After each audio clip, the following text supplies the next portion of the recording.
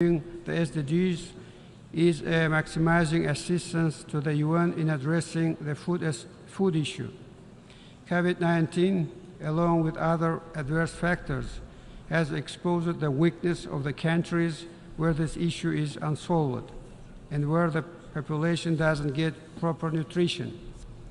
Unity, integrity, and determination is necessary when addressing the issues related to the access of countries and regions of the food resources, guaranteed proper nutrition as an integral part of human rights, and the key factor of health and normal physical development, especially for children.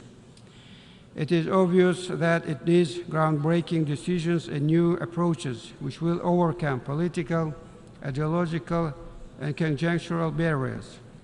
Consequently, Turkmenistan comes forward with an initiative to convene a major international forum on food security with the cooperation of World Food Programme, World Health Organization, and United Nations Children's Fund under the auspices of UN.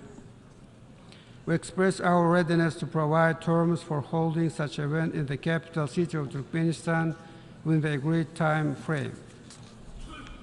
Dear participants, dear heads and members of delegations, next year in Turkmenistan and far beyond its border, including the UN, will celebrate the 300th anniversary of prominent son of the Turkmen nation, poet, philosopher, and public figure, Maktumuli Prage. Whole humanity honors the memory of him and pays due respect to the great humanitarian who majorly contributed not only to the world literature, but also to the development of Eastern civilization and of the whole world. And I would like to conclude with an excerpt from the poem of Maktumuli, Call to the Humanity, in which he addresses his fellows and descendants these life-affirming lines: no matter asleep or awake, he will be loyal to his intentions. Let the loyalty to the creative thoughts, ideals of peace, justice, and progress serve as a main and clear guide in our joint work. Thank you very much. On behalf of the Assembly, I wish to thank the President of Turkmenistan for the statement made, and I request protocol to escort His Excellency.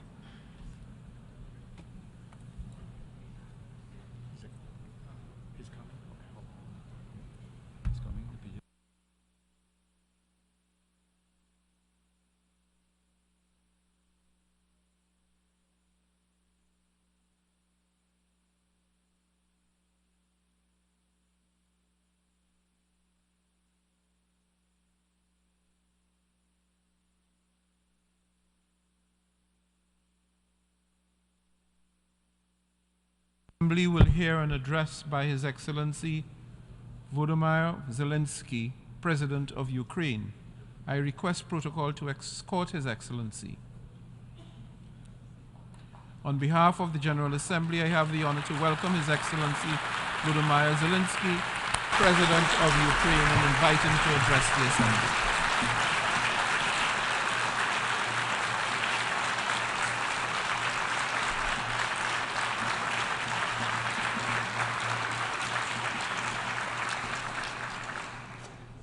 Thank you very much.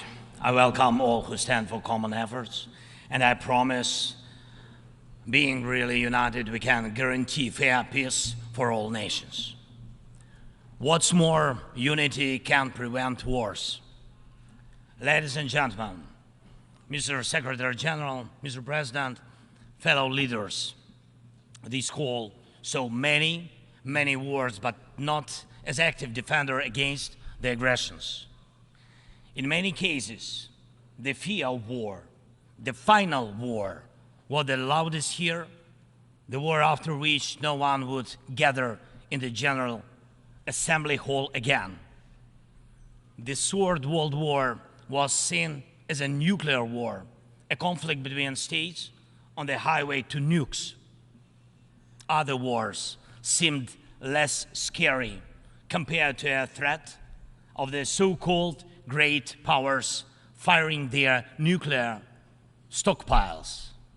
So the 20th century taught the world to restrain from the use of the weapons of mass destruction, not to deploy, not to proliferate, not to threaten with, and not to test, but to promote a complete nuclear disarmament. Frankly, this is a good strategy, but it should not be the only strategy to protect the world from the final war. Ukraine gave up its third largest nuclear arsenal. The world then decided Russia should become a keeper of such power. Yet history shows it was Russia who deserved nuclear disarmament the most back in 1990s. And Russia deserves it now. Terrorists have no right to hold nuclear weapons. No right. But truly, not the nukes are the scariest now. While nukes remain in place, the mass destruction is gaining its momentum. The aggressor is weaponizing many other things, and those things are used not only against our country, but against all of yours as well. Fellow leaders, there are many conventions that restrict weapons, but there are no real restrictions on weaponization. First, let me give you an example. The food. Since the start of the full-scale war, the Ukrainian ports in the Black and Azov Seas have been blocked by Russia. Until now, our ports on the Danube River remain the target for missiles and drones. And it is a clear Russia's attempt to weaponize the food shortage on the global market in exchange for recognition for some, if not all, of the captured territories. Russia is launching the food prices as weapons. The impact spans from the Atlantic coast of Africa to the Southeast Asia, and this is the threat scale. And I would like to thank those leaders who supported our Black Sea Grain Initiative and program Grain from Ukraine. Thank you so much.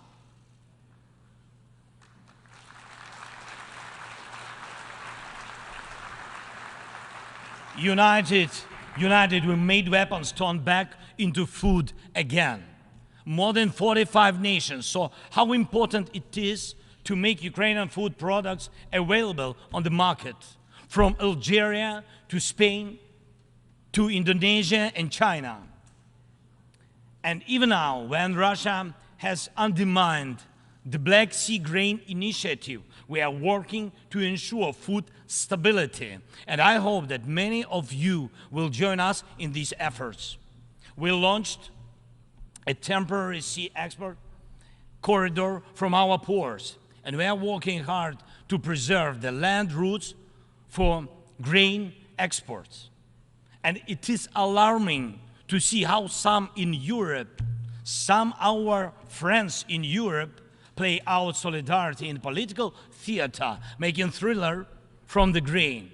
And they may seem to play their own role, but in fact, they are helping set the stage to a Moscow actor. Second, weaponization of energy. Many times the world has witnessed Russia using energy as a weapon. Kremlin weaponized oil and gas to weaken the leaders of other countries when they came to the Red Square. And now this threat is even greater. Russia is weaponizing nuclear energy. Not only it is spreading its unreliable nuclear power plant construction technologies, but it is also turning other countries' power plants into real dirty bombs. Look, please, what Russia did to our Zaporizhzhia power plant. Shelled it, occupied it, and now blackmails others with radiation leaks. Is there any sense to reduce nuclear weapons when Russia is weaponizing nuclear power plants? Scary question. The global security architecture offers no response or protection against such a treacherous radiation threat, and there is no accountability for radiation blackmailers so far. The short example is children. Children. Unfortunately, various terrorist groups abduct children to put pressure on their families and societies. But never before the mass kidnapping and deportation would become a part of the government policy. Not until now. We know the names of tens of thousands of children and have evidence on hundreds of thousands of others kidnapped by Russia in the occupied territories of Ukraine and later deported. The International Criminal Court issued arrest warrant for Putin for this crime. And we are trying to get children back home. But time goes by. What will happen with them? What will happen to them? Those children in Russia are taught to hate Ukraine, and all ties with their families are broken. And this is clearly a genocide. When hatred is weaponized against one nation, it never stops there. Each decade, Russia starts a new war. Parts of Moldova and Georgia remain occupied. Russia turned Syria into ruins. And if not Russia, the chemical weapons would have never been used there in Syria. Russia has almost swallowed Belarus. It is obviously threatening Kazakhstan and other Baltic states. And the goal of the present war against Ukraine is to turn our land, our people, our lives, our resources into a weapon against you, against the international rules-based order. Many seats in the General Assembly Hall may become empty if Russia succeeds with its treachery and aggression. Ladies and gentlemen, the aggressor scatters deaths and brings ruins even without nukes, but the outcomes are alike. We see towns, we see villages in Ukraine wiped out by Russian artillery, leveled to the ground completely. We see the war of drones. We know the possible effects of spreading the war into the cyberspace. The artificial intelligence could be trained to combat well before it would learn to help the humanity. Thank God, people have not yet learned to use climate as a weapon. Even though humanity is failing on its climate policy objectives, this means that extreme weather will still impact the normal global life, and some evil state will also weaponize its outcomes. And when people in the streets of New York and other cities of the world went out on climate protests, we all have seen them. And when people in Morocco and Libya and other countries die as a result of natural disasters, and when islands and countries disappear underwater, and when tornadoes and deserts are spreading into new territories, and when all of this is happening, one unnatural disaster in Moscow decided to launch a big war and kill tens of thousands of people. We have to stop it. We must act united to defeat the aggressor and focus all our capabilities and energy on addressing these challenges. As nukes are restrained, likewise the aggressor must be restrained, and all his tools and methods of war. Each war now can become final, but it takes our unity to make sure that aggression will not break in again. And it is not a dialogue between the so-called great powers somewhere behind the closed doors that can guarantee us all the new wars era, but open war of all nations for peace.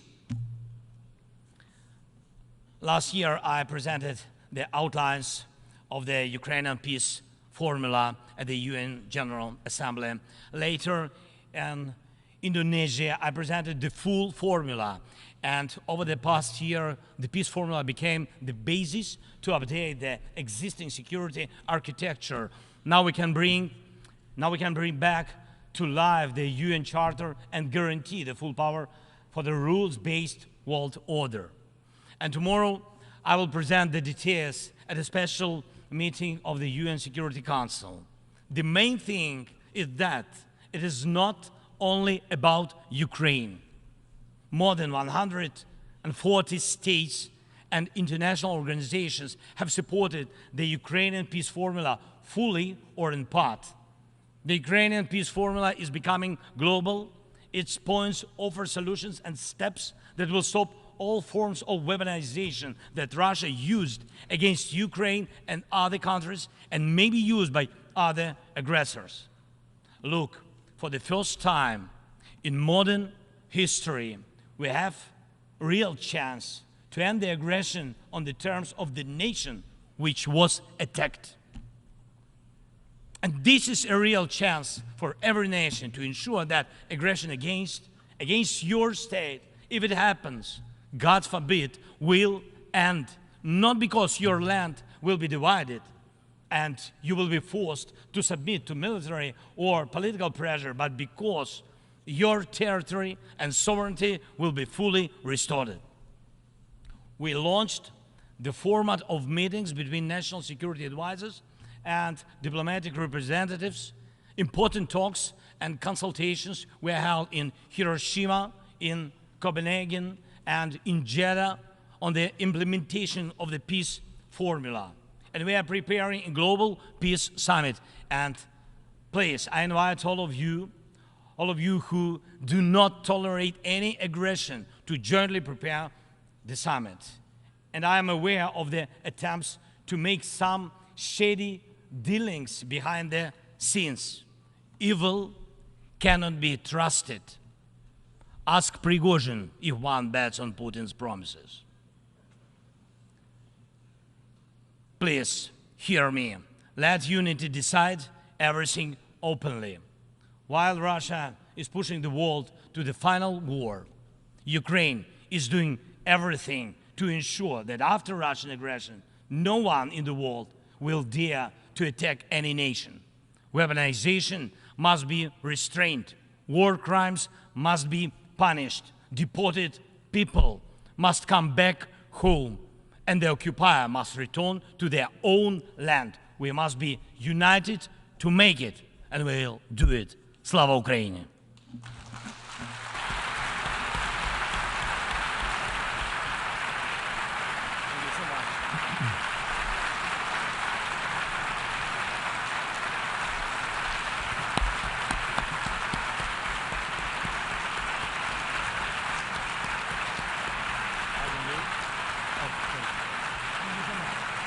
On behalf of the Assembly, I wish to thank the President of Ukraine for the statement just made and request protocol to escort His Excellency.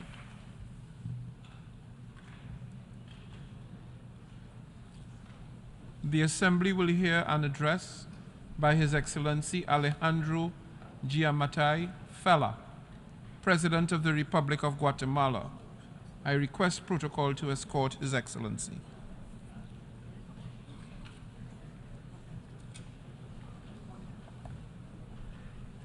On behalf of the General Assembly, I have the honor to welcome His Excellency Alejandro Giammattei Fella, President of the Republic of Guatemala, and to invite him to address the Assembly.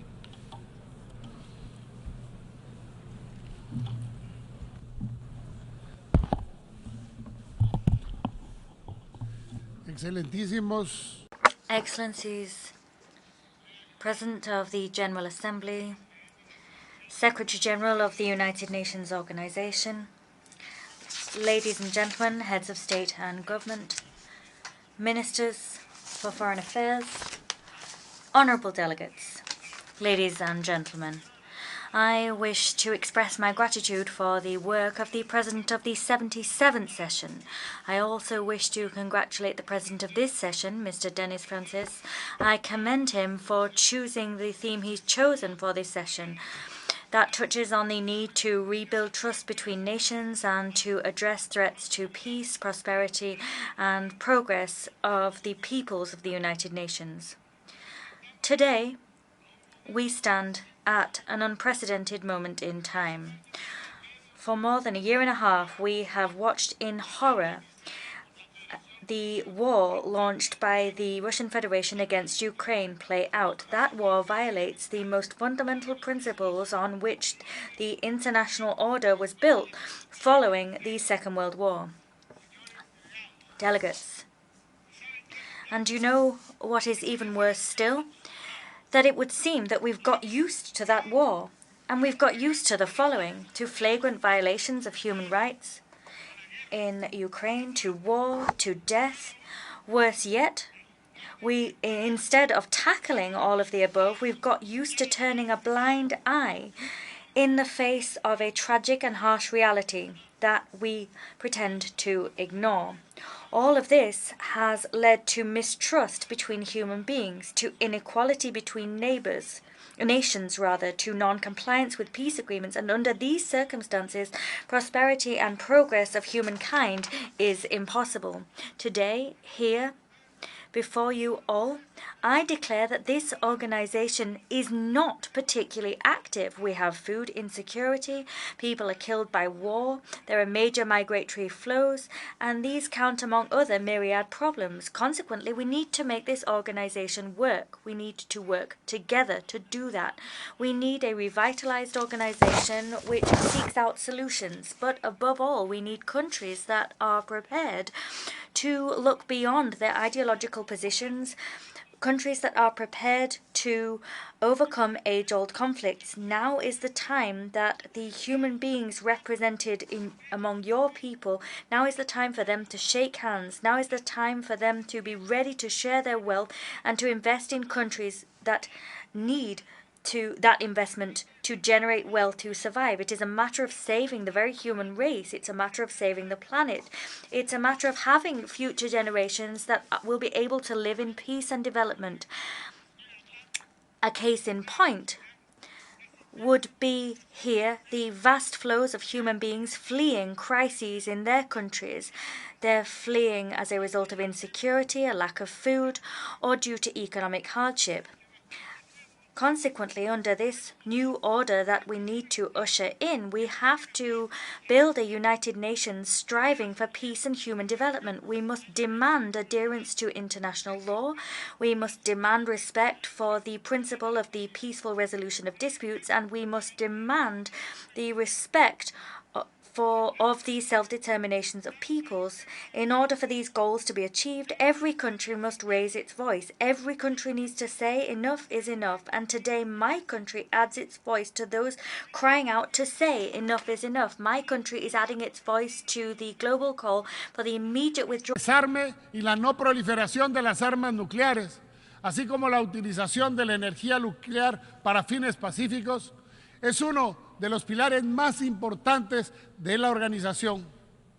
Como Estado parte del Tratado de Tlatelolco, el Tratado de No Proliferación Nuclear y el Tratado para la Prohibición de las Armas Nucleares, mi país está profundamente comprometido con el objetivo común de un mundo libre de armas de destrucción masiva. Imagínense ustedes la catástrofe que sería para el mundo si la agresión ilegal y no provocada de la Federación Rusa destruyese la central de generación nuclear de Zaporizhzhia, la más grande central nuclear de Europa, que está en peligro su integridad y funcionamiento y que puede ocasionar un desastre de proporciones inconmensurables. Es por eso que reitero la posición de Guatemala como un país respetuoso de la no proliferación de las armas nucleares y exijo a todos los países poseedores de armas nucleares, incluidos los 5 miembros permanentes del Consejo que maneja la paz y la seguridad de esta organización, que se sienten y con franqueza logren el desarme nuclear total del mundo. Señor presidente, Guatemala contribuye al mantenimiento de la seguridad internacional a través de su participación activa en las operaciones de mantenimiento de la paz. Como país promotor de la paz, Guatemala se ha comprometido con las Naciones Unidas para desplegar oficiales guatemaltecos que nos posicionan como el 4º contribuyente de tropas más importante de las Américas. Señor presidente, reiteramos nuestro firme compromiso y solidaridad para el desarrollo y prosperidad del pueblo haitiano, que está en riesgo por una crisis multidimensional de carácter político, seguridad interna, falta de desarrollo y la crisis humanitaria que atraviesa. Como comunidad internacional debemos reaccionar y atender las catástrofes antes de que sean aún más lamentables. Es por ello que si esta organización decide una nueva misión de paz a ser desplegada en el territorio haitiano, pueden contar con la participación de Guatemala con el entrenamiento y capacitación de las fuerzas de Haití en tanto la misión de paz esté presente en dicho país. Señor presidente, en el proyecto de cambio de las bases de las Naciones Unidas para que cuente con los mecanismos que le permitan responder a los principales desafíos de la humanidad tan necesitada de paz y de desarrollo, Guatemala convoca a la comunidad de estados a avanzar rápidamente en una propuesta a cargo de expertos de los países que definan las reformas de fondo a la Organización de las Naciones Unidas para que retome el camino loable tras su fundación en 1945 y que a través de los años hemos olvidado cumplir a cabalidad. Propongo que iniciemos cuanto antes la 4ª enmienda a la Carta Constitutiva que atienda estos nuevos enfoques y que vaya acorde con las necesidades de los tiempos actuales, que si bien es cierto, son tiempos difíciles, también conllevan grandes oportunidades. En esta enmienda debe asegurarse que el reconocimiento a la igualdad soberana de los estados es una realidad, que la resolución de los conflictos entre países por la vía pacífica sea una obligación, que la energía nuclear sea usada únicamente con fines pacíficos, pero quizás la más importante de todas es que los miembros de las Naciones Unidas no excluyan a nadie. Como dice nuestro libro sagrado Popol Vuh, de una de las civilizaciones más grandes del mundo, la civilización maya, que nadie se quede atrás, que todos se levanten. Hoy quiero decirles que siendo gobernante de un país fundador de las Naciones Unidas, reconozco que la transformación de este organismo conllevará al cambio radical del multilateralismo. Esto debe reconocer la importancia de la inclusividad y la universalidad de esta organización. ¿Cómo puede ser que en pleno siglo XXI esta organización tenga excluida a un país como Taiwán, país que contribuye a la ciencia, a la alta tecnología, la salud, el desarrollo, entre otros tantos? Pero lo más importante es que hemos excluido a los ciudadanos de Taiwán a que tengan una voz que los represente en este foro. Guatemala exhorta a las Naciones Unidas a que se agoten todas las medidas que sean necesarias para garantizar la paz y la seguridad internacionales en el estrecho de Taiwán. Además, condenamos los constantes y crecientes maniobras militares en las aguas y el espacio aéreo alrededor de Taiwán que ponen en peligro la seguridad de la región y que afectan el transporte y el comercio internacional. Señor presidente, hace 4 años tomé posesión del cargo de presidente de la República de Guatemala y en este tiempo he oído grandes discursos. Se han firmado grandes tratados y compromisos para detener el cambio climático. Quiero decirles a todos hoy que el mundo está peor que hace 4 años, porque más que discursos, compromisos y tratados, lo que el mundo necesita son acciones. La región que más sufre por los embates del cambio climático es el Caribe y la región centroamericana. Y eso, que generamos un porcentaje ínfimo de gases de efecto invernadero entre todos, pero somos los más que padecemos los daños año tras año. Nuestros recursos se agotan y debemos endeudarnos para lograr la reconstrucción de los países que al año siguiente vuelven a dañarse. Esto nos lleva a conseguir préstamos de fuentes internacionales que muy felizmente los otorgan, pero viven de la usurería internacional. Sin embargo, los informes de los relatores de Naciones Unidas hablan del escaso desarrollo humano en nuestros países, nos señalan y nos critican. Pero, ¿quién señala a los que por la industrialización y su poco compromiso con los impactos del cambio climático y los gases de efecto invernadero ocasionan la muerte de seres humanos en todo el mundo? Hay países que ni aceptan los acuerdos de Naciones Unidas sobre cambio climático, ni pagan las contribuciones al presupuesto que les corresponde, pero que tampoco se hacen responsables por la alta contaminación de sus industrias y mucho menos de la destrucción que ocasiona. ¿Será esto justo? Señor presidente, la seria amenaza al consumo de las drogas, especialmente las drogas sintéticas, debe ser un tema de gran preocupación para la comunidad internacional.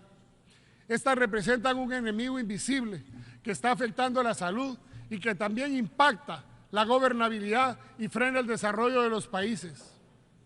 Dentro del cambio que hay que hacer al abordaje de este tema en la organización, es que los países entiendan que el crimen transnacional debe ser combatido transnacionalmente, porque resulta ser que los grandes países consumidores son los principales países que lavan el dinero producto del negocio de las drogas, lo que hace que este combate una responsabilidad global. Tenemos que acabar con ello. La lucha contra el tráfico de drogas, incluyendo las sintéticas, debe ser un esfuerzo conjunto y coordinado en el que la información fluya de conformidad con la normativa interna e internacional. Es necesario implementar estrategias efectivas para enfrentar a las organizaciones criminales, que son los causantes de cientos de miles de muertes al año. Un mundo libre de drogas no se logrará sin un mundo comprometido en luchar en contra de ellas. Señor presidente, Guatemala está firmemente comprometida con la promoción de la seguridad alimentaria y el objetivo de hambre cero que forma parte de la Agenda 2030 para el Desarrollo Sostenible. Con ese ánimo, hemos aumentado nuestro presupuesto para la alimentación en nuestro país y fortalecimos la Ley de Alimentación Escolar, que tiene por objeto garantizar la nutrición de los niños, niñas y adolescentes de edad escolar de manera sostenible. Esto con el propósito de garantizar el disfrute de una vida digna, sana y activa. Me enorgullece informar que en el año 2022 estos esfuerzos beneficiaron a 2.6 millones de estudiantes de centros educativos públicos. Guatemala también nota con alarma la no renovación de la iniciativa de los granos del Mar Negro. Resaltamos los riesgos que esto representa para la seguridad alimentaria en todo el mundo, ocasionando dificultades para las operaciones humanitarias que contribuyen a aliviar el hambre a nivel mundial y una desestabilización de los precios de los alimentos. Condenamos la utilización del hambre como una herramienta de guerra. Esto representa una violación de los derechos humanos y el derecho internacional humanitario. Hacemos un llamado a la cordura y a la cooperación y evitar un mayor deterioro de la situación alimentaria a nivel global. Señor presidente, un tema que pareciera no ser importante, pero que debiera ser trascendente para una organización renovada, debe ser la herencia cultural, porque el mosaico de diversidad cultural de nuestro mundo se ve amenazado en situaciones de guerra. Debemos reforzar y salvaguardar la evidencia de nuestro pasado, lo cual es indispensable para comprender nuestro presente y construir nuestro futuro. Hemos trabajado en Guatemala muy fuertemente en implementar el cuidado de nuestro patrimonio y la exposición al mundo de nuestra riqueza cultural milenaria. Y con satisfacción y orgullo podemos decir que la celebración de la Semana Santa fue declarada Patrimonio Intangible de la Humanidad. Y además, contarles que ayer fue declarado Patrimonio Mundial de la Humanidad el Parque Arqueológico Nacional Tacalica-Baj, que se considera en la primera ciudad en donde se originó la civilización maya. Como dice un viejo refrán, el que no conoce su pasado no tiene asegurado su futuro.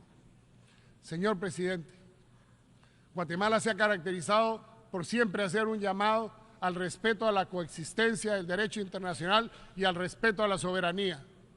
Lo hemos trabajado con hechos y se ha demostrado que sí se pueden dirimir las diferencias por medio de los organismos internacionales de justicia, tal es el caso de nuestro diferendo territorial marítimo e insular con Belice, en el que ambos países se encuentran comprometidos a resolver de manera pacífica y respetuosa lo que la Corte Internacional de Justicia decía al respecto.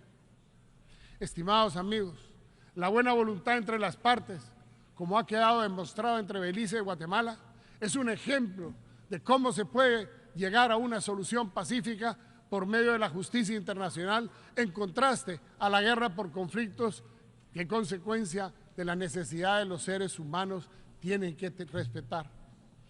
Señor presidente, Guatemala reconoce una de las amenazas más grandes y alarmantes a la vida y a la libertad de nuestro tiempo, y es la trata de personas, la que no solo es un hecho deleznable que atenta contra los derechos humanos, sino un verdadero crimen de lesa humanidad que vulnera los valores más básicos a los que nos hemos aferrado como comunidad de naciones. Este es un delito vinculado a la esclavitud, considerando que practica la compra y venta de seres humanos que deberían vivir en libertad como un derecho fundamental de la vida. Es por ello que de manera más inequívoca mi país condena este crimen y en ese espíritu que hemos adoptado una serie de medidas legales y políticas para reprimirlo. Contamos con una política pública contra la violencia, explotación y trata de personas que armoniza y optimiza las acciones del Estado para garantizar la protección y atención integral a las víctimas de la trata de personas.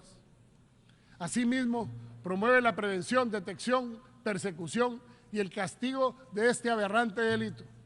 En la misma línea, tenemos una política para la protección integral a la niñez y a la adolescencia enfocada en garantizar el desarrollo integral que sea equitativo e incluyente para niños, niñas y adolescentes.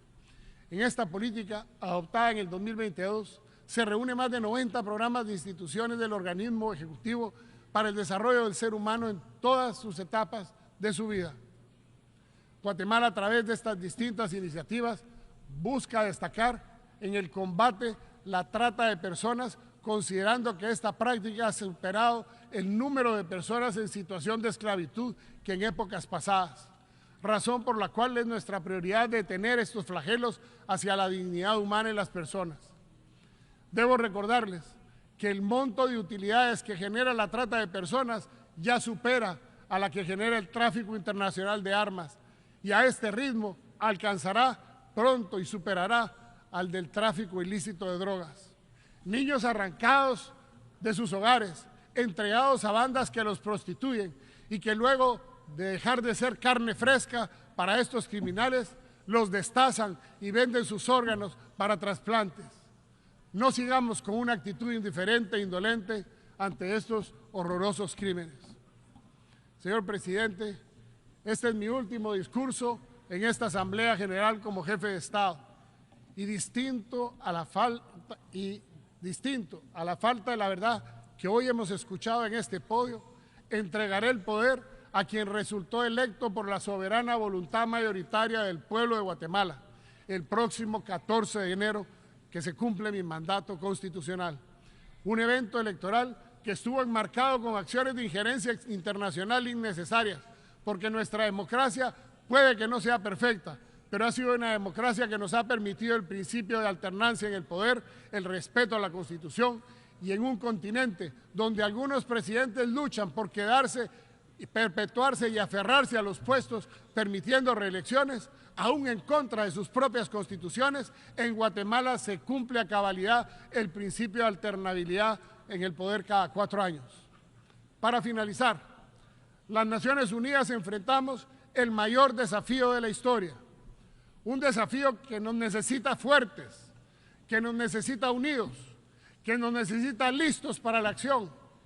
La paz mundial que durante años dimos por hecha, hoy renueva la necesidad de un gran pacto internacional, un gran pacto más allá de las diferencias, más allá de los colores, más allá de países y latitudes, un pacto que vuelva a poner a la gente en el centro, a los ciudadanos como protagonistas, a la gente como el objetivo final de detener las guerras, que hoy es una utopía.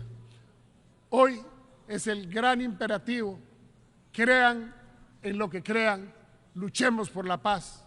Seamos de donde seamos, luchemos por la paz. Sea como sea, luchemos por la paz. O quizás algún día amanezcamos invadidos o asesinados por otros.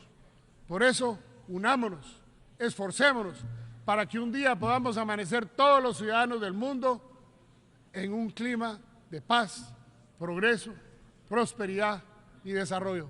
Muchas gracias.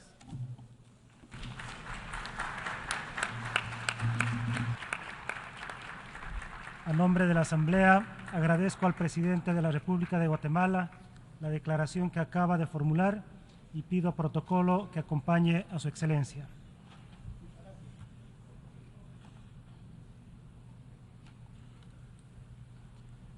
La Asamblea escuchará ahora un discurso de la excelentísima señora Katalin Novák, presidenta de Hungría. Pido al protocolo que acompañe a su excelencia. En nombre de la Asamblea General, tengo el honor de dar la bienvenida a la excelentísima señora Katalin Novák, presidenta de Hungría, y la invito a dirigirse a esta Asamblea General.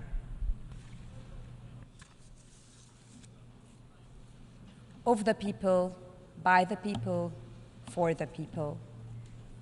We all know the most famous words of the Gettysburg Address. However, fewer people know that Abraham Lincoln borrowed these words from one of the greatest Hungarians, Lajos Kossuth, the leader of our 1848 War of Independence, who was born on this very day, the 19th of September. Dear President, Excellencies, ladies and gentlemen, all for the people and all by the people. Nothing about the people without the people. This is the main purpose of the sovereign Hungarian state and the guarantee of our freedom. The Hungarian people want peace and security. We have 1,000 years of turbulent history in the heart of Europe, in the droughty Carpathian Basin, with wars, oppression and occupation, revolutions and wars of independence. We know the feeling of vulnerability. We know what it is like to live divided and what suffering wars cause. We know how precious freedom is and how painful it is to be deprived of it. I myself was born during the decades of Soviet oppression, when my country was not free. A childhood spent in a softening communist dictatorship left indelible marks on my generation. The rejection of any kind of oppression has become an instinct in us. That is why we condemn clearly and unequivocally the violation of international law, the attack on another state, the Russian aggression against Ukraine, which has caused immense suffering and destruction and has destroyed the peaceful life of Europe. We are for the victims and against further escalation. This is why we are providing humanitarian aid to Ukraine and to all those fleeing the war. We help beyond our size and strength. This is why we emphasize that there are 150,000 Hungarians living in Ukraine, in Transcarpathia, who share every hardship and struggle, sacrifice and success. This war also directly affects us Hungarians. It is not just in our neighborhood. Hungarian fathers and sons living in Ukraine are also giving their lives in the trenches. Thus, we want peace in our country, in Ukraine, in Europe, in the world. Peace and the security that comes with it. Excellencies, ladies and gentlemen, Hungary stands for the territorial integrity and independence of Ukraine. We understand Ukraine's desire to be part of the community of European countries. Thus, we expect it to uphold the values that characterize our community, including expressly the protection and full guarantee of the rights of national minorities. Not in words, in deeds. At the invitation of President Zelensky, I have been to Kiev twice since the outbreak of the war. I have seen the suffering of the families. I have seen what they experience when the peace is broken. I have met Ukrainian and Hungarian people who have lost family members. I have met Ukrainian children for whom the kindergarten was set up with the help and support of Hungary. Children from whom the war is depriving a happy childhood. The war and the suffering affects families first and foremost. Mothers who lose their husbands and sons. Fathers who go into battle with their barely grown-up sons.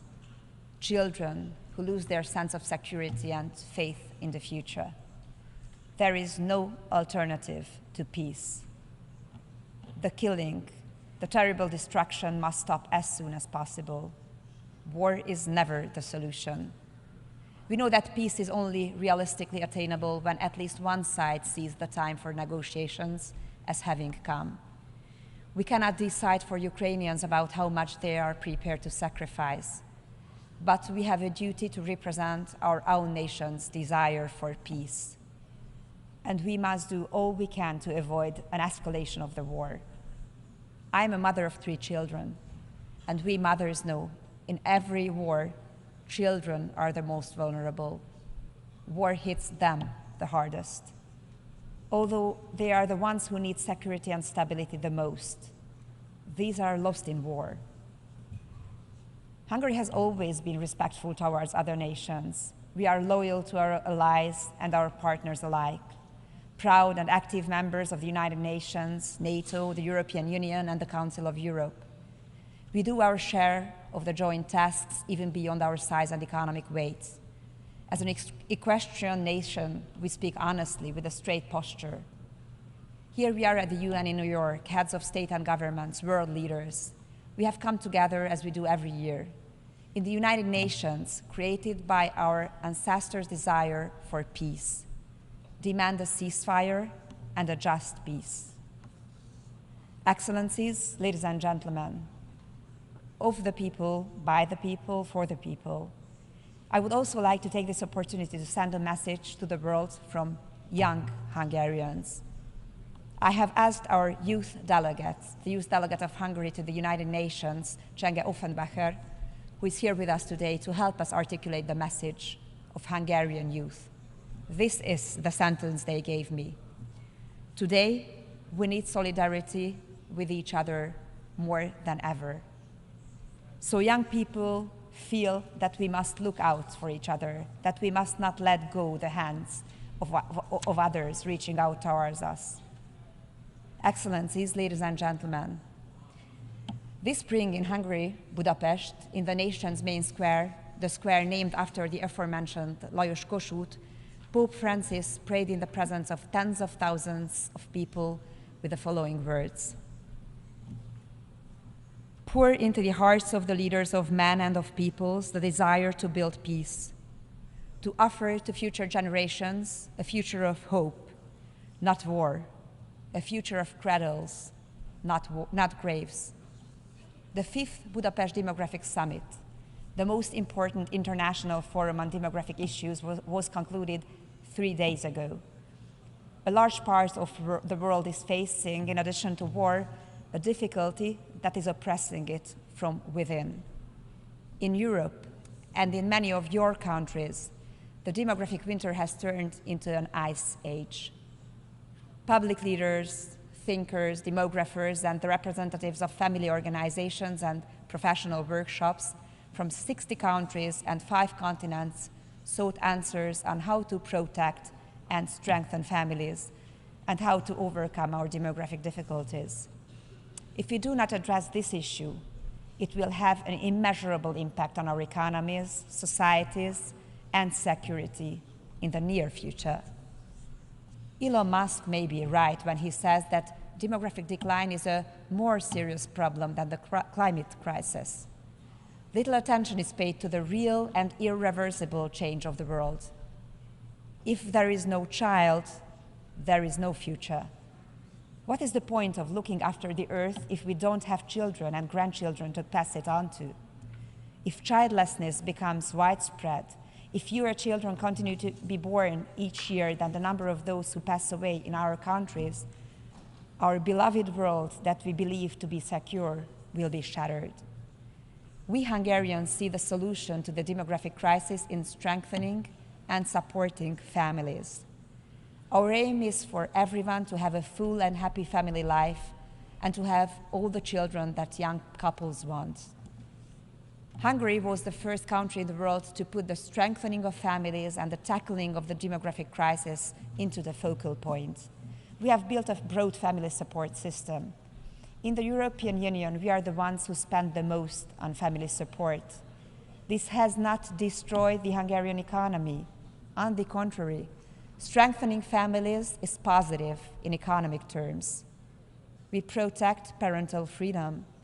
We strongly believe that the right to raise children does not belong to the state, nor to NGOs, nor to the media or the knowledge industry, but to parents.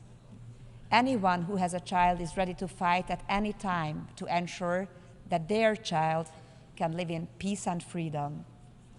Families pass on their values from generation to generation in the face of every difficulty, every historic trauma, every challenge. The message of the Demographic Summit of Budapest, our capital city, which is 150 years old this year, is clear.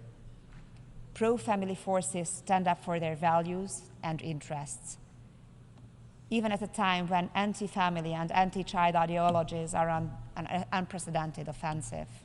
In fact, especially then. We recognize that family is the key to security. A strong, united, and healthy family is a guarantee of security. Thank you for listening. A nombre de la Asamblea, agradezco a la Presidenta de Hungría la declaración que acaba de formular y pido al protocolo que acompañe a Su Excelencia.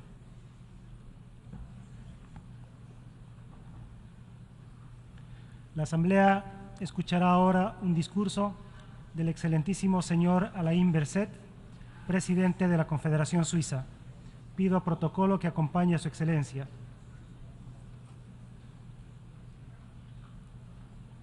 En nombre de la Asamblea General, tengo el honor de dar la bienvenida al excelentísimo señor Alain Berset, Presidente de la Confederación Suiza, y lo invito a dirigirse a la Asamblea. Monsieur le Président de l'Assemblée Générale, Monsieur le Secrétaire Général des Nations Unies, Mesdames et Messieurs, Excellences, nous traversons une époque marquée par une succession de crises, une époque marquée par une multiplication des conflits majeurs dans un monde rempli de tensions. Et alors que ces défis auxquels nous sommes confrontés sont grands, sont très grands, eh bien, je pense que c'est notre état d'esprit et notre attitude pour y faire face qui sont maintenant d'une très grande importance et qui sont déterminants. Est-ce que nous sommes prêts à tout faire, ce que nous pouvons, pour tenter d'améliorer cette situation? En tout cas, nous devons le faire, c'est une certitude, pour lutter ensemble contre les crises, contre la crise climatique, contre les guerres, contre les conflits sociaux, les inégalités croissantes, mais aussi contre l'affaiblissement des institutions démocratiques et contre l'érosion de ce qui permet nos contacts sur le plan international dans l'ordre avec les structures multilatérales. Oui, Excellence, partout, ou presque partout, on semble le voir, le protectionnisme, un certain renfermement, l'égoïsme progresse, alors que nous le savons bien, le repli les menaces, la violence n'ont jamais fourni la moindre solution aux problèmes et aux inégalités dans le monde. Alors c'est vrai, nous le voyons bien toutes et tous, nous traversons une crise, probablement pour l'ordre mondial, la plus grande crise depuis la fin de la Seconde Guerre mondiale. La Fédération de Russie, en lançant une guerre d'agression contre l'Ukraine, a attaqué non seulement un pays pacifique, mais également le droit international et les structures multilatérales. Ce qui est particulier, c'est que évidemment cette agression est le fait d'un membre permanent du Conseil de sécurité de l'ONU qui, selon la Charte des Nations Unies, assume pourtant la responsabilité principale du maintien de la paix et de la sécurité internationale. Et aujourd'hui, nous devons le rappeler, eh bien, les principes essentiels sont inscrits dans la Charte des Nations Unies et nous devons évidemment veiller à remplir le mandat qui nous a été confié dans ce cadre. Ce que nous savons aussi dans ces situations, c'est que ce sont les États les plus pauvres, ce sont les États et les régions les plus fragiles qui souffrent le plus si notre confiance dans le système international devait faiblir.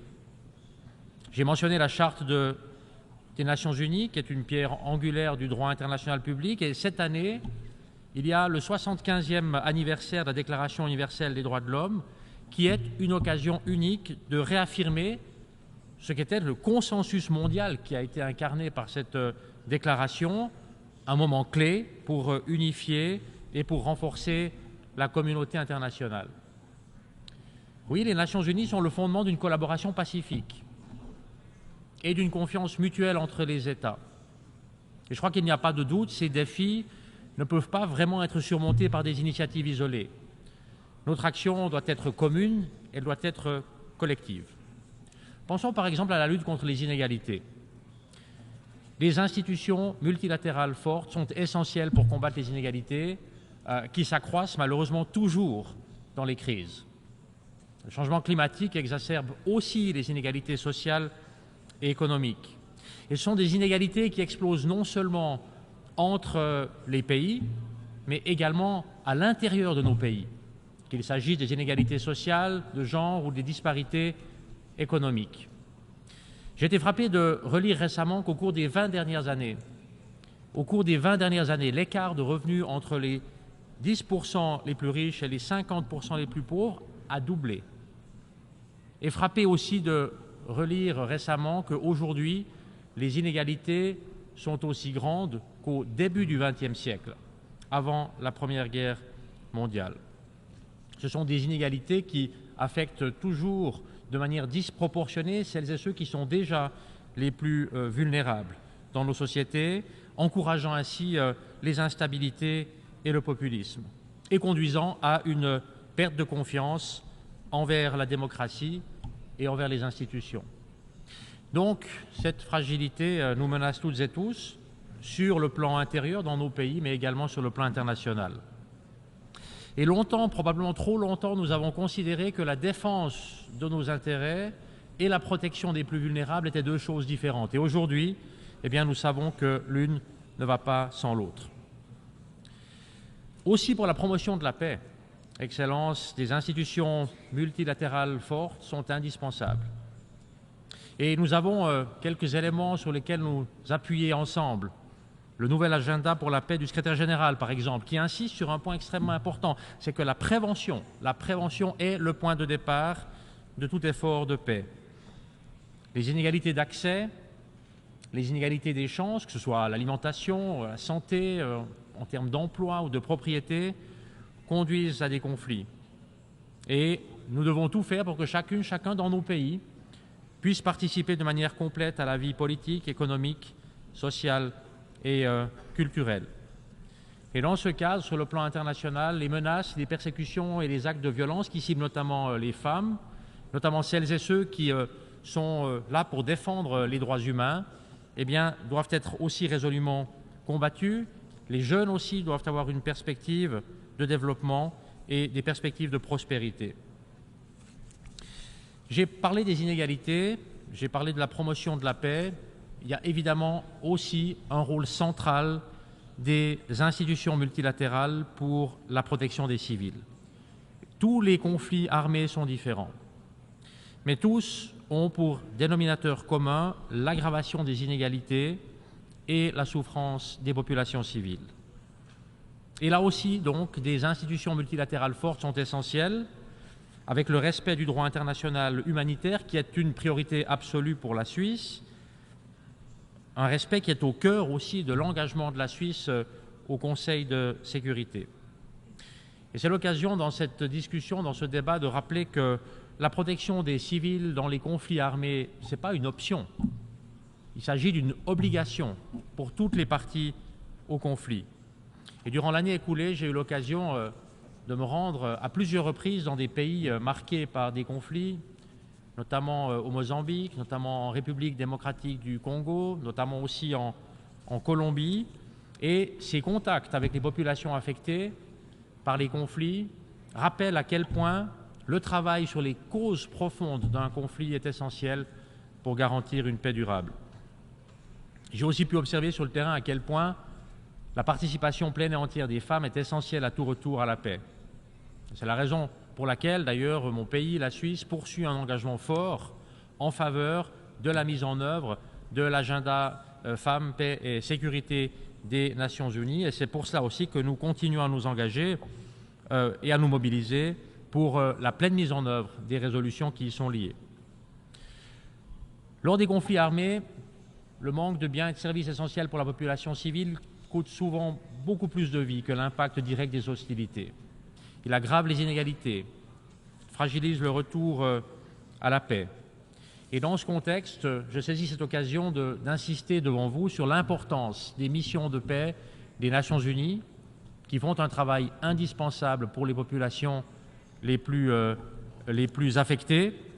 Et je crois dans ce cadre aussi que tous les acteurs humanitaires doivent aussi être protégés et soutenus. Il y a les missions de l'ONU sur le terrain, il y a également les autres acteurs qui s'engagent. Et dans ce contexte, eh bien, l'engagement du CICR doit être également fortement défendu. La multiplication des crises confronte cette organisation à une recrudescence inédite, inquiétante des besoins. Et en tant que dépositaire des conventions de Genève, en tant que siège du CICR, la Suisse s'engage avec détermination pour cet impératif humanitaire. Le travail du CICR est fondamental pour la protection des civils. J'ai cité quelques éléments, Excellences, Mesdames et Messieurs, et on voit bien que les défis sont immenses. Et nous devons bien voir où sont nos intérêts communs. Certainement pas dans le désordre mondial que certains essaient de faire progresser à leur profit, mais au contraire dans un ordre mondial renouvelé qui permette de garantir la stabilité, la confiance et qui permette de nous garantir des perspectives communes. Et c'est pour cela, précisément, que nous devons prendre position. C'est pour cela, précisément, que nous devons nous engager à faire vivre cette collaboration internationale. L'Organisation des Nations Unies ne vient pas de nulle part. Elle incarne l'espoir institutionnalisé d'un monde meilleur. C'est un projet idéaliste, probablement, né à une autre époque de guerre, de brutalité, de désespoir, qui repose sur la conviction que de coopérer sur le plan international est indispensable, qui repose sur la conviction que le monde ne sera meilleur que si toutes et tous nous nous engageons à assumer nos responsabilités, et qui repose sur la conviction que, à la fin, ce qui unit les nations, ce qui unit les peuples est bien plus fort que ce qui les sépare. Et peut-être que ce constat peut nous rendre optimistes dans une période marquée par beaucoup de pessimisme, mais nous rendre optimistes et nous appeler à non seulement renforcer, mais aussi approfondir nos travaux ensemble à l'échelle globale.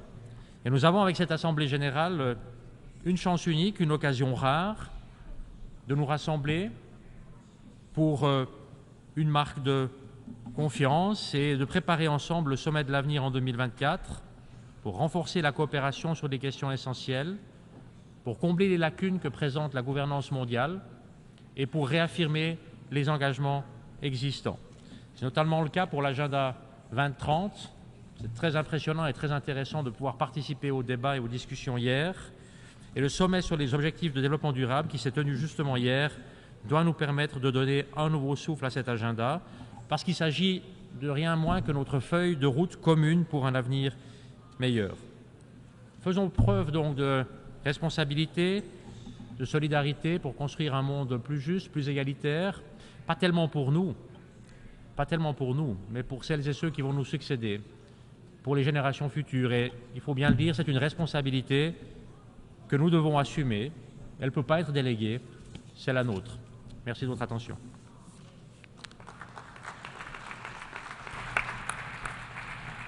En nombre de la Asamblea, agradezco al presidente de la Confederación Suiza la declaración que acaba de formular y pido a protocolo que acompañe a su excelencia. La Asamblea escuchará ahora un discurso de la excelentísima señora Nataša Pirc, presidenta de la República de Eslovenia. Pido a protocolo que acompañe a su excelencia.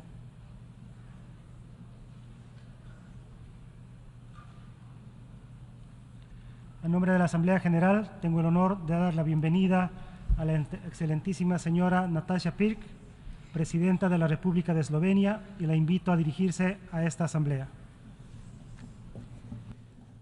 Ladies and gentlemen, Your Excellencies, Mr. President, let me first congratulate you on your election as the President of the 78th session of the General Assembly. It is truly a great honor to address you for the first time as the President of Slovenia. You lead this institution in the most challenging of times such as have not been seen since the establishment of the United Nations. I will return to this point again later. We live in a world in which various actors, including private companies and individuals, affect international relations at all levels and across sovereign boundaries. It is a world that has changed demographically and technologically. It is a world in which human dignity is still not guaranteed for all and is increasingly challenged for the most marginalized and vulnerable people. It is a world with a set of normative commitments, including legally binding treaties, which are not being implemented.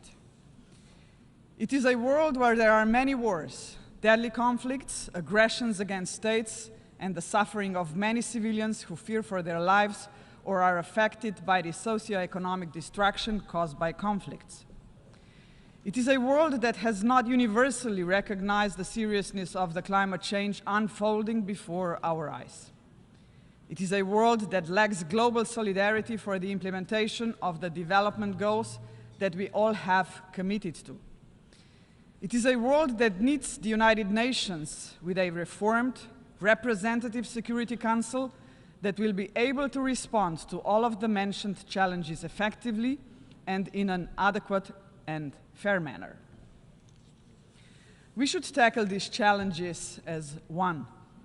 If we continue to prioritize national interests, private interests, or just some particularistic interests of individual actors and leave the resolution of global problems on the sidelines, we will extinguish ourselves as a civilization. In this context, I would like to briefly touch upon 4 issues that call for the attention of all of us and which require that we all adopt and implement appropriate measures. Climate change, Security Council reform, the pitfalls of the digital age, and of course, gender equality. On climate change, it may sound like a cliché to say that we need to abandon the business as usual mentality, but it is not a cliché. Business as usual is not working. It is failing us all. Climate change is the greatest challenge of our time. The catastrophic floods that hit Slovenia in August are just one more event among the many, many events around the world that prove the point. I trust that we will be able to overcome the consequences of the floods. But think of countries that have less capacity to do so. Think of small island developing states, for example. They are frequent victims of catastrophic natural disasters, but the recovery costs are disproportionately high. Everyone should invest in an environmentally sustainable world, but I want to be clear, not everyone equally. Global solidarity is a matter of climate justice. Intergovernmental solidarity, with richer states contributing more than the poorer ones, and with the richest private companies also contributing their fair share, must be guided by the understanding that climate change is a result of human activities, past and present. Therefore, I am pleased to announce that Slovenia plans to increase its contribution to the Global Climate Fund by 50%.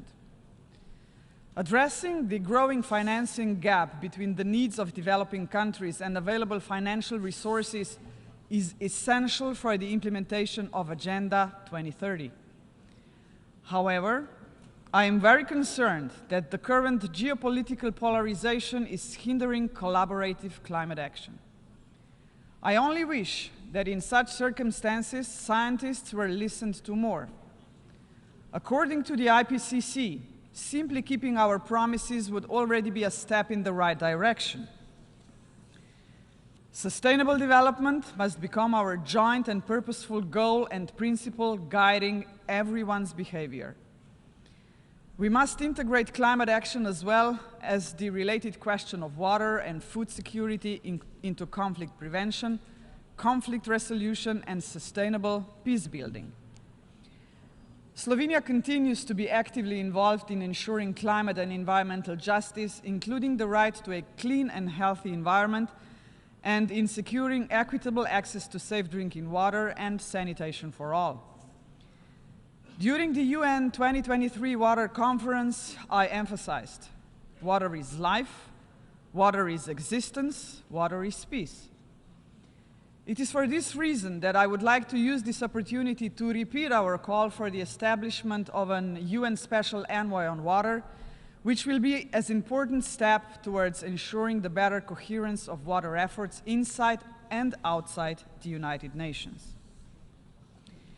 Mr. President, on the 6th of June 2023, Slovenia was elected to serve as a non-permanent member of the UN Security Council for the period 2024-2025. I would like to use this opportunity to thank you all for your confidence in electing my country to serve on the Council. It is with great honor, profound humility, and a sense of shared responsibility that we assume this task. Our term will be carried out in response to numerous conversations and exchanges we had with member states during our campaign. With regard to the Security Council, I cannot avoid the discussions on its reform, which have been going on for decades. I truly hope that we will soon see the light at the end of the tunnel. Slovenia has always been among the member states claiming that a change in the composition of permanent and non-permanent membership is long overdue. The current distribution of seats in the Security Council is neither fair nor representative. Furthermore, Slovenia belongs to the majority of member states that are deeply concerned about the unlimited use of the veto power, which is causing us to lose faith in the Security Council. It also results in the Security Council failing to act when action is required. In Europe, we view Ukraine as a case in point. Even some permanent member states have suggested that the P5 should refrain from using the veto, at least in the case of mass atrocities. We are all seeing this most valid suggestion ignored. In this regard, we commend Liechtenstein's recently introduced veto initiative as an important invitation to the P5 to reflect thoroughly on the situation before resorting to a veto. At the same time, it needs to be recalled that the UN Charter itself gives the P5 an opportunity to express their displeasure with decision-making, but still to act responsibly. They may not like a draft resolution, but they can choose to abstain and let the UN pursue without interruption its main goal, to maintain peace and security for all, not for merely a few, and certainly not just for one. Excellencies, by losing trust, we attack the very foundations of organized society of our international community. I am afraid that in our digital age, part of the problem of losing trust lies with the science and technology. Inventions are meant to advance humanity. Social media were not invented to disconnect us, but too often they do exactly that. Artificial intelligence can be useful, but it can also be dangerous. In this regard, I applaud to Secretary General's resolve to form a high-level advisory body on artificial intelligence. We need to find a way to govern the development of new technologies, including artificial intelligence, in a way that does not impede economic, developmental, social, and research opportunities, while not putting us at risk. A human-centric and human rights-based approach to the full life cycle of technologies, comprising their design, development, and application, as well as decline, should be the answer. The Global Digital Compact must be centered on this notion.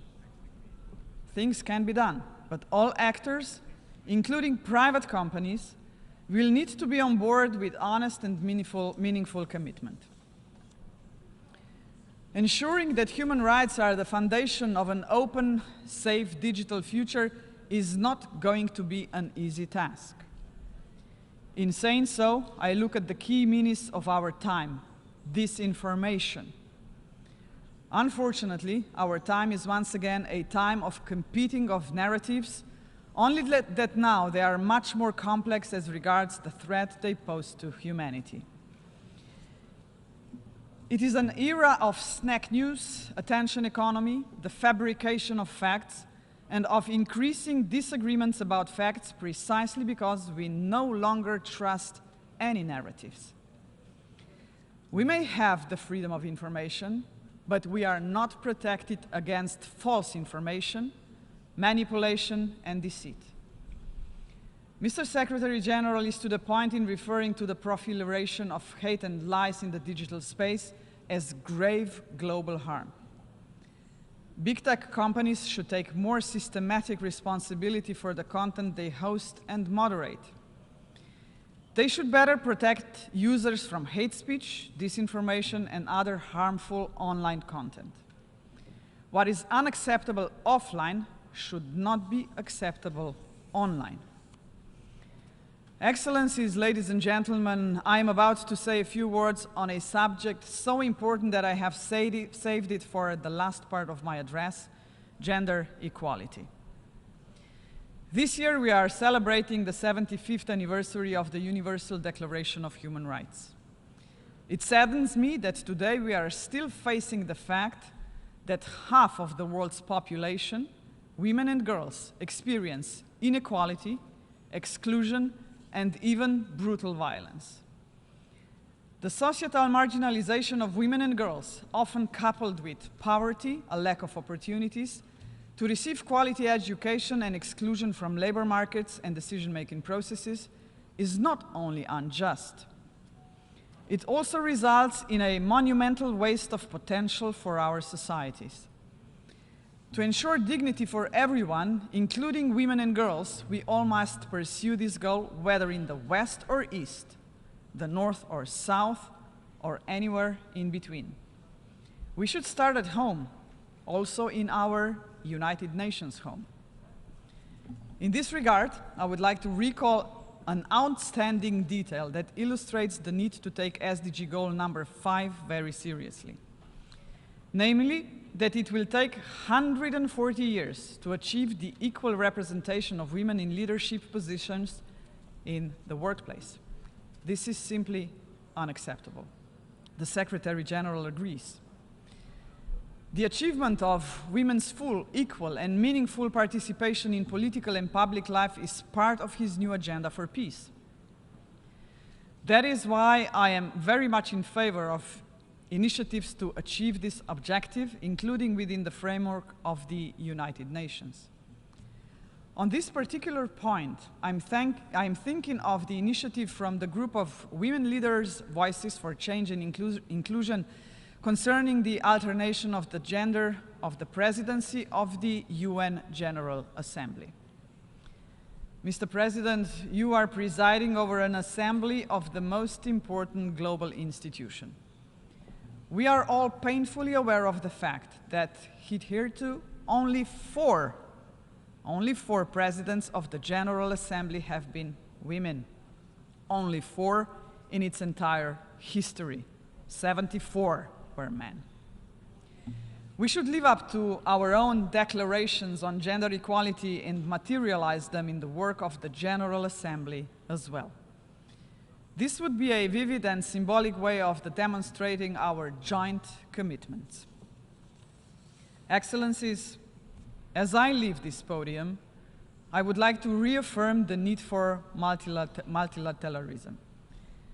This needs to be a different type of multilateralism, one that is effective and inclusive, making the UN an actor and a forum fully fit for the future.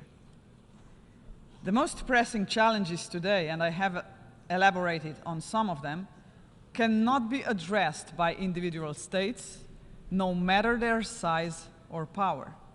This must be a collective effort, or our children and grandchildren will be affected much more than the generation of leaders gathered here.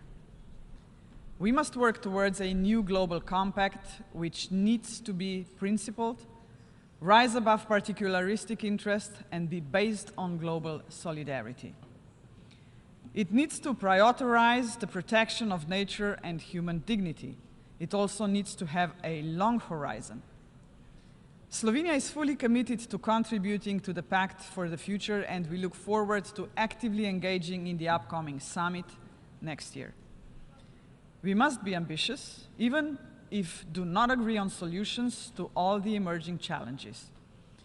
We need to use our power and resources to put all our collective efforts into action in order to solve them. Better one by one than none. Thank you very much, Your Excellencies and ladies and gentlemen.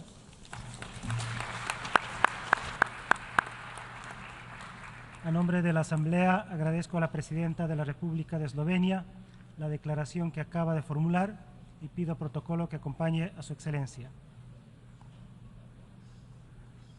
La Asamblea escuchará ahora un discurso del excelentísimo señor Shavkat Mirziyoyev, Presidente de la República de Uzbekistán. Pido protocolo que acompañe a Su Excelencia.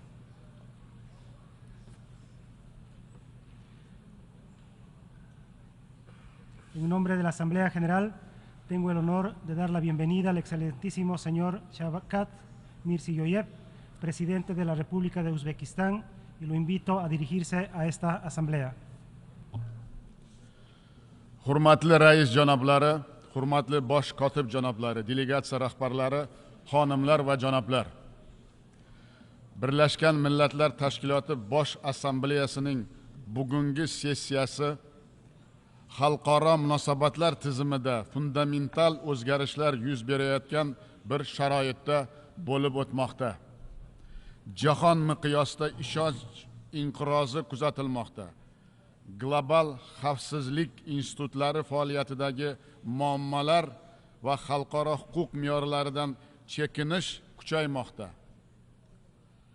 Va bularning barchasi keng ko'lamdagi keskinlik ortishga sabab bo'lmoqda. Geosiyosiy qarama-qarshiliklar tufayli savdo, investitsiya va innovatsiya sohalarida erkin almashish yo'lida yangi to'siqlar vujudga kelmoqda. Hatto iqlim o'zgarishlari, ochlik va tengsizlikka qarshi kurash singari butun bashariyat taqdiriga daxldor bo'lgan masalalarda ham o'zaro muloqot izdan chiqqani sezilmoqda. Bunday murakkab sharoitda amaliy hamjihatlik va hamkorlik ruhini saqlash, umumiy manfaatlarni mavjud ziddiyatlardan yuqori qo'ygan holda mamlakatlarni jipslashtirish g'oyasi har qachongidan ham dolzarb bo'lib bormoqda. Biz o'tgan yili umumiy xavfsizlik va taraqqiyotga qaratilgan Samarqand birdamlik tashabbusini ilgari surdik.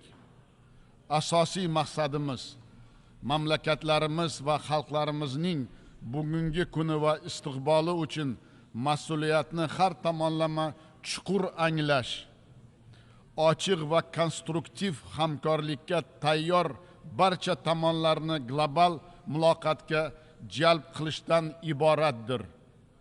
Birlashgan Millatlar Tashkiloti bosh kotibi tashabbusi bilan kelgusi yil kelajak sammiti o'tkazilishi xalqaro va mintaqaviy taraqqiyotning dolzarb muammolarini hal etishga, tashkilotimizning ta'siri va samaradorligini yanada oshirishga xizmat qiladi deb ishonaman.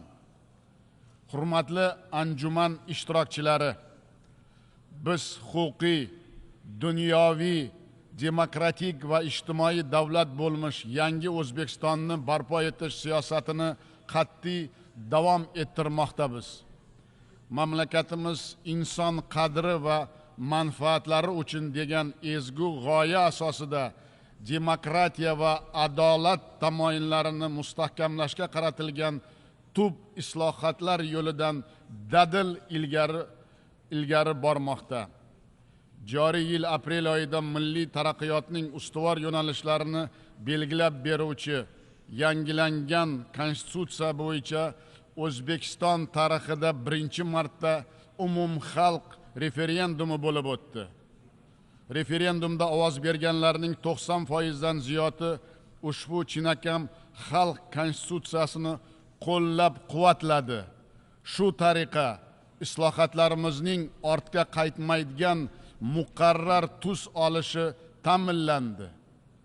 Biz asosiy qonunimizda millati, tili va dinidan qat'iy nazar barcha fuqarolarning tengligi, inson huquqlari, so'z va vijdon erkinligi prinsiplariga sadoqatimizning yana bir bor tasdiqladik. Mana shunday huquqiy asosda O'zbekiston 2030 taraqqiyot strategiyasini qabul qildik. Bu strategiya Birlashgan Millatlar Tashkilotining barqaror rivojlanish maqsadlariga uyg'un bo'lib, biz o'z zimmamizga olgan barcha majburiyatlarni to'la va qat'iy bajarmoqdamiz. Hurmatli xonimlar va janoblar, izchil davom etayotgan islohotlar natijasida O'zbekiston iqtisodiyoti global tahdidlarga qaramasdan barqaror o'sish sur'atlarini namoyon etmoqda. So'nggi 6 yilda yalpi ichki mahsulot hajmi 1,5 martadan ortiq ko'paydi. Bizning bosh maqsadimiz 2030-yilga qadar bu ko'rsatkichni yana 2 baravarga oshirishdir. Iqtisodiyotimizni liberallashtirish yo'lidagi yana bir ustuvor vazifamiz yaqin orada Jahon savdo tashkilotiga to'laqonli a'zo bo'lishdir. Xalqimizning turmush darajasini oshirishga qaratilgan siyosat tufayli mamlakatimizda 2017-yildan buyon kambag'allik 2 baravarga kamaydi. Biz 2030-yilga uni 7%ga tushirishni reja qilganmiz. Aholining ichimlik suvi, sog'liqni saqlash, ta'lim va boshqa ijtimoiy xizmatlar bilan ta'minlash ko'lamini bir necha baravar oshirishni belgilaganmiz. Biz Birlashgan Millatlar Tashkiloti bosh kotibi tomonidan ilgari surilgan ish o'rinlarini yaratish va ijtimoiy himoya global akseleratori borasidagi tashabbusni qo'llab-quvvatlaymiz. Mazkur tashabbus doirasida tajriba almashish uchun 2024-yili Birlashgan Millatlar Tashkiloti shafeligida ijtimoiy himoya, barqaror taraqqiyot sari yo'l butun jahon konferensiyasini yurtimizda o'tkazishni taklif etaman. Hurmatli sammit ishtirokchilari, so'nggi yillarda O'zbekistonda inson huquqlarini himoya qilish bo'yicha e'tiborga loyiq natijalarga erishdik. Mamlakatimizda majburiy va bolalar mehnati to'liq barham berildi. Bir asr mobaynida O'zbekistonda millionlab insonlar paxta terimiga majburiy ravishda jalb etib kelindi. Har yili sentyabr oyidan dekabrgacha aholining asosiy qismi o'qituvchi va shifokorlar, tadbirkor, ishchi va xizmatchilar, eng achinarlisi maktab o'quvchilari va talabalar paxta terimiga safarbar qilinar edi. Buning natijasida o'zbek paxtasiga boykot e'lon qilingan. Mamlakat esa yillar davomida qaror ro'yxatlariga kiritilgan edi. Qat'iy irodamiz tufayli endi bularning barchasi o'tmishga aylandi. Xalqimiz paxta qulligidan butkul ozod bo'ldi. Yangi konstitutsiyamizda majburiy mehnat taqiqlanishi kafolatlab qo'yildi va buning uchun jinoiy javobgarlik belgilandi. Majburiy va bolalar mehnatiga qarshi kurashning butun dunyo miqyosida kuchaytirish zarur deb hisoblayman. Bizning tajribamiz shuni ko'rsatmoqdaki, bunga chek qo'yish imkoni bor. Xonimlar va janoblar, inson kapitalini rivojlantirish va kreativ yosh avlod tarbiyalash O'zbekiston o'z oldiga qo'ygan strategik vazifalardan biridir. Biz hamma uchun ochiq va sifatli ta'limni, kambag'allikka barham berish, xalq farovonligini oshirish va barqaror iqtisodiy o'sishga erishishning eng samarali omili deb bilamiz. Mamlakatimiz oxirgi yillarda bu borada katta tajriba to'pladi. Ta'lim tizimi tubdan o'zgarmoqda. O'tgan 6 yilda maktabgacha ta'limdagi qamrov 21% dan 70%ga, oliy ta'limda esa 9% dan 38%ga yetdi. 2030-yilga qadar har bir bolaning bog'chaga qatnashi, maktabni bitiradigan har 2 o'quvchining biri esa oliygohda o'qishi uchun imkoniyat yaratiladi.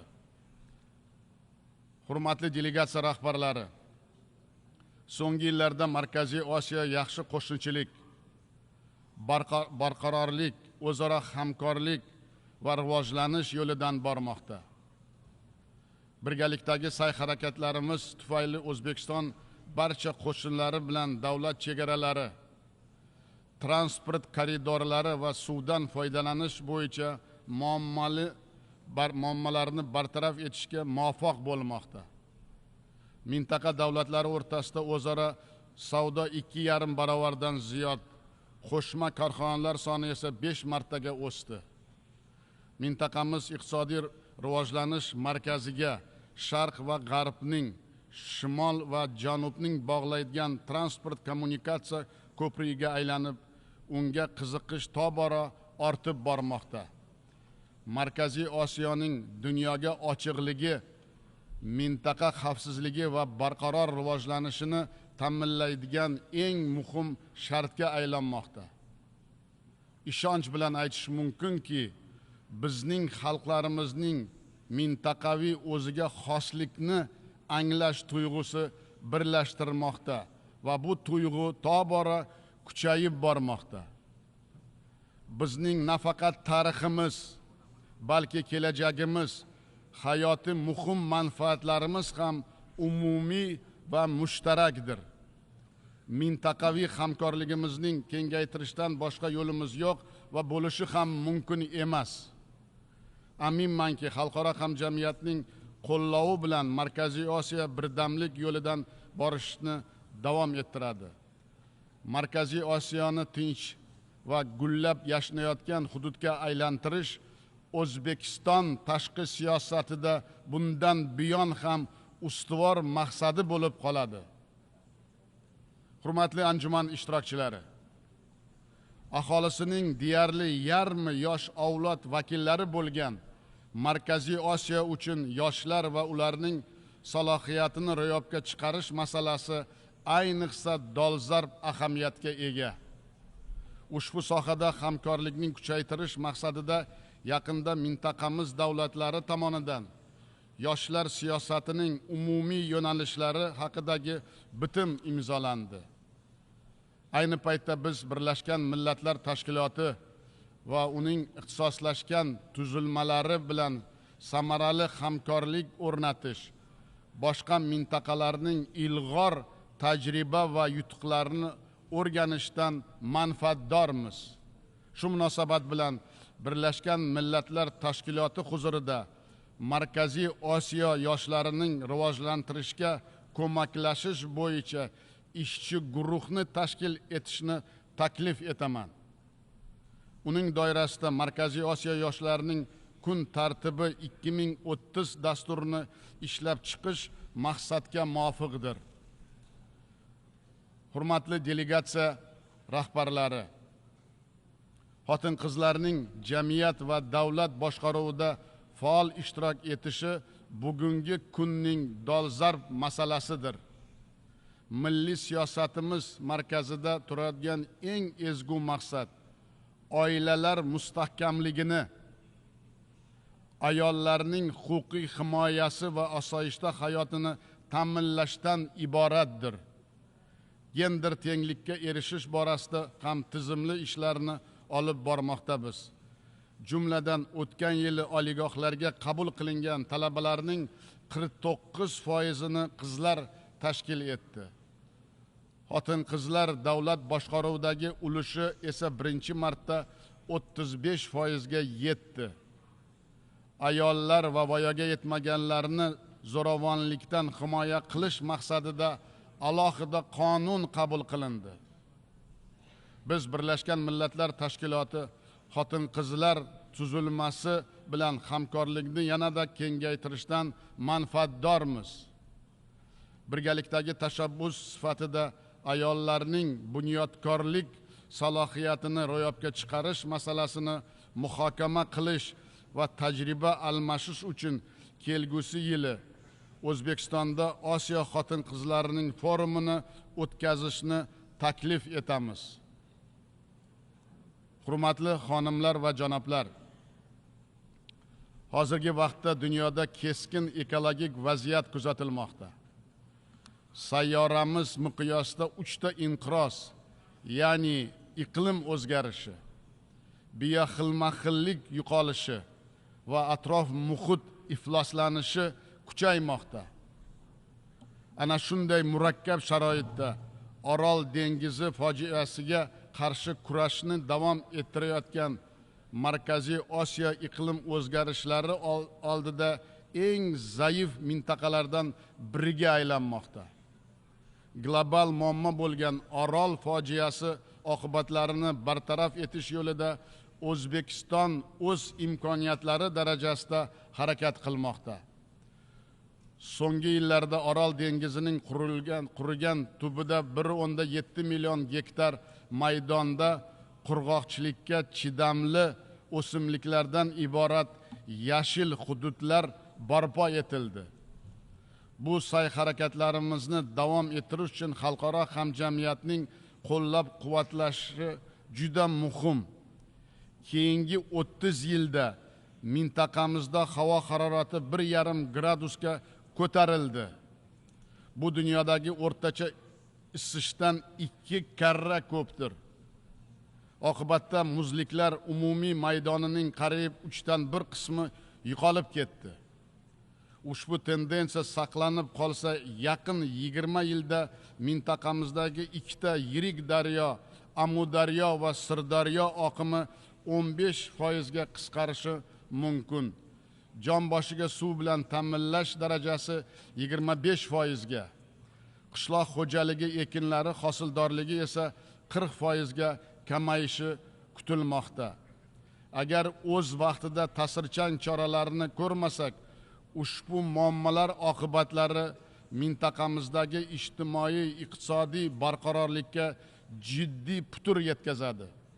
Bu vaziyatdan kelib chiqqan holda biz Birlashgan Millatlar Tashkiloti bosh kotibining suv resurslari bo'yicha maxsus vakili lavozimini ta'sis etilishini qo'llab-quvvatlaymiz.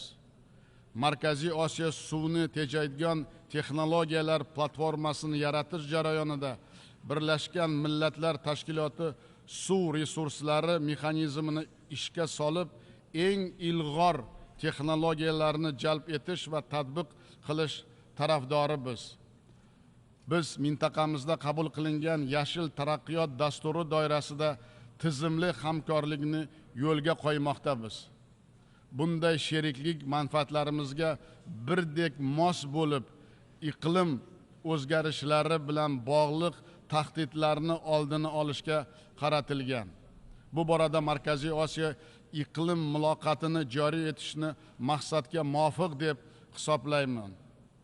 Biz Birlashgan Millatlar Tashkiloti Bosh Assambleyasining Markaziy Osiyo global iqlim tahdidlariga qarshisida umumiy farovonlik yo'lida hamjihatlik rezolyutsiyasini qabul qilish tashabbusini ilgari suramiz. Uning asosiy mazmunini kelgusi yil Samarqandda bo'lib o'tayotgan xalqaro iqlim forumida muhokama qilishni taklif etaman. Shu o'rinda ta'kidlashni istardimki, O'zbekiston iqtisodiyotining asosiy tarmoqlarini iqlim o'zgarishlariga moslashtirish, uglerod neytralligiga erishish va yashil energetika ulushini keskin oshirish biz uchun strategik vazifa bo'lib qoladi. Hurmatli yig'ilish ishtirokchilari, biz ekstremizm bilan mana shu balosi tarqalishiga, yoshlarning radikallashuviga yo'l qo'ymaslik uchun birgalikdagi harakatlarimizni kuchaytirishimiz zarur. O'tgan yili mart oyida Toshkentda Birlashgan Millatlar Tashkilotining terrorizmga qarshi global strategiyasini Markaziy Osiyoda amalga oshirish bo'yicha qo'shma harakatlar rejasi qabul qilindi. Ekstremizm va terrorizmga qarshi kurashish bo'yicha milliy strategiyamiz doirasida bir masalaga alohida e'tibor qaratmoqchiman. U ham bo'lsa ilgari ekstremizm g'oyalari ta'sirida bo'lgan shaxslarning sog'lom hayotga qaytarish va jamiyatga moslashtirish masalasidir. Biz bu borada o'ziga xos tajriba orttirdik. 5 marta mehr insonparvarlik missiyasini o'tkazdik. Uning doirasida 530 nafardan ziyod fuqarolar, avvalo ayollar va bolalarning Yaqin Sharq va Afg'onistondagi qurolli nizolar hududlaridan yurtimizga qaytardik. Ularning barchasi tibbiy, psixologik, ijtimoiy va boshqa yordamlar ko'rsatildi. Xalqaro jamoatchilik joriy yilning iyun oyida mana shu yerda Birlashgan Millatlar Tashkiloti bosh qarorgohida mamlakatimizga olib kelingan va yangi hayot boshlagan shaxslarning tarixini ularning o'zlaridan eshitdi.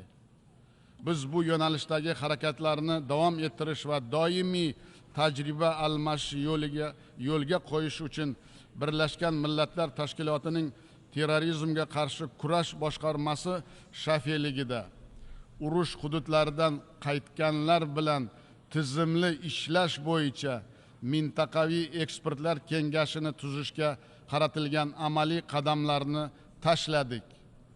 Birlashgan Millatlar Tashkilotiga a'zo davlatlar xalqaro terrorizm kabi umumiy tahdidlarga qarshi kurashda yanada birlashib harakat qilishlari kerak. Yana bir muhim fikrni ta'kidlashni istardim. So'nggi paytlarda ayrim mamlakatlarda ko'zga tashlanayotgan diniy toqatsizlik, islamofobiya holatlariga aslo yo'l qo'yib bo'lmaydi deb hisoblayman. Jahon miqyosida dinlar aro bag'rikenglik va hamjihatlik g'oyalarini keng targ'ib etish maqsadida O'zbekistonda UNESCO shafiyligida dinlar aro muloqot va bag'rikenglik xalqaro markazini tashkil etishni taklif etamiz. Diyorimiz jahon ilm fani rivojiga beqiyos hissa qo'shgan islomning ilm ma'rifat va tinchlik dini sifatida namoyon etgan Al-Xorazmiy, Beruniy, Ibn Sino, Imom Buxoriy, Mirzo Ulug'bek, Alisher Navoiy singari ulug' alloma va mutafakkirlar vatani ekani bilan haqli ravishda faxrlanamiz. Shunday buyuk olimlarning boy merosini o'rganish, islomning asl insonparvarlik mohiyatini chuqur ochib berish maqsadida 2024-yil O'zbekistonda islom tinchlik va ezgulik dini mavzusida xalqaro konferensiyani o'tkazish tashabbusini ilgari suramiz. Hurmatli sessiya ishtirokchilari, xalqaro xavfsizlik Afg'onistondagi jarayonlar bilan bevosita bog'liqdir. ushbu mamlakatda yangi vaziyat vujudga kelgan bo'lib, u afg'on masalasini hal etishda o'ziga xos yondashuvlarni talab etmoqda. Afg'onistonni o'z muammolari bilan yana yolg'iz qoldirish bu katta xato bo'ladi. Inkor qilish, yakkalab qo'yish va sanksiyalar qo'llash oddiy afg'on xalqining ahvolini yanada og'irlashtirmoqda. Afg'on xalqiga insonparvarlik yordami ko'rsatishni susaytirmaslik lozim deb hisoblaymiz. Afg'onistonning muzlatilgan xalqaro aktivlarini bu yurtdagi o'tkir ijtimoiy muammolarini hal etishga yo'naltirish uchun maqbul mexanizmlarni ishlab chiqishga chaqiramiz. Bizga tinch va barqaror mintaqaviy hamkorlik jarayonlarida ishtirok etadigan qo'shinlari va boshqa mamlakatlar bilan o'zaro manfaatli sheriklik uchun ochiq Afg'oniston kerak. Men bugun ushbu nufuzli minbardan turib, dunyo hamjamiyatini Afg'oniston muammosini hal etish yo'lida birlashishga chaqiraman.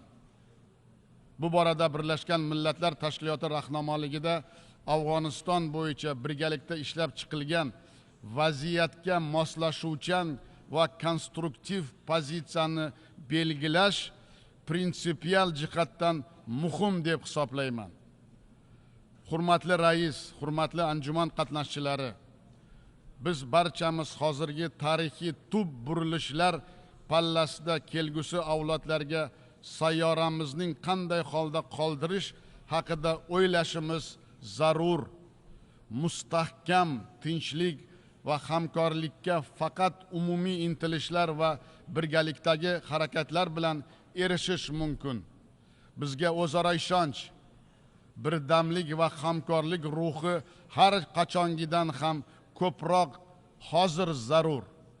So'zimning yakunida O'zbekiston shu yo'lda Birlashgan Millatlar Tashkiloti institutlari va barcha davlatlar bilan keng ko'lamli va uzoq muddatli sheriklikning chuqurlashtirishga tayyor ekanini yana bir bor ta'kidlamoqchiman.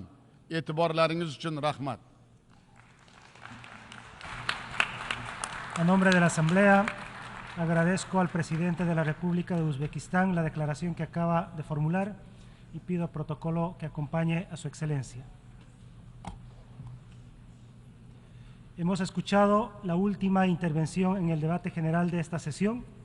La quinta sesión plenaria para continuar el debate general se celebrará inmediatamente después de que se levante esta sesión. Se levanta la sesión.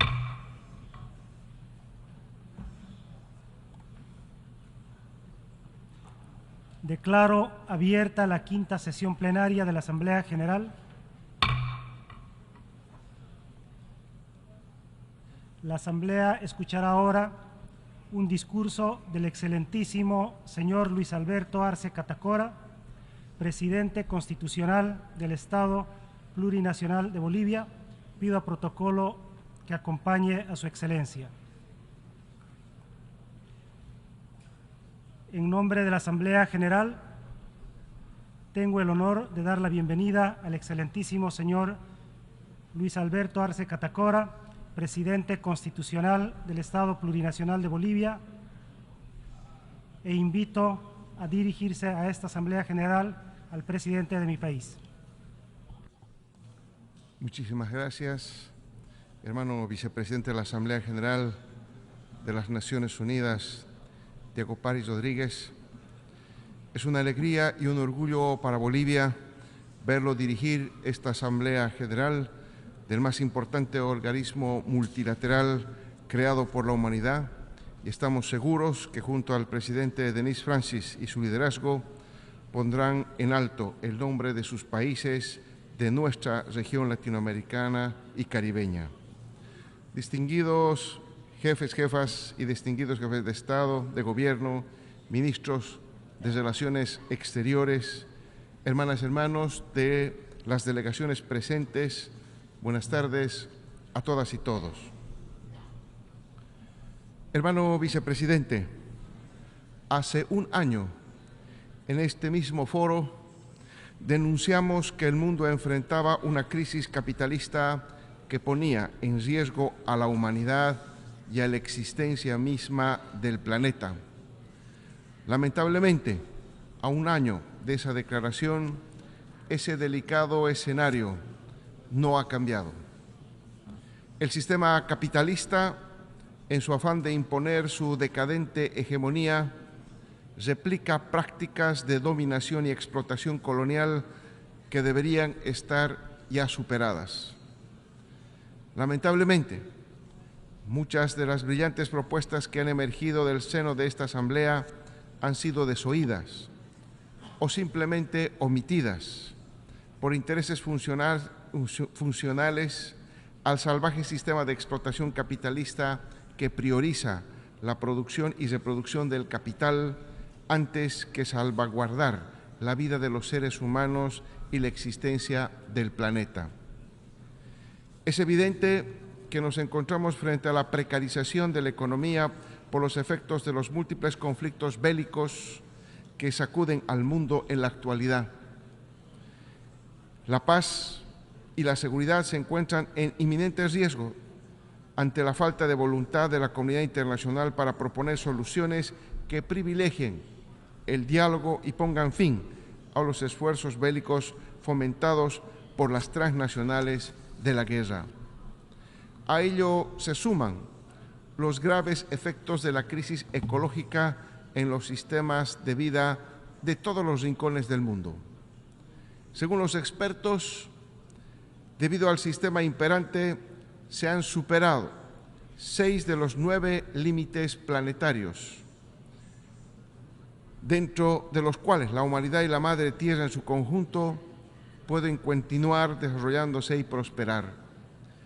Vale resaltar que esta trágica situación empeoró aún más durante las últimas décadas de unipolaridad y unilateralidad, de inacción y de compromisos no cumplidos. Los desafíos pendientes siguen siendo numerosos y enormes, pero hoy nos encontramos ante el alba de una nueva configuración internacional. Estamos convencidos que asistimos a la construcción de un nuevo orden mundial, situación en la que la Asamblea de las Naciones Unidas, siguiendo los principios por los que fue creada, debe jugar un rol principal. Un nuevo orden mundial en el que todos seamos parte, con igualdad de derechos y obligaciones, sin imposiciones de ningún tipo, sin amos ni esclavos, sin dobles raseros para medir a unos y otros, sin sancionadores ni sancionados. Un nuevo orden donde prime la solidaridad, la complementación y la colaboración por encima del egoísmo y la mezquindad, con la certeza que ese mundo mejor es posible y necesario. Desde el Estado Plurinacional de Bolivia deseamos compartir las siguientes 7 ideas y planteamientos. Número 1, reiteramos, al igual que lo hicimos el año pasado, nuestra proposición de que se declare al mundo como territorio de paz. Debemos poner fin de una vez por todas a la carrera armamentista y priorizar el diálogo sincero y la diplomacia de los pueblos para resolver los conflictos armados que amenazan la existencia de la humanidad. Es urgente que nuestras naciones se unan en un esfuerzo colectivo, con voces diversas, en especial aquellas que vienen de regiones alejadas de las retóricas de confrontación y que, sin embargo, sufren las repercusiones de la guerra en diferentes dimensiones. Debemos darle una oportunidad a la paz y en esta tarea la Organización de las Naciones Unidas tiene un rol fundamental para reducir las tensiones y avanzar en diálogos que permitan consolidar sólidas políticas y diplomáticas a los conflictos que ocupan la agenda de nuestra organización. En este orden de ideas, reiteramos nuestra profunda preocupación por la escalada de la violencia en el conflicto en Europa del Este y la amenaza de varios países de agravar la situación a través de un enfrentamiento con el uso de armas de destrucción masiva. Armas que utilizan elementos radioactivos, empobrecidos y armas no convencionales que se encuentran proscritas por el derecho internacional a través de diferentes instrumentos internacionales que tienen carácter vinculante. Vemos con absoluta preocupación que el gasto militar en el mundo ha llegado a cifras históricas. Hasta abril del 2023 el mundo invirtió más de 2.24 billones de dólares en armas y en la industria de la guerra. Si estos recursos se invirtieran en la paz, en la mediación, el diálogo, el desarrollo de los pueblos y en la vida en lugar de la destrucción y la muerte, no nos encontraríamos al borde de una crisis que agrava las desigualdades en el mundo y que, contrariamente a los objetivos que nos planteamos en este mismo escenario, profundiza la pobreza en el planeta. Los medios y formas de hacer la guerra no pueden ser ilimitados. Un número creciente de países está buscando utilizar el espacio ultraterrestre para mejorar sus capacidades militares en aras de proteger su seguridad nacional, poniendo aún más en peligro la paz y la seguridad de nuestro planeta.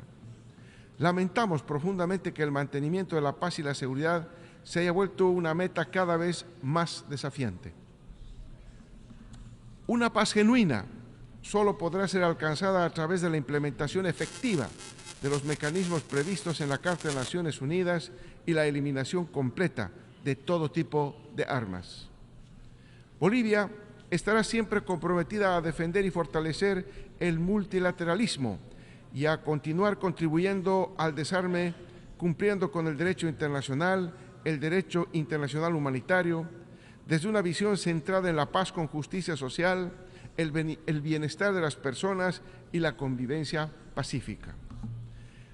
Reiteramos nuestro compromiso regional al proclamar América Latina y el Caribe como zona de paz, sustentada en la promoción y el respeto a los propósitos y principios de la Carta de las Naciones Unidas y del derecho internacional, tal como lo expresamos en el marco de la 7ª Cumbre de Jefes y Jefas de Estado y de Gobierno de la Comunidad de Estados Latinoamericanos y Caribeños, CELAC.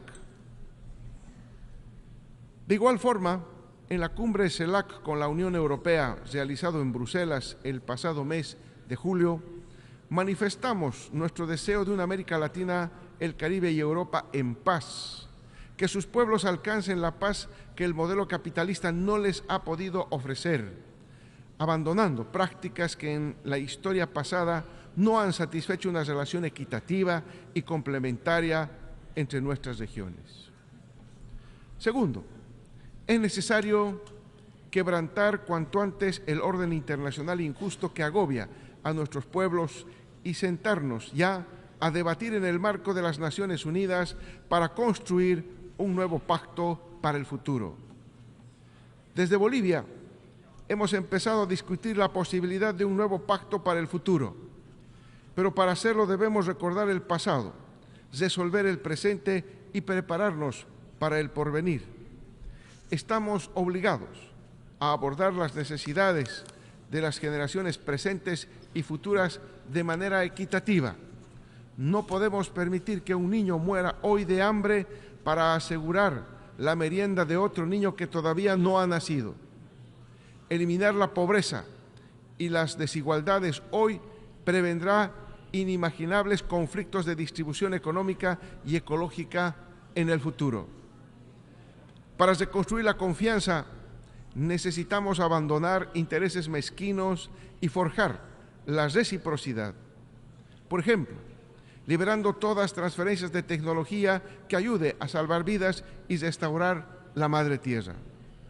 Para reavivar la solidaridad global, necesitamos reconocernos en el otro y separar nuestras relaciones como humanidad.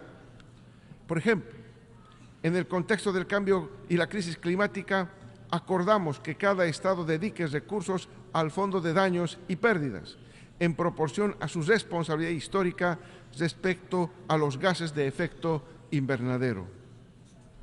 La acción sobre la Agenda 2030 se podrá acelerar si hacemos de la paz y la solidaridad el motor de la prosperidad. Atrevámonos a transformar los gastos de guerra y muerte en inversiones para la vida. Con estos recursos se podría superar de lejos los objetivos de desarrollo sostenible. Asimismo, solo lograremos mantener a la Madre Tierra dentro de un espacio de funcionamiento seguro para la humanidad si la sostenibilidad con justicia ecológica y social se convierten en la única manera de progresar.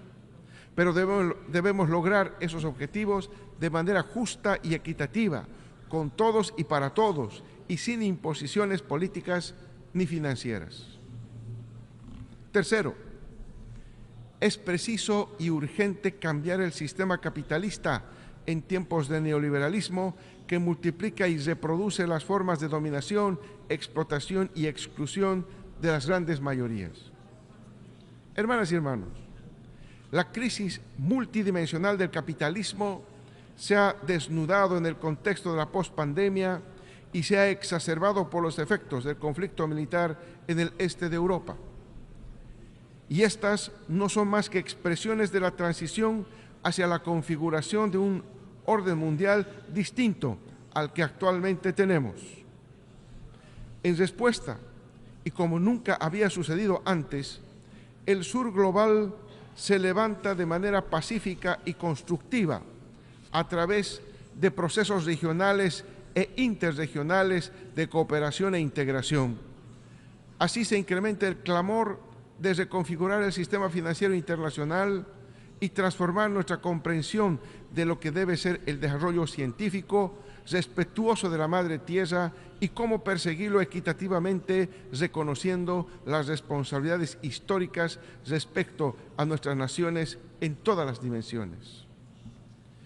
Ante la irreversible marcha hacia un mundo multipolar, es innegable la cada vez más fuerte influencia de nuevas iniciativas de integración económica, comercial y de cooperación entre países.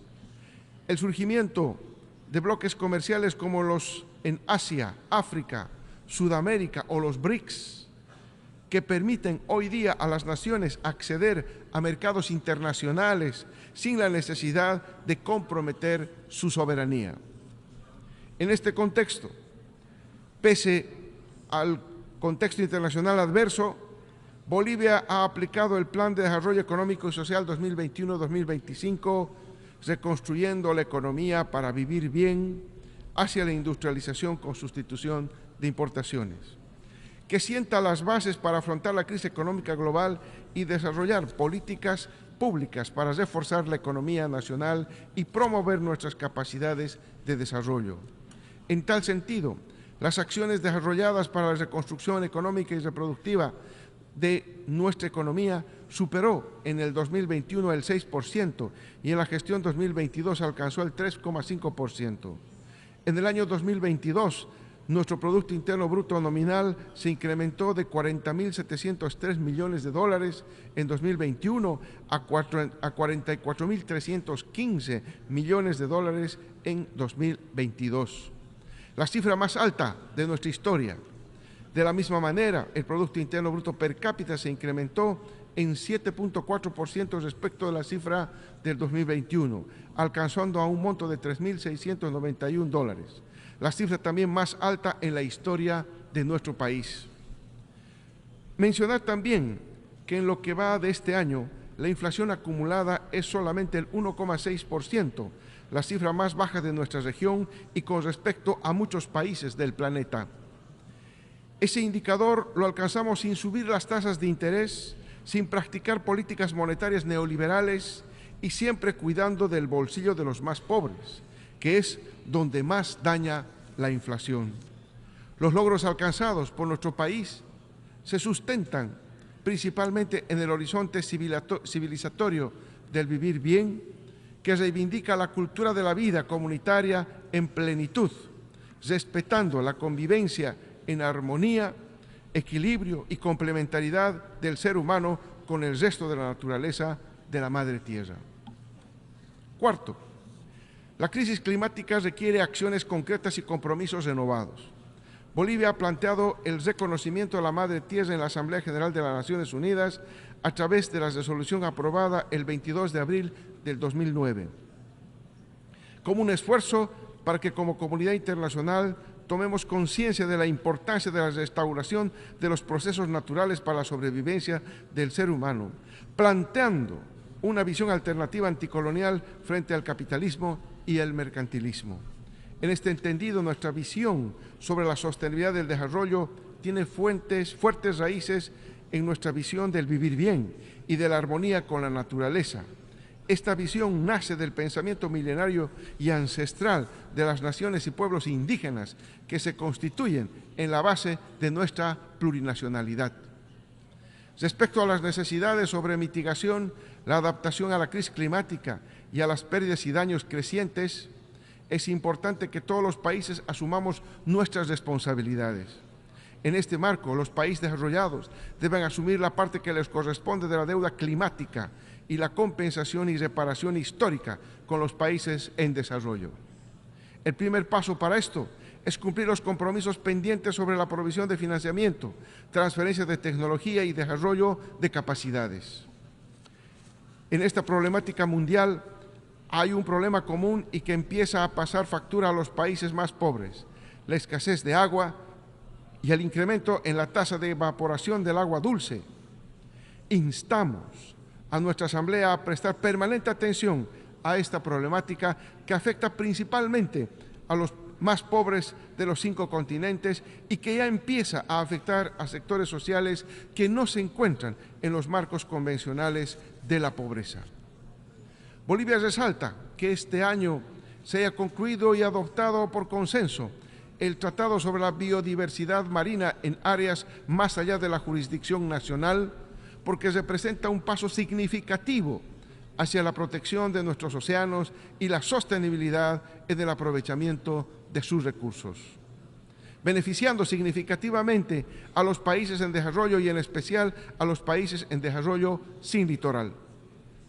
Este tratado establecerá reglas y regulaciones para prevenir la explotación sostenible de los recursos, lo que protegerá los intereses de los países sin litoral y evitará el agotamiento de los recursos marinos. El tratado es una oportunidad histórica para marcar la diferencia en la protección de nuestros océanos, porque ellos constituyen un bien común de la humanidad. En este contexto, destacamos la mención especial a pueblos indígenas y a los países en desarrollo sin litoral. Juntos podemos asegurarnos de que los océanos sigan siendo fuentes de vida y prosperidad para las generaciones presentes y futuras de manera equitativa. Quinto, debemos continuar impulsando una mirada más amplia de los derechos humanos y la democracia.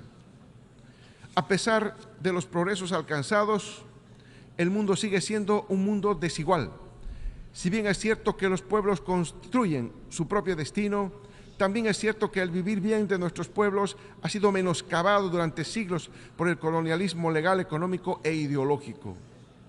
Ustedes mejor que yo saben que no ha sido posible ejercer el derecho al desarrollo por una cuestión de orden histórico. El sistemático traslado de la riqueza del sur al norte nos ha puesto en desventaja hasta el día de hoy.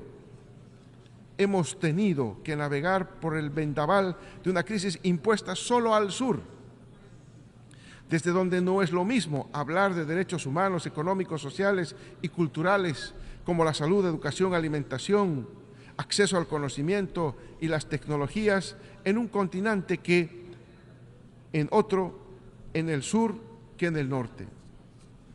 En este contexto no es posible planificar sin abordar las responsabilidades históricas. Sin asumir esto, es imposible alcanzar todo nuestro potencial como pueblos y hacer posible su derecho al desarrollo.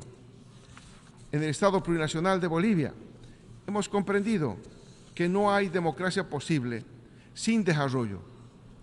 Y el desarrollo no puede tener mejor indicador que el ejercicio de los derechos colectivos, promovidos, protegidos y garantizados por el Estado, pero conjugados con una alta participación democrática de los colectivos sociales. En Bolivia tenemos comprendido que la estabilidad económica también significa un cambio sustantivo de la soberanía alimentaria, el acceso a la educación intercultural y el multilingüe, y a la salud sexual y reproductiva de las mujeres bolivianas. Desde nuestra experiencia, quiero destacar que la participación activa de los pueblos indígenas en los asuntos del Estado, en lo que ha posibilitado nuestros logros recientes, y por ello hago un llamado a esta Asamblea que continuemos avanzando en el fortalecimiento de sus derechos y su participación. Otro tema de especial interés para mi país son los derechos de las mujeres. Se estima que en el mundo 736 millones de mujeres, es decir, 1 de cada 3 mujeres, han sido objeto de violencia física y o violencia sexual. La violencia que sufren las mujeres debe dejar de ser una experiencia solitaria y privada y reconocerse como un asunto público sobre el cual nos toca tomar acciones urgentes. La mortalidad materna es otro de los grandes problemas que debemos afrontar, ya que cada día mueren 800 mujeres por causas relacionadas con la gestación.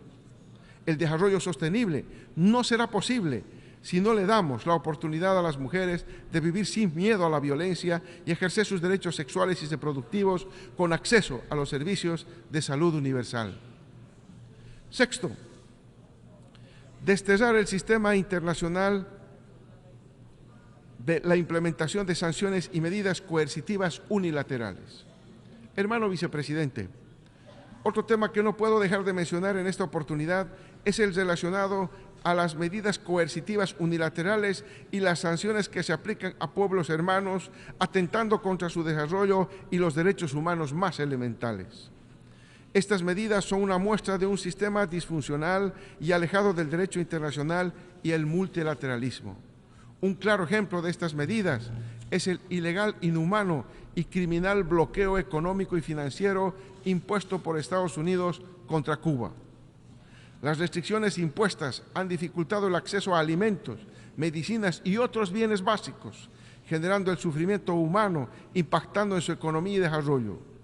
Hacemos un llamado a que se cumplan las múltiples resoluciones aprobadas por esta Asamblea General y a construir de un mundo más justo y solidario, en el que todos los países puedan prosperar sin importar sus diferencias políticas. Asimismo, rechazamos y condenamos la inclusión de Cuba como un promotor del terrorismo dentro de las listas unilaterales de Estados Unidos, usando ese argumento para imponer mayores medidas restrictivas en contra del pueblo cubano. Estas medidas son contrarias a la Carta de las Naciones Unidas y al mandato del Consejo de Seguridad, y por ello no tienen respaldo ni validez a la luz del derecho internacional. Peor aún, afectan gravemente el derecho al desarrollo del pueblo cubano. Séptimo, detengamos cuanto antes el atropello al pueblo palestino. En cuanto a la ocupación de Palestina por parte de Israel, no podemos seguir permitiendo el sufrimiento del pueblo palestino. Reiteramos nuestro apoyo a las iniciativas mundiales y regionales, el derecho internacional y las resoluciones de la ONU que buscan garantizar una solución donde el pueblo palestino ejerza su derecho a la autodeterminación y construya su propio Estado libre, independiente y soberano con las fronteras previas a 1967 y con Jerusalén Oriental como su capital.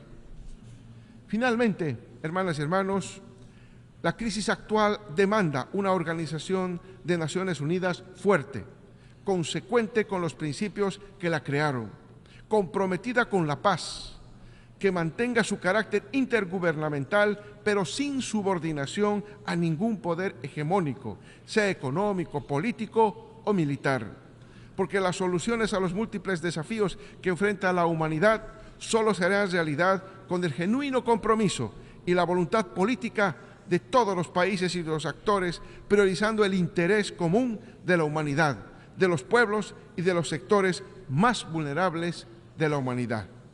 Muchas gracias.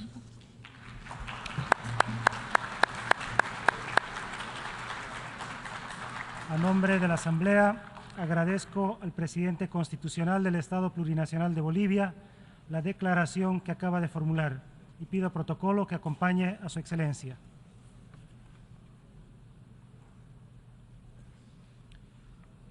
La Asamblea escuchará ahora un discurso del excelentísimo señor Kasim Jomart Tokayev, presidente de la República de Kazajstán. Pido protocolo que acompañe a su excelencia. En nombre de la Asamblea General, tengo el honor de dar la bienvenida al excelentísimo señor Kassym-Jomart Tokayev, presidente de la República de Kazajistán, y lo invito a dirigirse a esta Asamblea General. Mr. President, Mr. Secretary General, ladies and gentlemen, today humanity faces enormous shifts unseen in a century and has entered yet another period of geopolitical confrontation. The essence of the threat comes from the simultaneous erosion of fundamental principles of international law embodied in the Charter of the United Nations. The displacement of these pillars puts an increasingly heavy burden on the existing structure of international relations and creates confrontations. The pattern of non-compliance, suspension, and withdrawal from key international legal instruments is extremely concerning, as it could lead to the point of no return. This situation disrupts the trading system, weakens the supply chains that drive economic life, damages food security, and accelerates inflation. Current negative trends further exacerbate human suffering. 108 million people are forcibly displaced, more than 1 billion live in poverty, and 2 billion do not have access to essential medicines. The ultimate result is humanity's loss of confidence in the future stable development of the world. The younger generations no longer believe that the world they inherit will be a better one. Therefore, Kazakhstan finds it necessary to restate its unwavering commitment to the principles of the United Nations Charter. The leaders gathered here are responsible for the fate and future of humankind. Yet, as we approach the United Nations 80th anniversary, we have come almost full cycle to the organization's point of departure. The resolution of political issues by force, in fact, results only in deadlock. Dialogue is the only way to create a conducive environment that enables agreement on new principles and norms. Despite best efforts, conflicts persist in many regions of the world. We urge all parties to seek diplomatic solutions to the conflicts based on the UN Charter and universally recognized international law.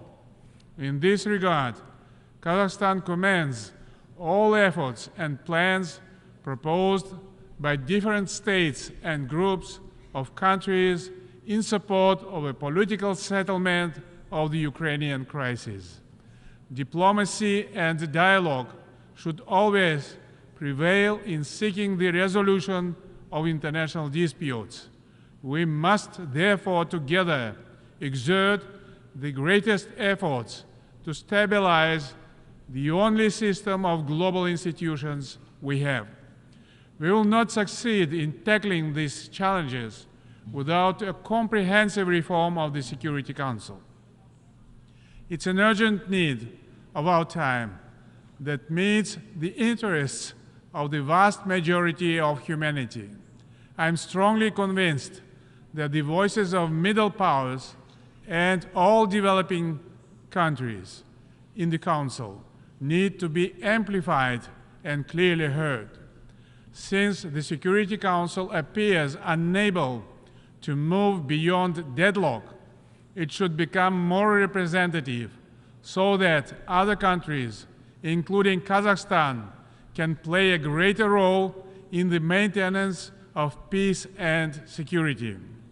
In our region, the growing engagement of member states has been a positive force in the transformation of the Conference on Interaction and Confidence-Building Measures in Asia into a full-fledged international organization that can contribute to continental mediation and peacemaking. Similarly, as the current chair of the Shanghai Cooperation Organization, Kazakhstan put forward the initiative of world unity for a just peace and harmony. This initiative, which we invite you to join, comprises a new security paradigm, a fair economic environment, and a clean planet. Open dialogue between the global South and the global North is its central pillar. Of all the challenges we face, perhaps the most destructive is the threat of use of nuclear weapons. 30 years ago, Kazakhstan voluntarily renounced the fourth largest inherited nuclear arsenal. That's why the logic of the nuclear agenda must be reversed. Only mutual trust and cooperation between nuclear powers on the path to a world free of nuclear weapons can produce global stability. In this context, Kazakhstan declares its continuous commitment to the Treaty on the Prohibition of Nuclear Weapons. We support the development of new mechanisms in the field of disarmament and non-proliferation. A strategic plan for the complete renunciation of nuclear weapons by 2045 could well be the most significant contribution to the global security of this generation of leaders. At the same time, COVID-19 has painfully illustrated our vulnerability to future biological risks and threats. Kazakhstan appeals to the Secretary General and the President of this Assembly to launch the process of establishing an international agency for biological safety. We welcome the Secretary General's new agenda for peace. This strategic document must confront a trust vacuum and growing hostility in the world.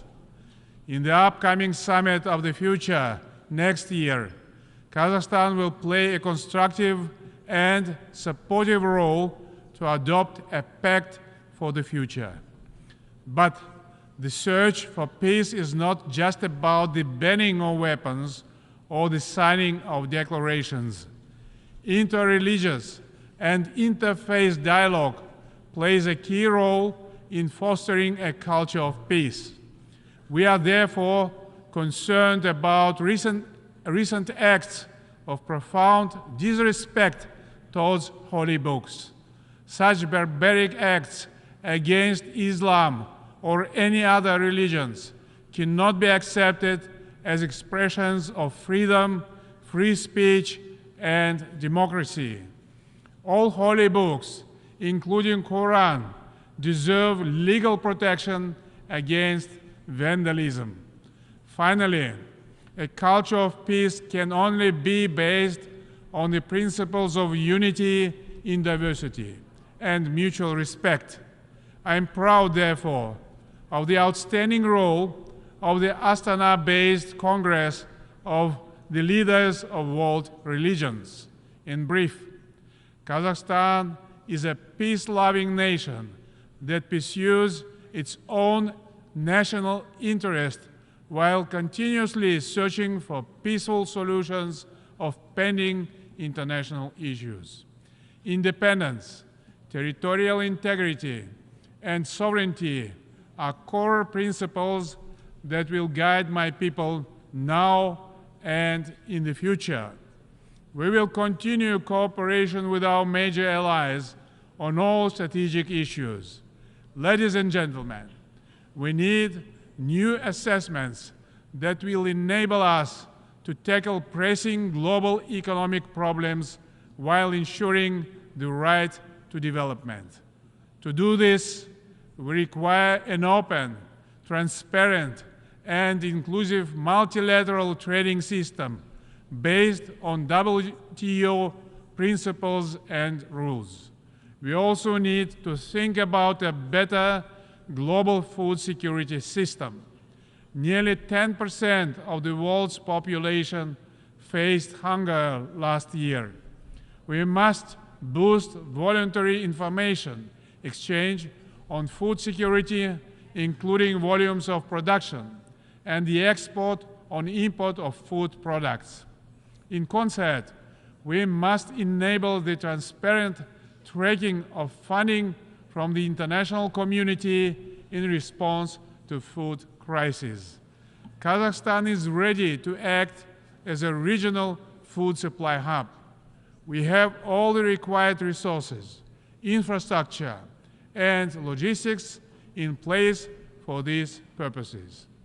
Kazakhstan is already a reliable link for nearly 80% of overland transit traffic between Asia and Europe.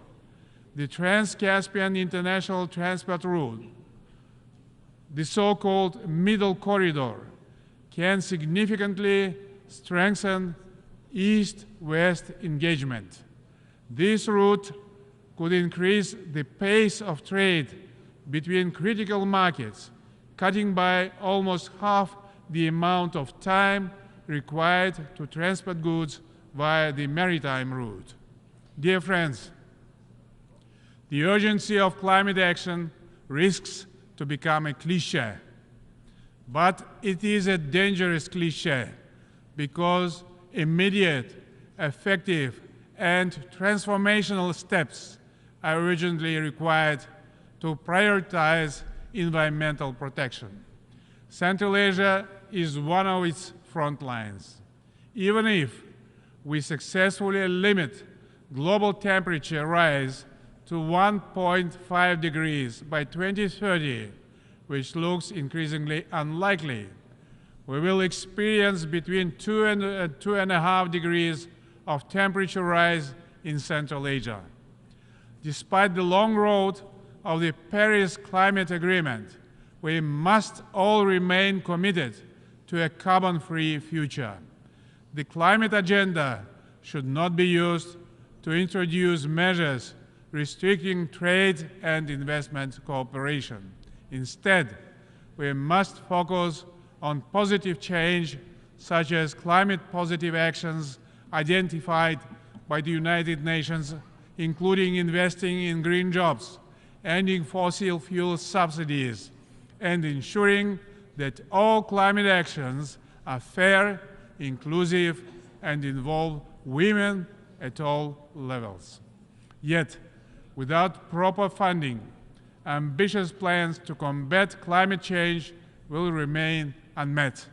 In this regard, we propose to launch Just Energy Transition Partnership in Kazakhstan, a gradual, sustainable, and socially responsible transition away from coal would be a big bonus for global climate change goals.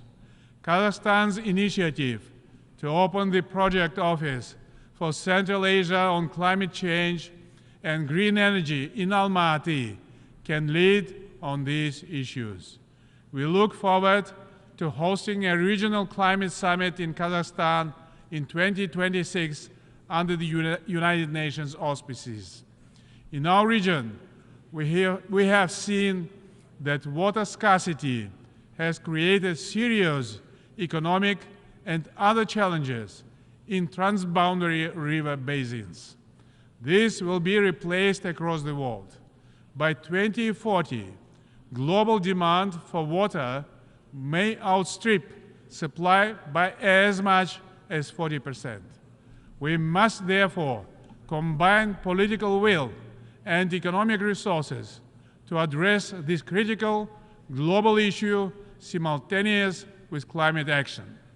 Next year, we will assume chairmanship of the International Fund for Saving the RLC.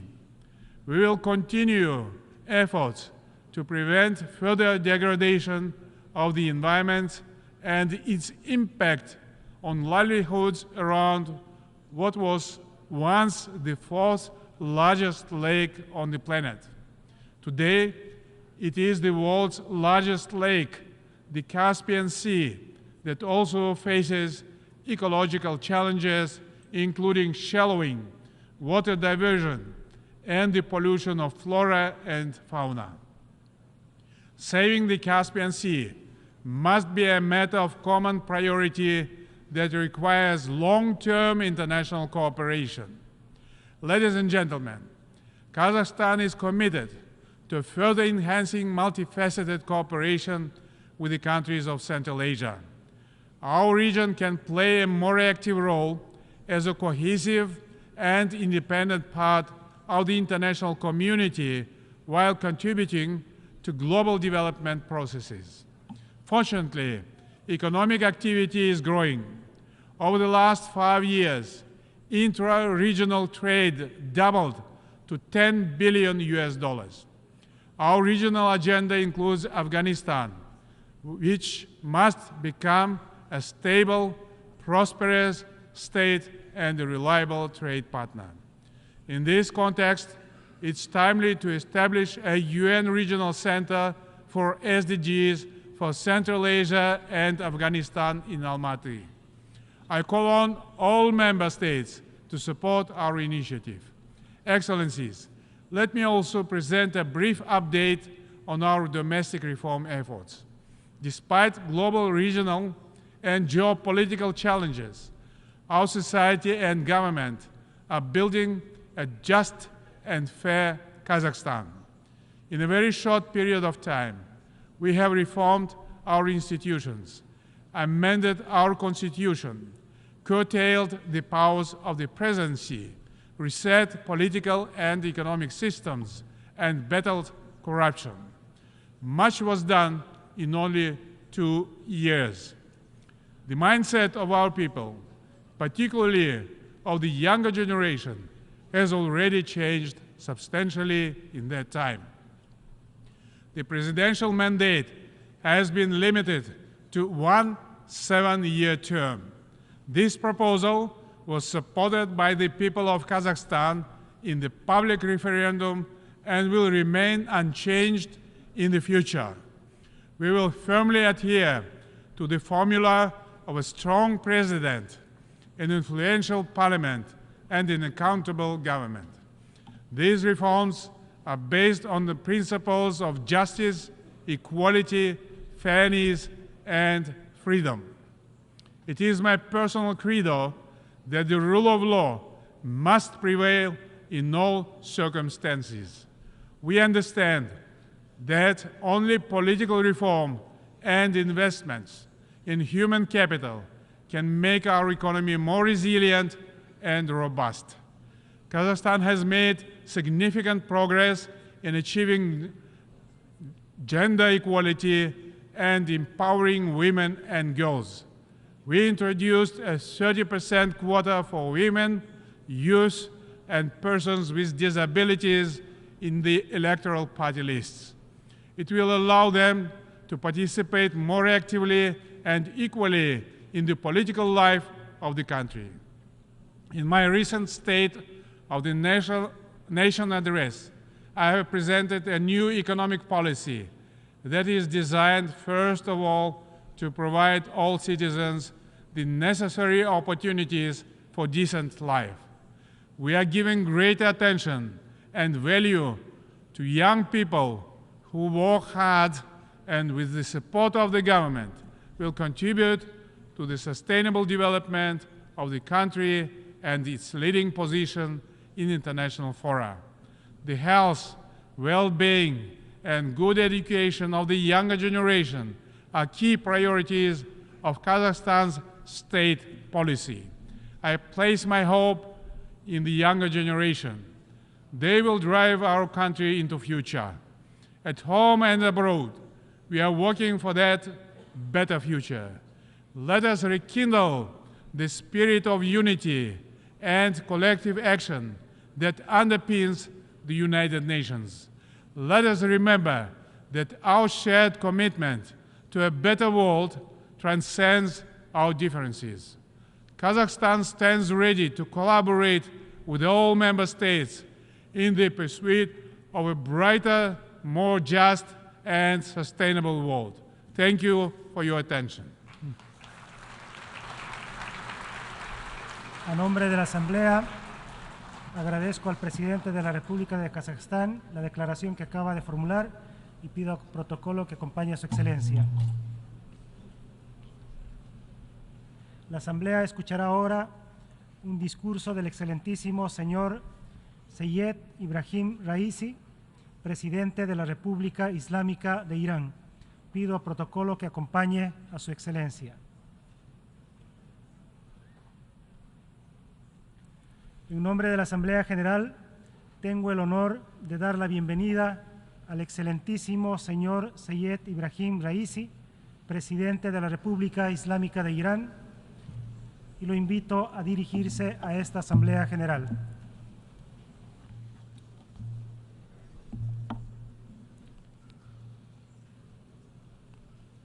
Assalamu alaikum. Bismillah ar-Rahman ar-Rahim. Alhamdulillahi Rabbil Alameen. Wa sallallahu ala sayyidina wa nabiyyina Muhammadin wa alihi at-tahirin wa sahbihi al-muntajabin.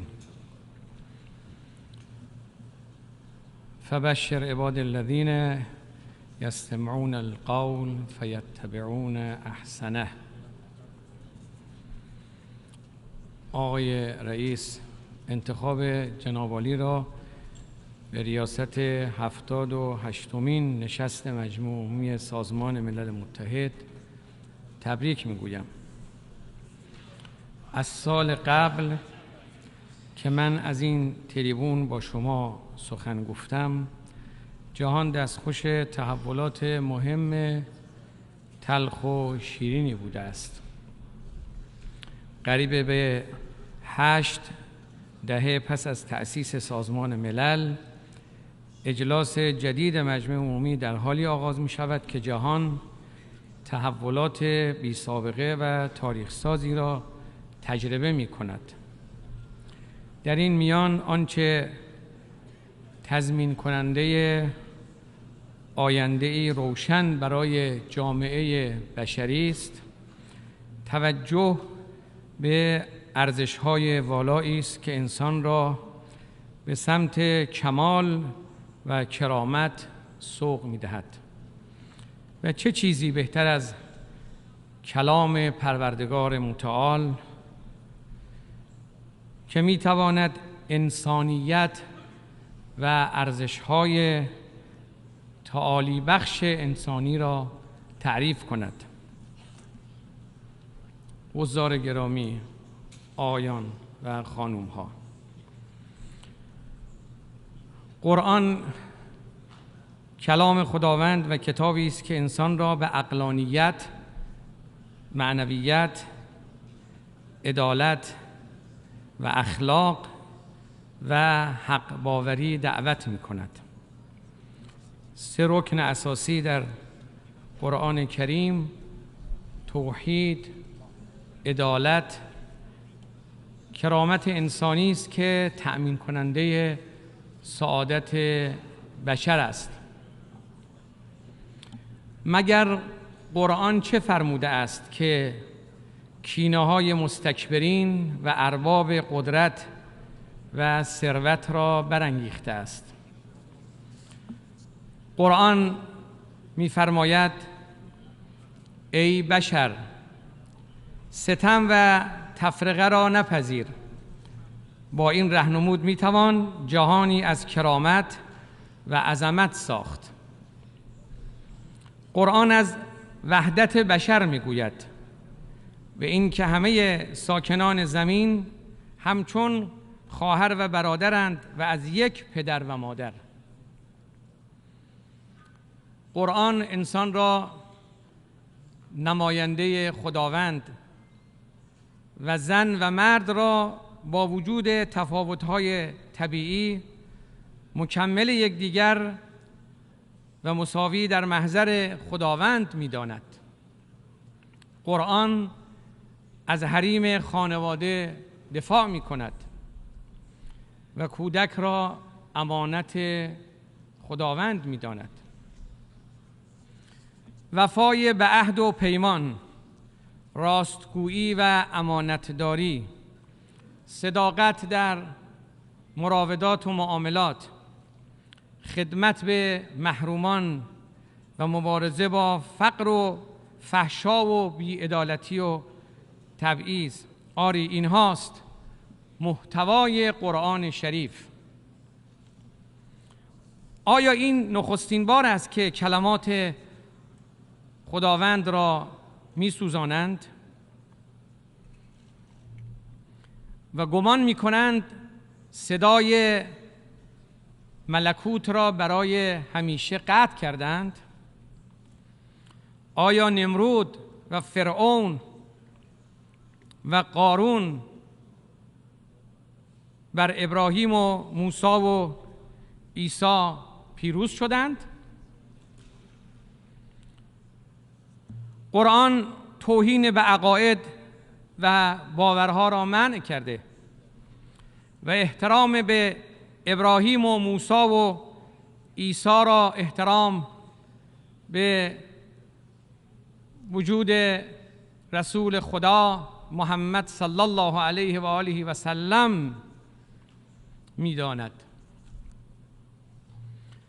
و ما اوتی موسی و عیسی و النبیون من ربهم لا نفرق بین احد منهم و نحن له مسلمون. این مفاهیم وحدت بخش و تعالیم متعالی و الهام بخش، انسان ساز، جامعه ساز، تمدن ساز برای جوامع بشری هرگز نمی سوزد، ابدی است. تا زمین زمین است و زمان زمان باقی است. آتش توهین و تحریف حریف حقیقت نخواهد شد.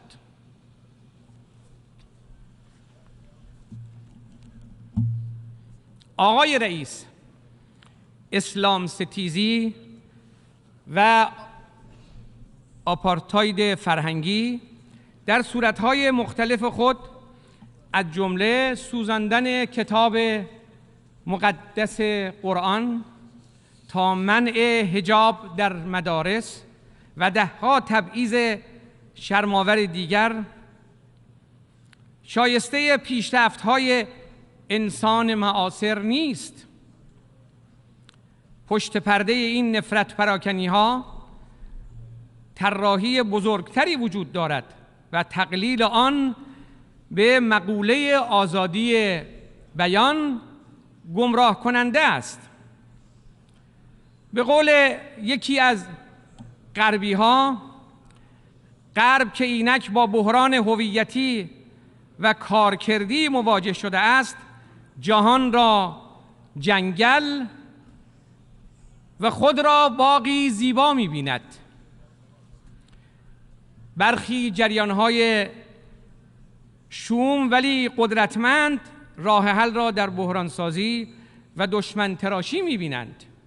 این آپارتاید فرهنگی جامعه مسلمانان و به خصوص مهاجران را هدف قرار گرفته است. مهاجرانی که خود قربانیان سیاست‌های استعمار هستند. ما نیز همچون همه مؤمنان و آزادیخواهان بر این باوریم که احترام به ادیان الهی جزو دستورکارهای بین المللی قرار گیرد و سازمان ملل نیز با طراحی سازوکاری احترام به ادیان الهی را تضمین نماید. در کنار جنگ علیه اسلام شاهد جنگ علیه خانواده نیز هستیم. خانواده اصیلترین، دیرپاترین، بنیادیترین و فطریترین نهاد بشری است که امروز در معرض تهدید قرار گرفته است. امروز جنایت علیه بشریت فقط اشغال سرزمین‌ها و کشتار بیگناهان و استعمار ملت‌ها نیست، بلکه هجوم به پناهگاه فطری و طبیعی بشر یعنی خانواده نیز جنایت علیه بشریت است. حفاظت از حریم خانواده و ازدواج که از وصلت یک زن و یک مرد شکل می‌گیرد یک واقعیت جهانی است که باید به دستور کار مشترک جهانی تبدیل شود. آموزش، توسعه و تعالی انسانی جز در چارچوب ارزش‌های خانوادگی به کمال نمی‌رسد. روایت‌های ساختگی از زوجیت و جنسیت در حقیقت تلاش برای حذف مفاهیم متعالی نظیر مادر، پدر و خانواده طبیعی است. اقداماتی که میتوان آن را مصادیق جنایت علیه بشریت و موجب انقطاع نسل بشر دانست. مقابله با چنین رویکردهای وظیفه انسانی ماست. ما امروز نیازمند جنبش جهانی تعهد به خانواده هستیم تا همه اعضای خانواده زندگی گرم در کنار یکدیگر را تجربه کنند. ما از همه رهبران جهان و رهبران ادیان الهی می‌خواهیم به وظیفه تاریخی خود در حمایت از جایگاه اصیل مفهوم خانواده و مقابله با روایت‌های ساختگی عمل نمایند. ما از سازمان ملل انتظار داریم که احترام به جایگاه والا و اصیل خانواده را در صدر دستور کار خود قرار دهد. خانوم‌ها و آقایان، ما در یک دوره سرنوشت ساز تاریخی قرار گرفتیم. جهان در حال تغییر و گذار به نظم بین المللی نوظهور است و این مسیر غیر قابل برگشت است. معادله سلطه غربی برای جهان دیگر جواب نمی‌دهد.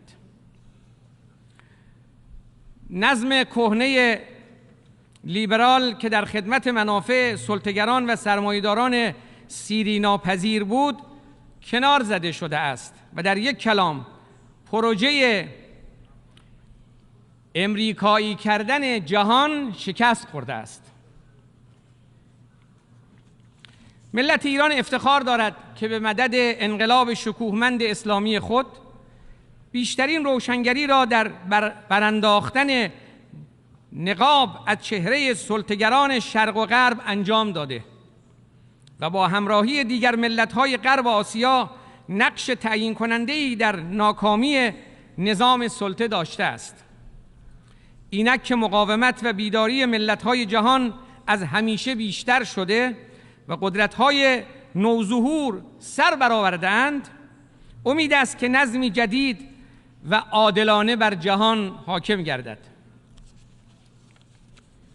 آنچه برای نظم بین‌المللی جدید کلیدی است، کنار گذاشتن سلطه جهانی و جایگزینی آن با نظم‌ها و همکاری‌های منطقه‌ای است. جمهوری اسلامی ایران از حداکثر همگرایی اقتصادی و سیاسی درون و میان منطقه‌ای حمایت می‌کند و علاقه‌مند است تا بر اساس عدالت با همه جهان تعامل داشته باشد.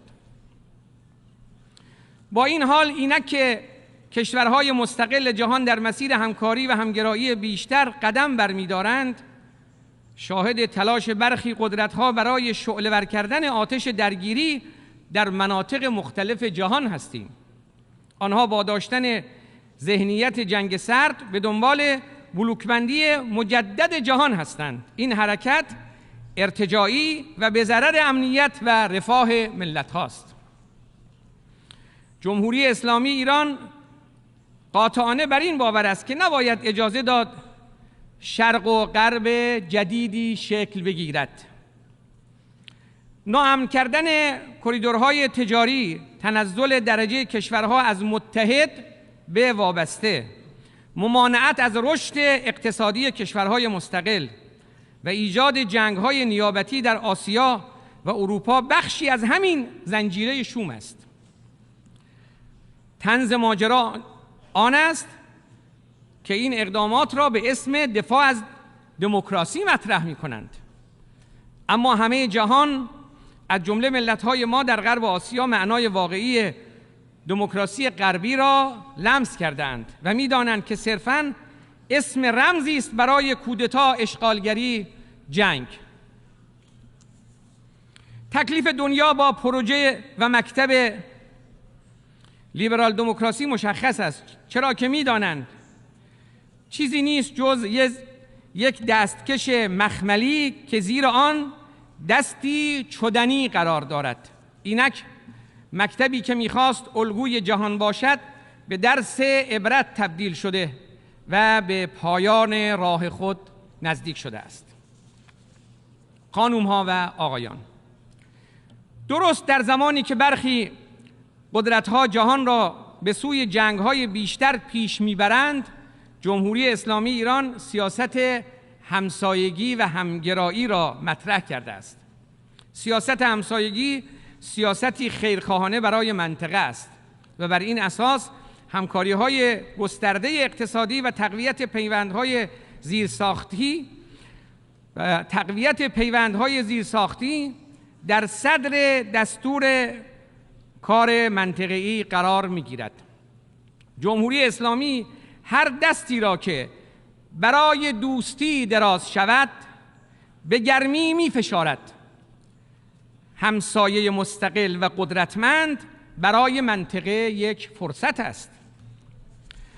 اینک که منطقه ما از 2 دهه تنش و بحران تحمیلی عبور کرده و مقاومت ملت‌های آزاده در ایران و عراق، یمن، لبنان، سوریه، فلسطین، افغانستان به ثمر نشسته است، چشمانداز فراروی منطقه را صرفاً میتوان با تعمیق اعتماد سیاسی متقابل، همکاری‌های اقتصادی گسترده و امنیت درونزا تضمین کرد. بر این اساس ایران فصل نوینی از روابط سودمند با کشورهای همسایه، همسو و هماندیش را رقم زده است. با عضویت در سازوکارهای منطقه‌ای و بین‌المللی ظرفیت‌های خود را برای شکل‌دهی به نظمی عادلانه به اشتراک گذاشته است و با اولویت دادن به تکمیل راهگذرهای تجاری از جمله راهگذر شمال جنوب که پیوند دهنده جهان شمال با جهان جنوب است، منافع پایدار اقتصادی را برای همه ملت‌های منطقه تضمین می‌کند. همچنین جمهوری اسلامی ایران آمادگی دارد به منظور کاهش و مدیریت آثار مخرب تغییر اقلیم ظرفیت‌های بی‌نظیر طبیعی و فنی خود را در حوزه تولید و انتقال انرژی‌های پاک با دیگر کشورها به اشتراک بگذارد. در سطح امنیتی، سیاست همسایگی به دنبال تضمین امنیت پایدار از طریق همکاری‌های درون منطقه‌ای و ممانعت از مداخله خارجی است. از قفقاز تا خلیج فارس هر گونه حضور بیگانه نه تنها بخشی از راه حل نیست، بلکه خود مشکل است. از قفقاز تا خلیج فارس هر گونه حضور بیگانه نه تنها بخشی از راه حل نیست، بلکه خود مشکل است. ما امنیت همسایگان را امنیت خود و هر گونه ناامنی برای آنها را ناامنی برای خود می‌دانیم. ما با جدیت و حسن نیت ابتکاراتی را در منطقه رقم زدیم. با این حال پیوند سیاست و امنیت نیازمند تحکیم است و تنها زمانی پایدار می شود که با همکاری‌های اقتصادی معنادار ترکیب شود. منطقه غرب آسیا به خاطر تجربه طولانی استعمار و تجاوزات نظامی مکرر فرصت‌های زیادی را برای توسعه و پیشرفت از دست داده است. اینک که با هدایت رهبری انقلاب اسلامی امام خامنه‌ای دکترین مقاومت امواج اشغالگری و تروریسم را با موفقیت به عقب رانده، فرصت و عصر جدیدی برای منطقه رقم خورده است. قدرت جمهوری اسلامی قدرتی امنیت ساز است و با حذف گزینه‌های جنگ اشغالگری و تجزیه کشورها از روی میز قدرت‌های سلطه‌گر افق‌های جدیدی را برای منطقه گشوده است. جمهوری اسلامی ایران بر این باور است که اولویت منطقه وحدت اسلامی و توسعه جمعی است. بدون تردید پایدارسازی امنیت منوط به توسعه جمعی است و این تنها راه سعادت در غرب آسیاست. سرزمین ایران فرصت‌های بی‌نظیری برای سرمایه‌گذاری دارد و اولویت دادن جمهوری اسلامی به همکاری‌های اقتصادی فرصتی برای کشورهای منطقه و جهان محسوب می‌گردد. جناب آقای رئیس و حضار گرامی، سال گذشته سال پیروزی ملت ایران بود. برخی از کشورهای غربی و سرویس‌های اطلاعاتی آنها در سال گذشته دچار اشتباه محاسباتی شدند و برای یک بار دیگر قدرت ملت ایران را دست کم گرفتند. از زمان پیروزی انقلاب اسلامی به رهبری امام خمینی، دشمنان ملت ایران با بحرانسازی‌های پیاپی انواع جنگ و تحریم و فشار حداکثری را بر مردم ما تحمیل کردند. 45 سال است که این سیاست‌ها شکست خورده و ملت ایران به پیروزی‌های پیاپی دست یافته است. اکنون آنها با جمهوری اسلامی مواجهند که به پشتوانه پیوند عمیق با ملت خود هم مقاومت کرده است و هم پیشرفت. در سال گذشته نیز ملت ایران آماج بزرگترین حمله رسانه‌ای و جنگ روانی تاریخ قرار گرفت.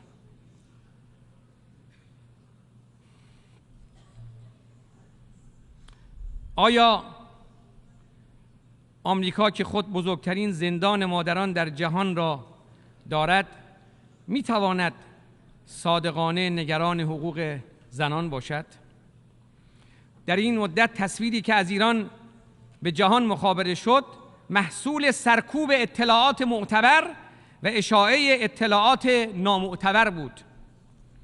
با وجود تولید و انتشار ده‌ها هزار خبر و گزارش دروغ درباره ایران، واقعیت‌های مهمی از ایران در سراسر جهان سانسور شد. آیا شما تاکنون چیزی درباره بمباران شیمیایی مردم ایران شنیده اید؟ آن سلاح‌های شیمیایی را برخی از اروپایی‌ها به صدام داده بودند. آیا تصویر مصدومان شیمیایی را که هنوز زنده‌اند ولی حدود 35 سال است که در بیمارستان بستری هستند و درد می‌کشند دیده اید؟ آیا تصویر کودکان مبتلا به بیماری پروانه‌ای که به خاطر تحریم دارو توسط امریکا و بعضی از کشورهای غربی درد می‌کشند از قاب رسانه‌های اصلی به دنیا مخابره شده است؟ آیا جلوه‌های صبر و مقاومت و ایثار و شهادت را در مردم مقاوم ایران اسلامی تصاویرش را مشاهده کرده اید؟ آیا از حرکت بی‌بدیل و 22 میلیونی مردم کشورهای مختلف در راهپیمایی عظیم اربعین حسینی در عراق چیزی شنیده اید؟ امنیت امروز برخی از کشورها در منطقه ما مدیون مجاهدت‌های سردار رشید اسلام حاج قاسم سلیمانی است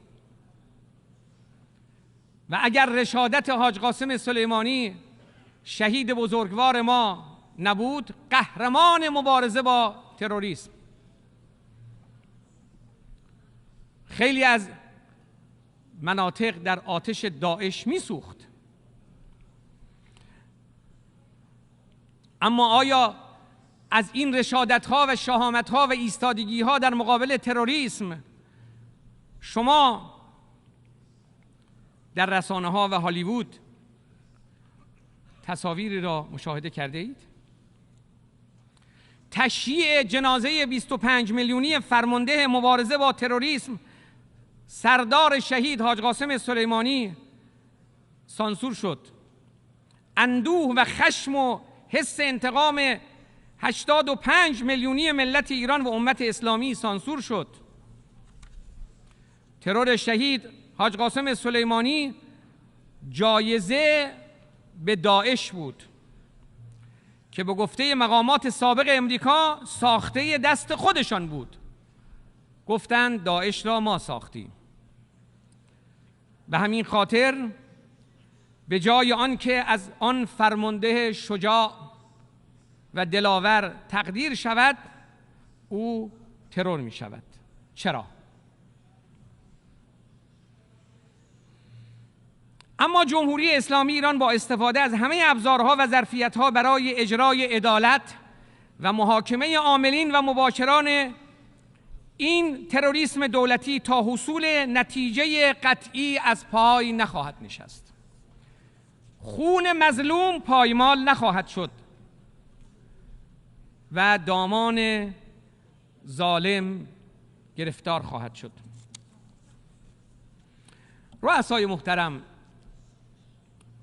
دولت‌ها، هیئت‌ها، خانوم‌ها، آقایان، اشغالگری، تروریسم و افراطگرایی از جمله مهمترین تهدیدهای جدی در غرب آسیا هستند که برهم زننده هر نظم مبتنی بر منافع ملت‌های منطقه است. ریشه‌کنی تروریسم در گروه مبارزه فراگیر و هدفمند با ریشه‌ها و جلوه‌های آن و مجازات بدون تبعیض تروریست‌ها در سراسر جهان است. استفاده برخی دولت‌های غربی از تروریسم به عنوان ابزار سیاست خارجی مبارزه کشورهای منطقه علیه تروریسم را خنثی خواهد کرد. مدیریت و بهره برداری برخی از سرویس‌های امنیتی غربی از بستر گروه‌های افراطی و به ویژه جابجایی هدفمند نیروهای جنگجوی خارجی در حوزه‌های مختلف جغرافیایی نیز به این نگرانی‌ها دامن می‌زند. برخی از کشورهای اروپایی باید پاسخ بدهند که چرا به پناهگاه امن برای گروه‌های تروریستی که تاکنون بیش از 17,000 نفر از شهروندان ایرانی را در کوچه و خیابان ترور کردند مأمن شدند و محل امنی شدند برای گروه‌های تروریستی. باید پاسخ بدهند کشورهای اروپایی چرا در عین ادعای مبارزه با تروریسم پناهگاه شدند برای گروه‌های تروریستی. این دوگانگی است. تبعیض در مبارزه با تروریسم به معنای چراغ سبز به تروریست هاست. ایران که خود بزرگترین قربانی تروریسم است، پیشقراول مبارزه با تروریسم در منطقه می باشد. ملت‌های منطقه ایران را شریکی مطمئن برای امنیت خود و رژیم اشغالگر قدس را عامل اصلی ناامنی، بی‌ثباتی و ترویج خشونت در منطقه می دانند. آیا وقت آن نرسیده که به 75 سال اشغال سرزمین فلسطین و ظلم به آن ملت مظلوم و کشتار زنان و کودکان پایان داده شود و حقوق ملت فلسطین به رسمیت شناخته شود؟ تداوم اشغال فلسطین و بخش‌هایی از خاک لبنان و سوریه توسط رژیم صهیونیستی و محروم ساختن ملت مظلوم فلسطین از حقوق مسلم و ذاتی خود به ویژه در تشکیل دولت فلسطینی به پایتختی بیت المقدس منجر به تشدید جنایات این رژیم و گسترش دامنه تجاوز و تهدید به سایر کشورهای منطقه شده است. تنها حکومت مبتنی بر آپارتاید و تبعیض نژادی باقی مانده در جهان که بر مبنای جنگ، اشغال، تروریسم و نقض حقوق ملت‌ها پایه‌گذاری شده و بر همین مبنا و روش ادامه حیات می‌دهد، نمی‌تواند شریک صلح باشد. وضعیت امروز افغانستان نمودی دیگر از آثار مداخله غرب در منطقه است. که به کشتار بیش از 170,000 تن از زنان و مردان و کودکان انجامید. در افغانستان ایران بر دولت فراگیر و ضرورت رعایت حقوق همه طوایف، قومیت‌ها و مذاهب در این کشور تأکید دارد. در عین حال اقدام عاجل بین‌المللی برای رسیدگی به بحران فوری پناهجویانی که از کشور خارج شده اند، به خصوص در ایران اسلامی، ضروری است. در قضیه جنگ اوکراین و روسیه نیز مایلم بار دیگر بر موضع جمهوری اسلامی ایران در رد جنگ به عنوان راه حلی برای هر گونه مخاصمه تأکید کنم. ما جنگ در اروپا را به نفع هیچ طرف اروپایی نمی‌دانیم. هر طرح آتش بس در جنگ اوکراین از سوی امریکایی‌ها، رد کردن هر طرح آتش بس در جنگ اوکراین از سوی امریکایی‌ها نشان می‌دهد که امریکا برای تضعیف اروپا برنامه بلند مدت دارد. ما از هر ابتکاری برای پایان جنگ و آغاز روند سیاسی حمایت می‌کنیم و آمادگی خود را برای نقش آفرینی سازنده در این عرصه اعلام می‌داریم. آقای رئیس، خانم‌ها و آقایان، خروج امریکا از برجام نقض اصل مسلم وفای به عهد بود. خروج امریکا از برجام نقض اصل مسلم وفای به عهد بود. دولت امریکا با نقض صریح مفاد قطعنامه 2231 شورای امنیت از عمل به تعهدات خود ذیل برجام اجتناب می کند. با این رفتار امریکا عملاً و برخلاف تمام ادعاهایش قانونگریزی و زورگویی را به جای همکاری تجویز کرده است. امریکا باید با اعتماد سازی اثبات کند که دارای حسن نیت است و اراده واقعی برای عمل به تعهدات خود و نهایی کردن مسیر دارد. اروپایی ها نیز که در پی سالها عدم پایبندی به تعهدات خود از جمله در لغو تحریم ها اکنون برجام و قطعنامه 2231 شورای امنیت سازمان ملل را نقض می‌کنند، باید درک کنند که با سرعت گرفتن در مسیر پرهزینه تقابل بازنده خواهند شد. سلاح هسته‌ای هیچ جایگاهی در دکترین دفاعی جمهوری اسلامی ایران ندارد. گزارش‌های رسمی مراجع ذی‌ربط بین‌المللی و حتی جوامع اطلاعاتی غربی نیز بارها بر صحت این ادعا تأکید کردند. جمهوری اسلامی ایران همانند 2 دهه گذشته به هیچ عنوان از حق مسلم ملت خود برای بهره‌مندی صلح‌آمیز از فناوری هسته‌ای کوتاه نخواهد آمد. تنها مجرم اتمی جهان نه تنها به تعهدات خود ذیل NPT مبنی بر خلع سلاح اتمی عمل نمی کند، بلکه با اعمال تحریم‌های یک جانبه غیرقانونی اصول مسلم حقوق بین الملل و منشور ملل متحد را نقض و حقوق ملت‌ها را پایمال می کند. اما این تحریم‌ها بر عزم قاطع ملت ما در مسیر پیشرفت کشور بی تأثیر بوده است. وقت آن رسیده که امریکا به بحران تصمیم گیری خود پایان دهد و مسیر صحیح را انتخاب کند.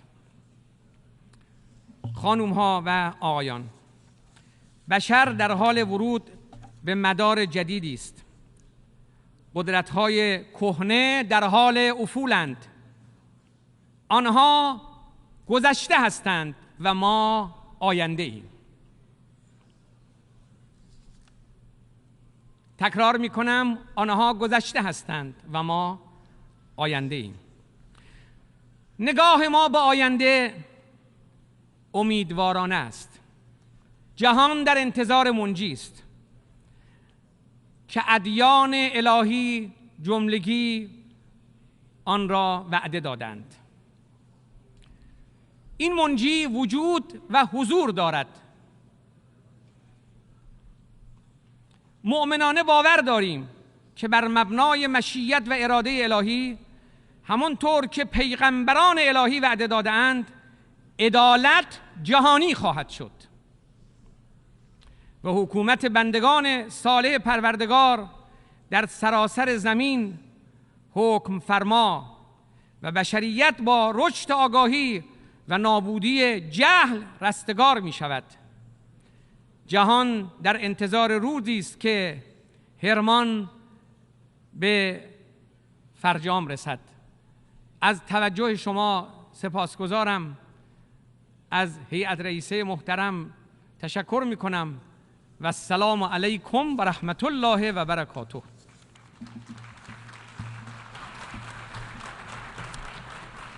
A nombre de la Asamblea, agradezco al presidente de la República Islámica de Irán la declaración que acaba de formular y pido al protocolo que acompañe a su excelencia. La Asamblea escuchará ahora un discurso del excelentísimo señor Abdelmajid Tebboune, presidente de la República Argelina Democrática y Popular. Pido al protocolo que acompañe a su excelencia. En nombre de la Asamblea General, tengo el honor de dar la bienvenida al excelentísimo señor Abdelmajid Tebboune, presidente de la República Argelina Democrática y Popular, y lo invito a dirigirse a esta Asamblea General.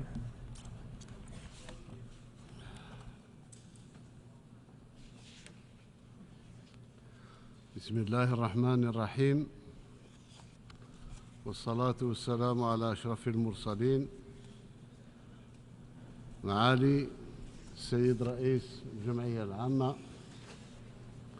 معالي السيد الأمين العام للأمم المتحدة، أصحاب الجلالة والفخامة والسمو، السيدات والسادة، في هذه المناسبة يسعدني أن أتوجه بالتحية والتقدير لأصحاب الفخامة والجلالة والسمو، قادة الدول ورؤساء الوفود المشاركين في الدورة 78 للجمعية العامة للأمم المتحدة. كما يسعدني أن أتوجه بأصدق عبارات التهاني إلى السيد دينيس فرانسيس على توليه رئاسة الدورة، متمنيا له النجاح والتوفيق في مهامه السامية، معربا كذلك عن تقديري لجهود السيد كاسابا كوروسي رئيس الدورة السابقة.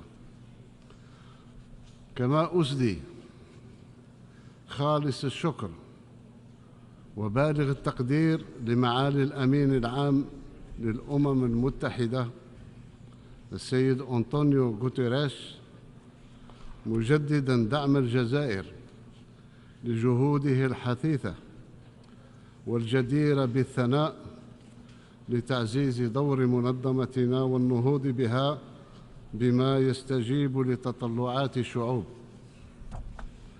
السيد الرئيس، إن في هذه القاعة التي تسع العالم بإسره وبتنوعه واختلافه نطمح إلى أن تترسخ في قناعتنا جميعاً بأن الحوار والنقاش بيننا مطلب ملح ناضلت من أجله شعوبنا من أجل عالم التعايش والتعاون والتضامن والمساواة بين الأمم.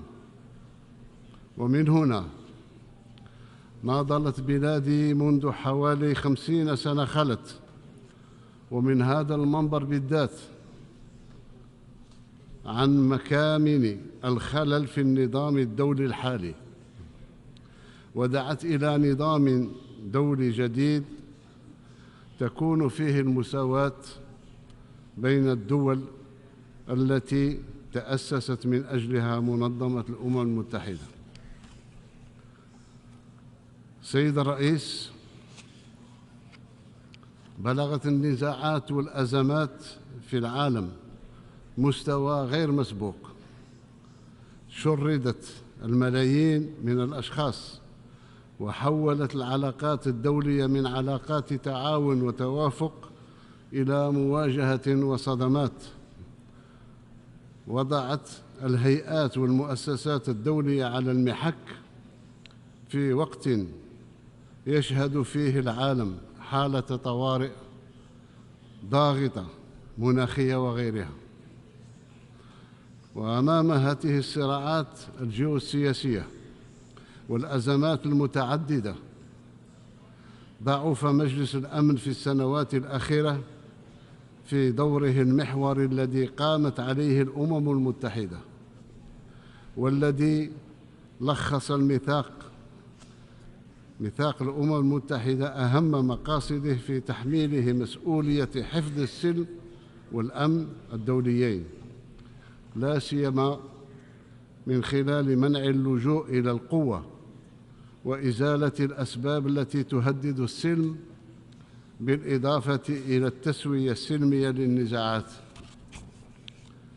لقد حان الوقت للتفكير معاً في سبل إعلاء قيم ومبادئ ميثاق الأمم المتحدة وتعزيز التزاماتنا الجماعية وإرساء الأسس المتينة التي تفضي إلى المزيد من التعاون العالمي الفعال بشأن القضايا الرئيسية، حتى نتمكن من إشعاع السلم والأمن الدوليين وتحقيق أهداف التنمية المستدامة في ظل عالم متعدد الأقطاب.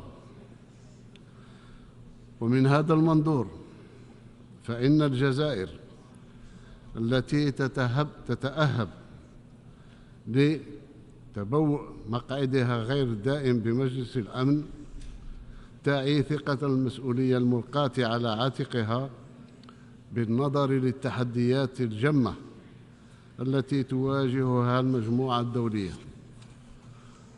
وأغتنم هذه السانحة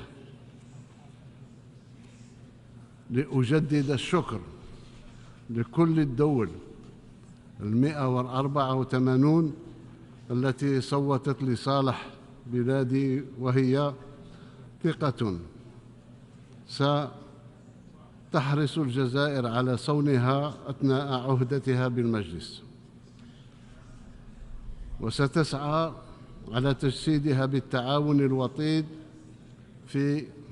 مع كافة الدول الأعضاء في مجلس الأمن وفي هيئة الأمم المتحدة، وتسخير خبرة الجزائر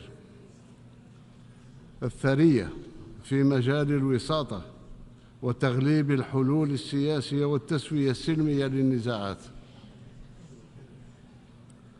وعمل بهذه الروح فإن بلادي ستنضم إلى مجلس الأمن حاملة لتطلعات شعوب القارة الإفريقية والعالم العربي، وداعية إلى تجاوز منطق تسيير الأزمات، بل اعتماد مقاربة ترتكز على الحلول النهائية للأزمات من خلال معالجة أسبابها الجذرية.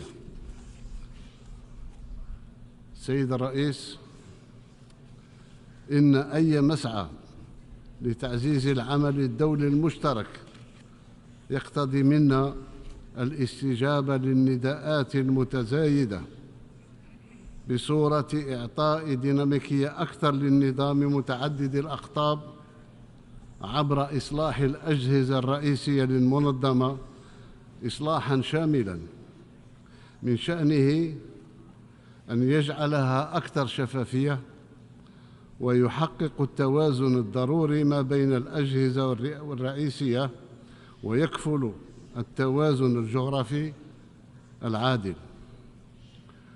وعليه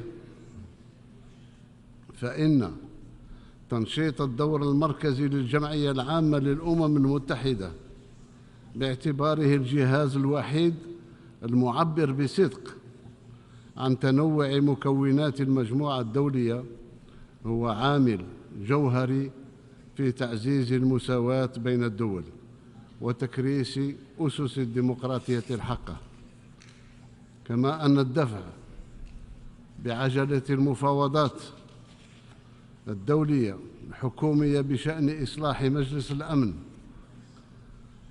وفق منهج متكامل وشامل ينبغي أن يكون أولوية للمجموعة الدولية بغية التواصل إلى توافق حول إصلاح حقيقي أكثر تمثيل وشفافية، وهو ما يدعو هنا إلى التأكيد على التزام الجزائر بالموقف الإفريقي الموحد بما يضع حداً للإجحاف التاريخي في حق القارة الإفريقية. سيد الرئيس، إن الجزائر التي تعي جداً ثمن انتزاع الحرية لن تتخلى عن مساندة القضايا العادلة ودعم الشعوب المضطهدة التي تكافح من أجل التحرر، ومن هذا المنطلق سعت على الدوام إلى دعم القضية الفلسطينية لتمكين الشعب الفلسطيني الشقيق من حقوقه غير القابلة للتصرف في إقامة دولته المستقلة على حدود 4 جوان 67 وعاصمتها القدس الشريف، طبقاً لقرارات الشرعية الدولية، وكتعبير عن موقفها ودعمها للقضية الفلسطينية العادلة. بادرت بلادي نهاية السنة الماضية بإشرافي شخصي بعقد مؤتمر للم الشمل من أجل توحيد الفصائل الفلسطينية تكلل باعتماد إعلان الجزائر. وأود في هذا السياق أن أعرب مجدداً عن تمسكنا بمبادرة السلام العربية كإطار لتسوية القضية الفلسطينية وإنهاء الاحتلال الذي يعد السبب الجوهري لعدم استقرار منطقة الشرق الأوسط، مهيباً بالضمير الحي للمجتمع الدولي أن يتحمل المسؤولية الأخلاقية والتاريخية من أجل تمكين الشعب الفلسطيني من تقرير مصيره واسترجاع حقوقه كاملة غير منقوصة. ومن جهة أخرى أغتنم هذه الفرصة لأدعو محكمة العدل الدولي إلى الاستجابة لطلب الجمعية العامة لمنظمة الأمم المتحدة المؤرخة في 30 ديسمبر 2022 بإصدار رأيها الاستشاري حول الممارسات التي تمس حقوق الإنسان في الأراضي الفلسطينية المحتلة بما فيها القدس الشريف، متطلعاً معكم إلى انتصار الحق وإنصاف كفاح الشعب الفلسطيني الذي طالت تضحياته ومعاناته من مظالم الاحتلال. كما أدعو من هذا المنبر مجلس الأمن إلى إصدار قرار يؤكد بموجبه حماية الحل الدولتين التي يحظى بإجماع دولي ووقف الأعمال أحادية الجانب للسلطة القائمة على الاحتلال وعلى رأسها الأنشطة الاستيطانية في الأراضي الفلسطينية المحتلة، مع تجديد المطالبة وألح على ذلك تجديد المطالبة بعقد جمعية عامة استثنائية لمنح دولة فلسطين العضوية الكاملة فيها. وأكرر مع تجديد المطالبة بعقد جمعية عامة استثنائية لمنح دولة فلسطين العضوية الكاملة في الجمعية العامة للأمم المتحدة. إننا نعتز بنجاح منظمتنا في إنهاء الاستعمار في العديد من المناطق والأقاليم، ونتطلع إلى الوصول إلى تصفية نهائية لظاهرة الاستعمار مع آخر مستعمرة إفريقية، حيث لا زال الشعب بأكمله في الصحراء الغربية محروما من حقه الأساسي في تقرير المصير عبر استفتاء حر ونزيه يتوافق مع خطة التسوية الأممية الإفريقية التي اعتمدها مجلس الأمن سنة 1991 ووافق عليها الطرفان، والتي تظل تنتظر التطبيق. وفي ظل هذا الواقع وأمام المحاولات الهادفة إلى خلق شرعية من لا شرعية، تقع على الأمم المتحدة مسؤولية صون مصداقية قراراتها مع واجب الإدراك الجماعي بأن دعم التنفيذ الكامل لقراراتها هو حفظ لهيبة هذه المنظمة. وفي هذا الإطار أجدد دعمنا لجهود الأمين العام لمنظمة الأمم المتحدة السيد أنطونيو غوتيريش ومبعوثه الشخصي في مساعي إعادة بحث مسار المفاوضات المباشرة من أجل تنظيم استفتاء يسمح بتقرير مصير الشعب الصحراوي طبقاً لقرارات مجلس الأمن. سيد الرئيس،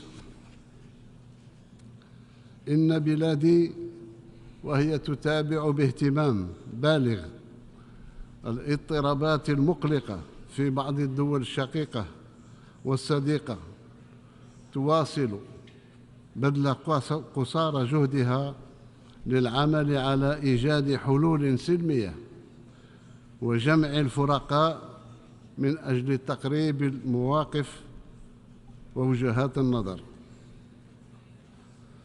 ففيما يتعلق بالوضع في ليبيا الشقيقة، أؤكد هنا دعمنا لجهود الأمم المتحدة الرامية لإيجاد حل سياسي يقوده الليبيون أنفسهم ويمكنهم من الحفاظ على وحدة ليبيا وسيادة وسلامة أراضيها. أما بخصوص الوضع في مالي، إني أجدد عزم الجزائر التي تتولى ريادة الوساطة الدولية ورئاسة لجنة متابعة تنفيذ اتفاق السلم والمصالحة المنبثق عن مسار الجزائر على مواصلة جهودها لتجاوز الصعوبات التي يعيشها هذا البلد الشقيق، مع التأكيد مجدداً على موقفنا الرافض للجوء إلى القوة لفض النزاعات. بالنسبة لوضع المستجد في الجارة النيجر، فالجزائر تؤكد تمسكها بالعودة إلى النظام الدستوري بالطرق السلمية وتغليب الحلول السياسية والدبلوماسية واحترام متطلبات دولة القانون، وتدعو إلى توخي الحذر أمام نوايا التدخل العسكري الأجنبي لما له من عواقب خطيرة على أمن واستقرار النيجر والمنطقة كلها.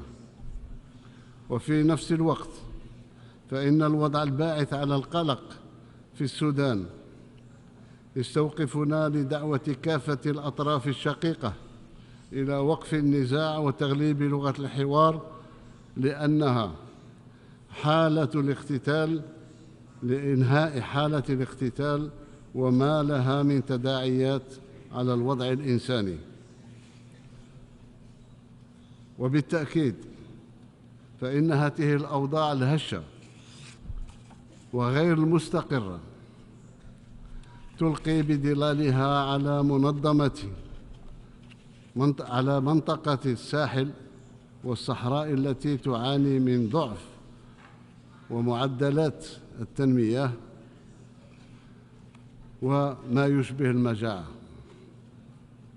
وانعكاسات التغييرات المناخية، الأمر الذي يزيد من حدة عدم الاستقرار ويغذي الجماعات الإرهابية التي تتخذ من المنطقة ملاذاً لنشاطها الإجرامي. وفي هذا السياق لا تتوانى الجزائر في دعم الجهود التنموية لدول المنطقة ومشاركة تجربتها في مكافحة الإرهاب والتطرف العنيف، حيث قدمت إلى القمة الاستثنائية للاتحاد الإفريقي المنعقد في مالابو يوم 28 ماي 2022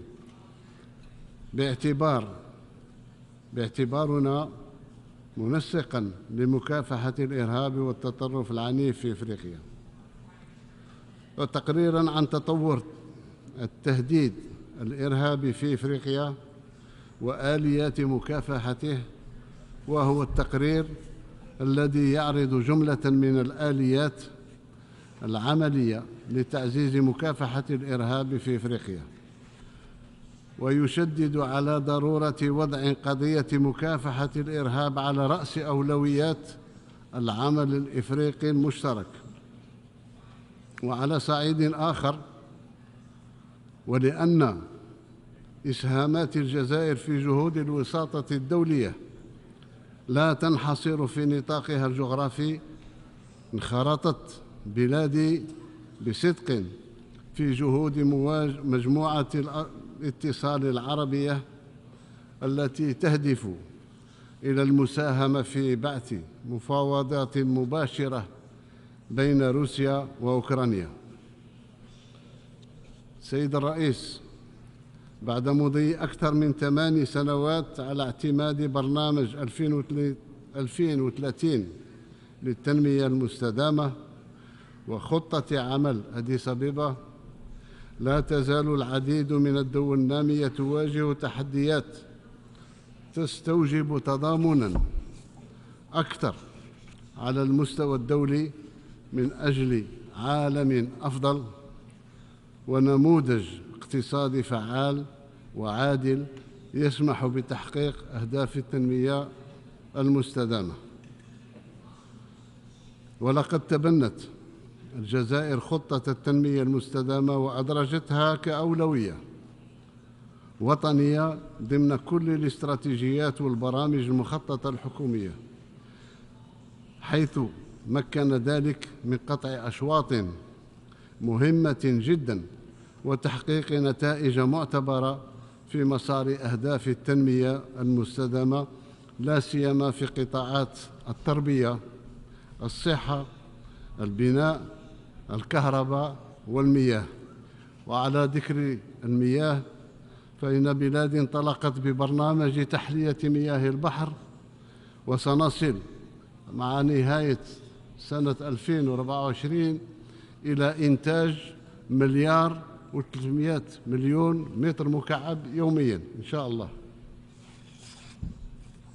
سيد الرئيس، إن بلادي التي حظيت بدعم وثيقة الدول الأعضاء في مجلس حقوق الإنسان لنيل العضوية فيها هي طرف في معظم المعاهدات الدولية لحقوق الإنسان، وتعمل بكل حرص على تعزيز تعاونها معه ومواصلة تنسيقها مع مختلف هيئات المعاهدات المعنية بحقوق الإنسان وآلية الاستعراض الدولي الشامل، حيث قدمت بلادي في نوفمبر 2022 تقريرها الوطني الرابع في إطار هذه الآلية.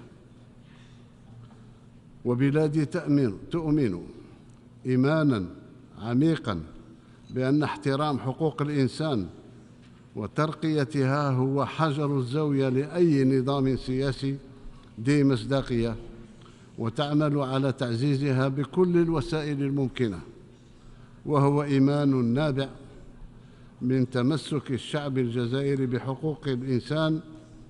ويعد التعديل الدستوري في بلادي سنة 2020 إشهاداً على قناعاتنا بضرورة تعزيز الحقوق والحريات، حيث نص صراحة على أنه لا يمكن أبداً المساس بجوهرها، مكرساً في أحكامه المساواة بين كل المواطنين والمواطنات في الحقوق والواجبات، بإزالة العقبات التي تحول دون المشاركة الفعالة للجميع، لا سيما في مجال ترقية حقوق المرأة وتمكينها سياسياً واقتصادياً من أجل إدماجها في مناصب المسؤولية، وتحقيق مبدأ المناصفة في سوق التشغيل، وتعزيز دورها في السلم والأمن، وترقية مكانتها في مختلف مجالات الحياة على المستوى الوطني والقاري والدولي. وقد تم إعداد مخطط وطني عملي في إطار تنفيذ القرار 1325 الصادر من مجلس الأمن في أكتوبر 2000، تلتزم من خلاله الجزائر بالحرص على ترقية دور المرأة في حل النزاعات والوقاية منها بما يتماشى ومبادئ السياسة الخارجية لبلادنا. كما اعتمدت الجزائر التي تزخر بطاقات شبانية هائلة تتجاوز 70% من سكانها مناهج تمكن من توفير الإطار المؤسساتي والوسائل المادية الكفيلة بتنمية قدراتها وإدماج الشباب كقوة محركة في مسارات التنمية المستدامة وعلى كافة الأصعدة السياسية والاقتصادية والثقافية. وفي الختام سنبقى نتطلع إلى عالم يسوده الأمن والازدهار والرفاه الإنساني تحت مظلة منظمة الأمم المتحدة، فلتكن الإرادة صادقة والعزائم قوية لتحقيق تطلعات شعوبنا المشروعة. شكراً على كرم الإصغاء، والسلام عليكم.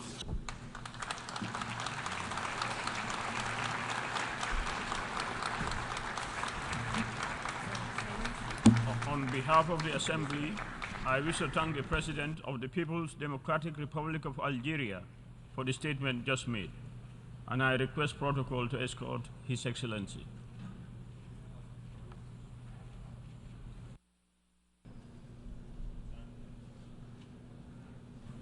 The Assembly will hear an address by His Excellency Alberto Fernandez, President of the Argentine Republic. I request protocol to escort His Excellency. On behalf of the General Assembly, I have the honor to welcome His Excellency Alberto Fernandez, President of the Argentine Republic, and to invite him to address the Assembly.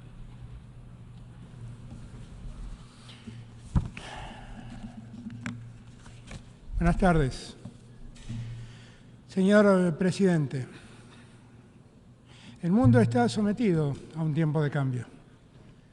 Una nueva era asoma mientras la humanidad todavía sobrelleva los efectos de una pandemia que acabó con la vida de 15 millones de personas, dejando al descubierto de la desigualdad que enfrentamos. Mientras tanto, la crisis climática somete a nuestro planeta a todo tipo de inclemencias. Ciclones, tornados inesperados, inundaciones, extensas sequías acaban afectando a millones de seres humanos en todas las latitudes del planeta. Todo sucede mientras una guerra se prolonga llevándose consigo más vidas humanas y desatando una crisis energética y alimentaria de tremendas proporciones. Cuando todas estas calamidades se suceden, asistimos a una revolución tecnológica que nos asombra. La robotización y el acelerado proceso de la instalación de la inteligencia artificial nos obliga a repensar la educación, los procesos productivos y la preservación del trabajo. ¿Cómo ser capaces de enfrentarnos a semejantes cambios y de armonizar intereses en este nuevo escenario en el que hemos quedado parados? Ese es el verdadero desafío que hoy enfrentamos. Al hablar ante esta asamblea, confieso, me siento en la obligación de expresarme con absoluta franqueza. Los problemas del mundo exigen soluciones. Ya usamos mucho tiempo diagnosticando los problemas. No podemos seguir hablando de los problemas mientras estamos caminando en una cornisa. Los riesgos de perpetuar este presente son muy altos. Hemos transitado la mitad del camino hacia el cumplimiento de la Agenda 2030 sabiendo que, como señaló CEPAL, tal vez solo una cuarta parte de las metas que nos propusimos podremos alcanzarla en ese año del 2030. Esta falta de percepción de un mejor futuro siembra desazón en un mundo que quiere desarrollarse y en el que habitan las personas más pobres y vulnerables del planeta. Es imposible querer alcanzar un futuro equitativo, promoviendo la continuidad de las mismas lógicas que han generado la desigualdad en la que vivimos. La ingeniería financiera internacional se muestra abusiva y está intacta. ¿Cómo concretar un desarrollo sostenible sin un financiamiento que ayude a hacerlo? El sistema financiero internacional no demuestra voluntad de adaptarse a un mundo que requiere recobrar la equidad que ha perdido. Por el contrario, solo busca imponer las mismas políticas ortodoxas que profundizaron la desigualdad y la miseria que hoy ve el mundo. La arquitectura financiera mundial solo sirve para concentrar el ingreso en muy pocos y para marginar a vastas regiones del mundo. Apuestan a la especulación antes que al desarrollo. Propician la mano de obra barata antes que la dignidad del trabajo. Ya no hay más tiempo para seguir hablando, es hora de promover la justicia social en el mundo. El Fondo Monetario Internacional no puede subir sus intereses cada vez que la Reserva Federal Americana sube sus tasas para contener la inflación de su país. No puede hacerlo, pero lo hace. Y en ese contexto resulta vergonzoso que aún hoy apliquen sobrecargos a muchos países a los que ya se les vuelve insoportable cargar la mochila de la deuda externa. Irónicamente, el Fondo Monetario Internacional financia a Ucrania en medio de la guerra y en medio de esa guerra le aplica sobrecargos a los intereses que le cobran. ¡Qué disparate! Necesitamos un nuevo marco de tratamiento de las deudas soberanas que tenga como norte el desarrollo con justicia social. La experiencia muestra que cuando se asfixia a un pueblo con la eterna condena del endeudamiento, sus fuerzas fenecen, las crisis sociales se potencian y las deudas se vuelven incobrables. Estamos frente al reto de alimentar una población mundial creciente en condiciones climáticas críticas. Las sequías o las inundaciones, los tornados o el granizo, todo afecta la producción y el suministro de alimentos. Lo sabemos por experiencia propia. La Argentina perdió más del 20% de sus exportaciones debido a la peor sequía de los últimos 100 años. Quedaron pulverizados, nada más y nada menos, que 3 puntos del Producto Bruto Interno de Argentina. Todos sabemos hoy que un mercado internacional de alimentos intoxicado por la especulación financiera solo facilita una mayor renta para unos pocos e inestabilidad y miseria para millones de seres humanos. Para encontrar una solución de largo plazo al problema de la seguridad alimentaria es crucial que haya un sistema de comercio internacional de productos agrícolas más justo, más transparente, más equitativo y más previsible. Debemos eliminar las distorsiones producidas por subsidios y debemos prohibir que los alimentos sean objeto de esa especulación financiera. Ambas cosas desalientan las inversiones necesarias para aumentar la producción que ayude a satisfacer la creciente demanda mundial de alimentos. La Argentina considera el multilateralismo como la mejor herramienta para encontrar soluciones compartidas a los problemas comunes. Refleja nuestra vocación de actuar solidariamente y cooperar en la búsqueda del bienestar colectivo. Las propuestas hegemónicas solo han servido para potenciar la desconfianza, para impulsar carreras armamentísticas y limitar las posibilidades de cooperación económica y científico-tecnológica. En la actual coyuntura, como sabemos, confluyen los efectos provocados por más de una década de crisis acumuladas que abarcan los efectos del colapso financiero del 2008 hasta llegar a la guerra desatada por Rusia al ocupar territorio ucraniano. Los efectos de esa guerra están a la vista. Además de las terribles consecuencias en términos humanitarios, la disputa bélica está generando niveles históricos de inflación a escala planetaria, con especial impacto en el precio de los alimentos y en el precio de la energía. Este presente registra también tensiones menos atendidas por la opinión pública, pero que afectan profundamente la paz internacional. A modo de ejemplo de lo que destaco, permítanme señalar los bloqueos de Azerbaiyán en el corredor de Lachin, que vienen provocando una crisis humanitaria que castiga nuevamente a parte del pueblo armenio. Precisamente hoy, mientras esta asamblea se celebra, las noticias dan cuenta que Azerbaiyán desató operaciones militares con el propósito de tomar el control de Nagorno-Karabaj. La comunidad internacional no puede quedar pasiva ante semejante realidad.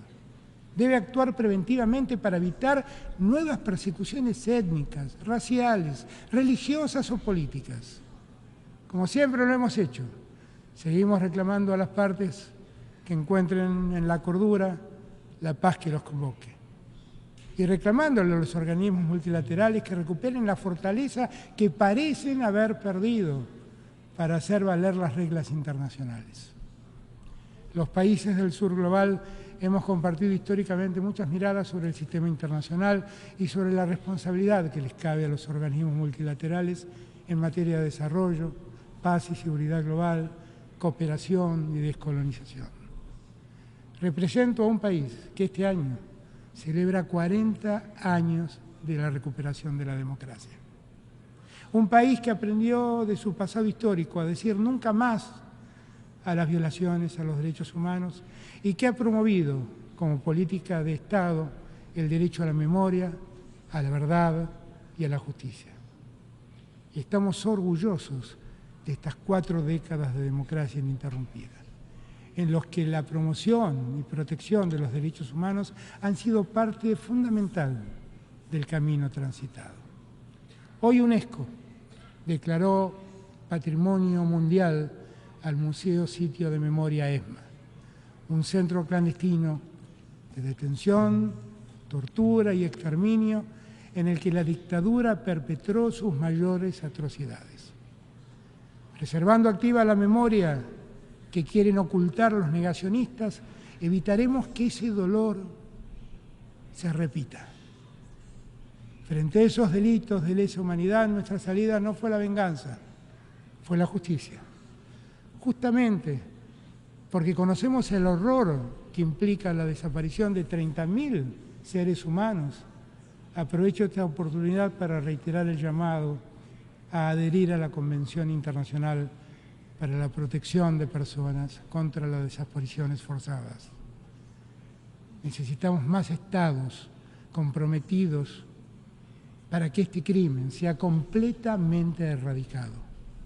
El desafío que tenemos por delante es consolidar y avanzar en la agenda de derechos, lo que significa lograr democracias con mayor equidad e igualdad entre su ciudadanía.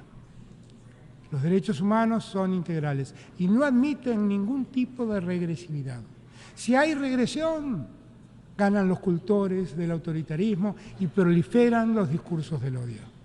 Así las democracias se deslegitiman y la crisis de representación que se genera termina poniendo en jaque la institucionalidad del Estado de Derecho. Preservar el Estado de Derecho es una mirada compartida en todo nuestro continente. Por eso vemos con preocupación lo que está sucediendo en Guatemala. La comunidad internacional debe activar los mecanismos pertinentes que garanticen el respeto al veredicto popular. La crisis climática es una realidad que ha modificado las temperaturas y los fenómenos atmosféricos en todo el mundo, imponiendo restricciones y obstáculos al desarrollo. Resulta imperativo resolver el problema sin más dilaciones, dejando los discursos de lado y aplicando una arquitectura de financiamiento ambiental multilateral justa, transparente, equitativa y basada en el principio de responsabilidades comunes pero diferenciadas. La Argentina reafirma su compromiso en materia de igualdad de género y diversidad, como una condición indispensable para el crecimiento y el desarrollo sostenible a nivel nacional e internacional, con un enfoque de derechos humanos. Hemos desarrollado marcos normativos y políticas públicas para la promoción de la igualdad de todas las mujeres y diversidades. En la actualidad, nuestro país se encuentra ejecutando el Plan Nacional de Igualdad en la Diversidad. Como parte de esa vocación integracionista plasmada en el Mercosur y en el UNASUR, en estos 4 años nos hemos propuesto retomar una senda de integración con América Latina y el Caribe y fortalecer el diálogo con todos nuestros socios a través de la concertación política con un enfoque solidario y cooperativo. Como alguna vez fue la construcción de la Unión Europea, las distintas instancias de integración de América Latina y el Caribe son un patrimonio que la región aporta a la humanidad en busca de paz, de cooperación y de justicia. Nuestra región se encuentra frente a una oportunidad histórica. Cuenta con la energía y los alimentos que el mundo demanda. Nuestro desarrollo depende de que tengamos la capacidad de aprovechar esos recursos. Es preciso que trabajemos conjuntamente para llevar a cabo obras de infraestructura que nos permitan competir industrialmente desde nuestra región. La Argentina, señor presidente, condena el terrorismo en todas sus formas y manifestaciones. Sus actos constituyen una amenaza a la paz, a la seguridad internacional y a la dignidad humana. El terrorismo debe combatirse en el marco del Estado de Derecho y del pleno respeto al derecho internacional. La Argentina ha ratificado su compromiso con la Convención Interamericana contra el Terrorismo y con la mayoría de los instrumentos internacionales en materia de terrorismo, tratando de desarrollar todas las medidas allí contenidas como la vía más eficaz para acabar con esa amenaza. Por nuestra parte, seguimos luchando contra la impunidad, investigando los atentados que sufrimos en 1992 en la Embajada de Israel en la ciudad de Buenos Aires y en 1994 en la sede de la AMIA, que cobraron la vida de 107 personas y dejaron centenares de heridos. Queremos que los responsables de tan atroces ataques sean identificados, juzgados y condenados. Una vez más, instamos a la República Islámica de Irán a que coopere con las autoridades judiciales argentinas para poder avanzar en esa investigación del atentado contra la AMIA. También exhortamos a la comunidad internacional toda a que nos acompañen en nuestra lucha, evitando recibir o cobijar a cualquiera de los imputados, aun cuando gocen de inmunidad diplomática. Debemos recordar que sobre ellos pesan solicitudes de captura internacional y alertas rojas de Interpol. La Argentina se opone firmemente, señor presidente, a la utilización de medidas unilaterales de coerción y a la adopción de prácticas comerciales discriminatorias. La perpetuación del bloqueo contra Cuba es inadmisible. Año tras año, esta Asamblea General reclama por una abrumadora mayoría la necesidad de poner fin a dicho bloqueo. Asimismo, solicitamos una vez más la exclusión de Cuba de la lista de países que supuestamente patrocinan al terrorismo internacional. Del mismo modo, deben cesar de inmediato las sanciones impuestas por los Estados Unidos a Venezuela. Su prolongación en el tiempo solo lastimó las condiciones de vida para sus habitantes, para los venezolanos, y condujo al exilio a millones de ellos que emigraron de su patria buscando una vida mejor.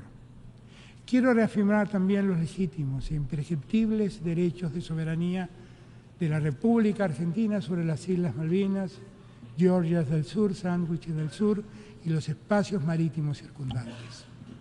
Forman parte integrante del territorio nacional argentino y se encuentran ocupados ilegalmente por el Reino Unido desde hace casi 2 siglos. De conformidad con las resoluciones de esta Asamblea General y su Comité Especial de Descolonización, la forma de resolver la situación de las islas es a través de la negociación de soberanía entre Argentina y el Reino Unido. Lamentamos que el Reino Unido continúe rehusándose a reanudar las negociaciones. Cuestionamos que siga desarrollando actividades unilaterales de exploración y explotación de recursos naturales en el área en disputa, contradiciendo así la resolución 31/49 de esta Asamblea. Así también cuestionamos su presencia militar en el Atlántico Sur, una región de paz. La Argentina mantiene un firme compromiso con la solución pacífica de esta anacrónica situación colonial. Hemos propuesto al Reino Unido una renovada agenda bilateral sobre el Atlántico Sur que supone un proceso formal de diálogo que incluya, por supuesto, la cuestión vinculada a la reanudación de las negociaciones, sobre la soberanía. También expresamos nuestra disposición a continuar con las tareas de identificación de los excombatientes muertos en las islas, en el marco de las obligaciones que surgen del derecho internacional humanitario y en aras de brindar respuesta y consuelo a las familias de los soldados que allí cayeron. Lamentablemente, el Reino Unido rechazó nuestra propuesta. No obstante ello, la Argentina reitera su pedido al secretario general para que, en el marco de los buenos oficios, redoble sus esfuerzos para acercar a ambas partes a una mesa de negociaciones. El lema de la Agenda 2030 es que nadie quede atrás, que nadie pierda para siempre el camino de la justicia y el desarrollo. Estamos convencidos de que ese es un noble propósito, un noble objetivo que vale para los individuos y vale para los pueblos. Pero por favor, no convirtamos ese objetivo, ese incentivo en letra muerta. Después del arrepentimiento, no sirve de nada. El arrepentimiento no repara las vidas estropeadas, las vidas sin futuros y mucho menos devuelve las vidas perdidas. Muchas gracias.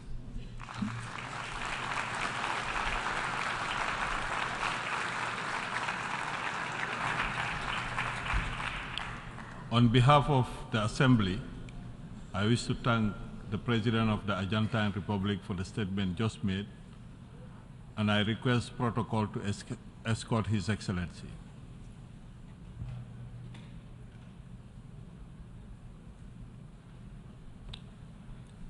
The Assembly will hear an address by His Excellency Nayib Armando Bukele, President of the Republic of El Salvador. I request protocol to escort His Excellency. On behalf of the General Assembly, I have the honor to welcome His Excellency Nayib Armando Bukele, President of the Republic of El Salvador, and to invite him to address the Assembly.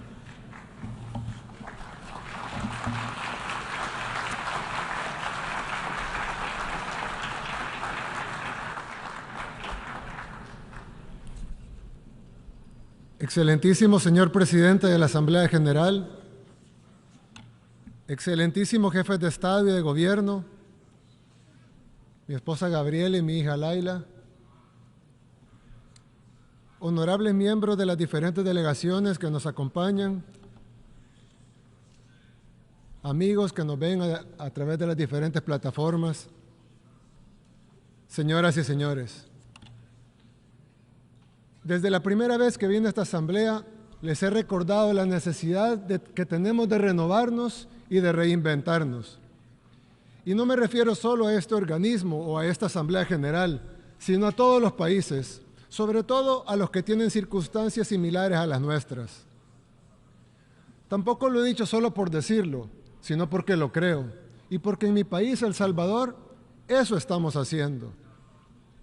El Salvador, al igual que muchos países en vías de desarrollo, siempre ha soñado con ser grande. Para algunos países, ese sueño en algún momento se vio posible, pero para otros, como el nuestro, eso siempre fue algo impensable. No creíamos que fuera posible, ni siquiera acercarnos a él. Incluso, creo que ninguna persona que esté escuchando este discurso pensó que alguna vez podía pronunciar o escuchar el nombre de El Salvador como referente mundial de algo positivo. Pero a pesar de todos los obstáculos, decidimos arriesgarnos. No aceptamos el destino que otros nos habían trazado. Hoy, a 4 años de nuestro gobierno, nadie se atreve ni siquiera a negar que por primera vez en nuestros 202 años de historia, el país más pequeño del continente ha dado los primeros grandes pasos para lograr su sueño de grandeza. En muy poco tiempo, El Salvador pasó de ser la capital mundial de los homicidios, pasó de literalmente ser el país más peligroso del mundo a ser el país más seguro de América Latina. Ya no es una promesa, es una realidad que están viviendo los salvadoreños. Y cualquier extranjero puede ir a comprobar por sí mismo. Por eso, muchos en el mundo están pendientes de lo que ocurre en nuestro país, sobre todo en Latinoamérica, pero también en Estados Unidos y en otras partes. Ven lo que sucede en El Salvador y se preguntan por qué no puede pasar lo mismo en nuestros países. La respuesta es clara y es sencilla. Deben tomar sus propias decisiones. Deben reafirmar su derecho a usar el sentido común, a aprobar sus propias recetas y ejecutar sus propios planes, a diseñar sus propios sistemas. Ningún país tiene el derecho de imponer sus ideas, de imponerle su forma de hacer las cosas, menos cuando estas formas ni siquiera funcionan en nuestros países. En cada una de las decisiones que hemos tomado, nosotros hemos reafirmado nuestro derecho legítimo a autogobernarnos, aunque eso hubiera significado equivocarse. Pero no nos equivocamos. Tuvimos éxito, un éxito rotundo. Así que no solo reafirmamos nuestro derecho a tomar nuestras propias decisiones, sino también nuestro derecho a tener la razón. No hay ni una sola receta, ni una sola fórmula que funcione para todos por igual. Pero sí creo que hay un ingrediente que todas las recetas deberían incluir, o al menos deberían tener el derecho de incluirla. Ese ingrediente es la valentía. Hay que tener la actitud, el valor, la determinación de hacer lo que se debe de hacer, aun cuando otros te cuestionen, aun cuando otros te critiquen. Durante décadas probamos todo lo que nos dijeron que era lo mejor para nosotros.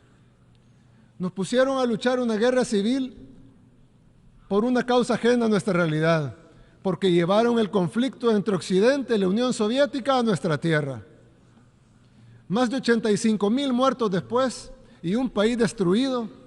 Después de todo eso, nos dijeron que esa ya no era la receta. que ahora había una nueva receta. Así que nos hicieron firmar unos acuerdos de paz falsos, que de paz no tenían nada y que solo sirvieron para que los dos bandos de la guerra se repartieran el botín. Intentamos con cada fórmula que nos dieron y nada funcionó. Después, amparados bajo poderes extranjeros, le entregamos el país a la derecha. Y luego, también amparados por agentes externos, le dimos el poder a la izquierda. Así nos mantuvieron durante 30 años de posguerra, donde hubo más muertes que en la guerra civil, y más pobreza y más violencia. Nadie hizo nada por cambiar de raíz el sistema, ni las instituciones, ni mucho menos las leyes. Todo lo que ocurrió durante esos años se hizo con el respaldo, el financiamiento, la anuencia y la imposición de quienes siempre se han autodenominado grandes defensores de los derechos humanos y de la institucionalidad democrática. En lugar de darnos la medicina para sanar, nos estaban dando un veneno. Pretendían que siguiéramos haciendo lo mismo que se hizo en el pasado. Pretendían que los mismos que nos habían saqueado y que nos habían masacrado siguieran gobernándonos, o al menos compartiendo el poder. Pero esta vez les dijimos que no. Rechazamos el veneno y tomamos, por primera vez, probamos nuestra propia medicina. Gracias a Dios funcionó. Lo primero que hicimos fue asegurar de estar del lado de Dios y del pueblo, porque ninguna transformación que valga puede ser obedeciendo poderes externos. En segundo lugar, creamos nuestro propio método, uno que estaba diseñado para nuestra realidad, creado por los que vivimos en carne propia esa realidad. Luego, el pueblo salvadoreño nos dio 2 votos de confianza. Bueno, nos ha dado varios votos de confianza, pero estos quizás son los 2 más importantes hasta ahora. El primero fue cuando me eligieron como su presidente. El segundo fue cuando decidieron darnos, a través del órgano legislativo, la gobernabilidad. Sabíamos entonces que teníamos una obligación con el pueblo. Todas las decisiones que hacían falta para arreglar nuestro problema más urgente, la inseguridad, debían ser tomadas. De poco hubieran servido los esfuerzos que estábamos haciendo para mejorar la salud, la economía, si seguían matando a nuestra gente y los jueces y fiscales dejaban libres a los asesinos. De poco servía transformar la educación si desde las mismas cárceles las pandillas daban órdenes para matar cobardemente a nuestra niñez y reclutar forzosamente a nuestra juventud. No podíamos dedicarnos a invertir millones de dólares en construir infraestructura vial. Lo hacíamos, pero no iba a ser suficiente si los salvadoreños no podían caminar libremente por esas calles. Así que tomamos la decisión de depurar el Ministerio Público, la Fiscalía, el órgano judicial y el sistema carcelario. Además, cambiamos las leyes para asegurarnos de que los terroristas no salieran de nuevo de la cárcel. Y fue en ese momento cuando comenzaron las condenas internacionales. Algunos países, medios de comunicación, algunos expertos iniciaron un ataque sistemático contra cada una de las decisiones que tomábamos. Personas que nunca usaron su poder y su influencia para exigir seguridad por nuestra gente asesinada, de pronto estaban en contra de nuestras decisiones para detener la masacre. Países que nunca condenaron el asesinato de 30, 40 y hasta 50 salvadoreños por día, de pronto nos exigían explicaciones de por qué cambiábamos al fiscal, a los magistrados o a los jueces. ¿No les parece absurdo que nos cuestionaran por eso? ¿De quién es la responsabilidad de mantener una política de seguridad interna en cualquier país del mundo? Es responsabilidad del gobierno, del órgano ejecutivo, sí, a través de las fuerzas de seguridad del Estado y del sistema penitenciario, pero en cooperación con el Ministerio Público, con la Fiscalía, con el órgano judicial. Era una condición indispensable que todos trabajaran articulados y alineados hacia un mismo lado para que el plan funcionara. Si hubiésemos dejado al mismo fiscal general anterior, si hubiésemos dejado a los magistrados de la sala anterior, si hubiésemos dejado a los jueces, que muchos protegieron y quienes hasta emitieron condenas cuando los removimos, seguiríamos siendo la capital mundial de los asesinatos. Si los hubiéramos escuchado, seguiríamos perdiendo miles de salvadoreños a manos de los terroristas. Gracias a Dios, no les hicimos caso. Cada una de las decisiones que hemos tomado nos trajeron a este momento. Hoy El Salvador compite con Canadá por ser el país más seguro de todo el continente. No solo somos el país de América Latina con menos homicidios per cápita, por mucho, sino que también hemos reducido todos los delitos al mínimo. La gente ya puede caminar por las calles que por mucho tiempo estuvieron prohibidas por las pandillas. Los negocios ya no pagan extorsiones. Los niños ahora pueden salir a jugar a los parques sin miedo a que los recluten o los maten. Son cosas que a algunos de ustedes les sonarán como básicas o cotidianas, ir a jugar al parque, salir a las calles, pero en nuestro país no existían. Nos criticaron y condenaron por cada una de las decisiones que tomamos en aquel momento. Intelectuales, periodistas, políticos y organizaciones de todas partes se enfrascaron en un debate sobre lo que estábamos haciendo. Hoy vengo a decirles, ese debate se acabó.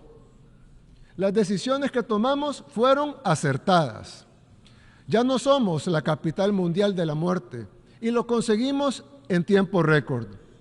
Hoy somos un referente de seguridad y nadie lo puede poner en duda. Ahí están los resultados, son irrefutables.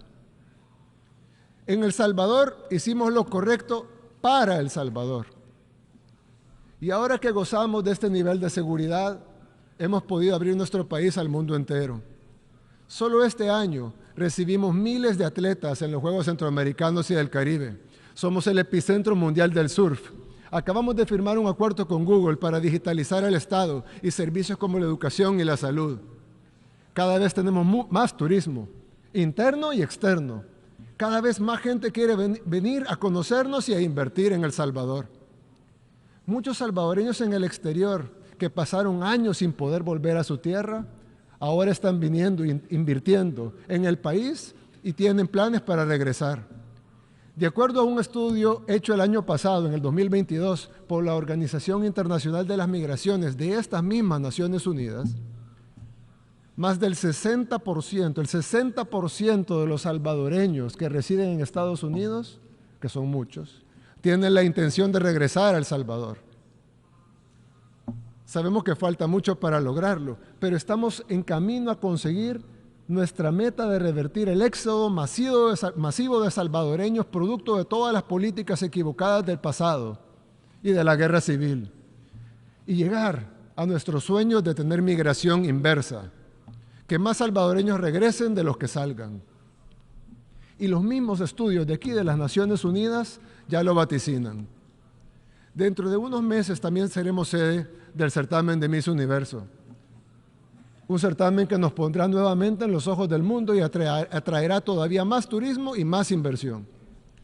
Además de todo eso, estamos construyendo más y mejores relaciones con países aliados que quieren ayudarnos a construir nuestro país, a construir nuestro sueño. Y no estoy diciendo todo esto para alardear, aunque sí me siento orgulloso de todo lo que hemos logrado. Lo estoy diciendo porque este es un ejemplo de lo que todos los países pueden lograr cuando comienzan a hacer valer su soberanía. Mírennos a nosotros. De ser reconocidos por la violencia, hoy nos reconocen por nuestros paisajes, por nuestras olas y sobre todo por nuestra valentía. Hoy el mundo puede ver todo nuestro potencial. Tenemos un país lleno de maravillas por ofrecer. Los que nos visitan pueden desayunar en la playa, surfear olas de calidad mundial en un mar que tiene la temperatura ideal todo el año. Pueden almorzar en la montaña, probar el mejor café del mundo, con nuestros soberbios volcanes y hermosos lagos de paisaje. Y pueden cenar en la capital, con toda la modernidad y la comodidad, y ahora con la seguridad que muchas ciudades del primer mundo desearían tener. Y pueden hacer todo eso en un solo día. Pero lo mejor es que encontrarán en nuestra gente un pueblo amable y trabajador, que siempre está buscando hacer algo nuevo. Cuando se animen a visitar nuestro país, se darán cuenta de que los salvadoreños estamos orgullosos de ser salvadoreños, algo que hace unos años no sucedía. El Salvador está renaciendo porque nos atrevimos a desafiarnos a nosotros mismos y decidimos que nada ni nadie nos diría qué hacer. Estamos muy lejos todavía de donde queremos llegar, pero seguiremos trabajando duro y tomando nuestras propias decisiones para alcanzar esa grandeza que anhelamos. Creemos que el mundo también necesita renacer, pero esa será decisión de cada pueblo. Nosotros en El Salvador estamos dando el ejemplo, marcando un camino por si alguien más también lo quiera recorrer. Muchas gracias y que Dios bendiga a todas las naciones del mundo.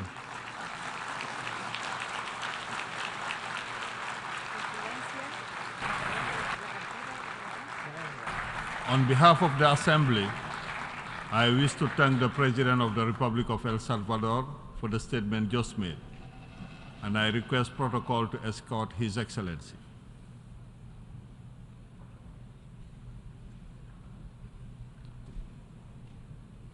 The Assembly will hear an address by His Excellency Sadir Saparov, President of the Kyrgyz Republic. I request protocol to escort His Excellency.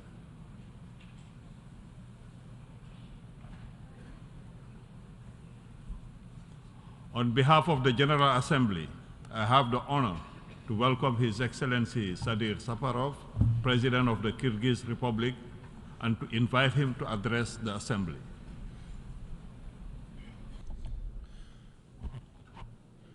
Урматтуу башкы катчы мырза, урматтуу төраға мырза, урматтуу делегация башчылары, айымдар жана мырзалар. Эң оболу Тринидад жана Тобагонун жогорку өкүлү, урматтуу Деннис Фрэнсис мырзаны Бириккен Улуттар Уюмунун башкы ассамблеясынын 78-чи сессиясынын төрагасы болуп шайланышы менен куттуктаймын. Бул жооптуу кызматта сизге ийгиликтерди жана жетишкендиктерди каалаймын. Төрагалык мезгилиңизде Кыргызстандын колдоосуна ишенсеңиз болот.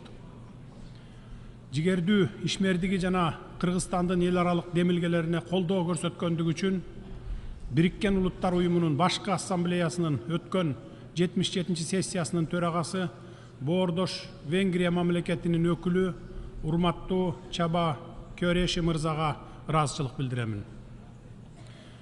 Урматтуу айымдар жана мырзалар, бүгүнкү күндө бүткүл аалам бурулуш учурунда турат. Биз баарыбыз дүйнөлүк тартиптин терс өзгөрүшүнө күбө болуп, ири державалардын жана алардын блокторунун ортосундагы геостратегиялык атаандаштыктын күчөшүн ачык айкын сезип турабыз. Геосаясий чыңалуу дүйнөнү регионалдык, субрегионалдык, финансылык, экономикалык блокторго жана тутумдарга бөлүп жарууга алып бара жатат.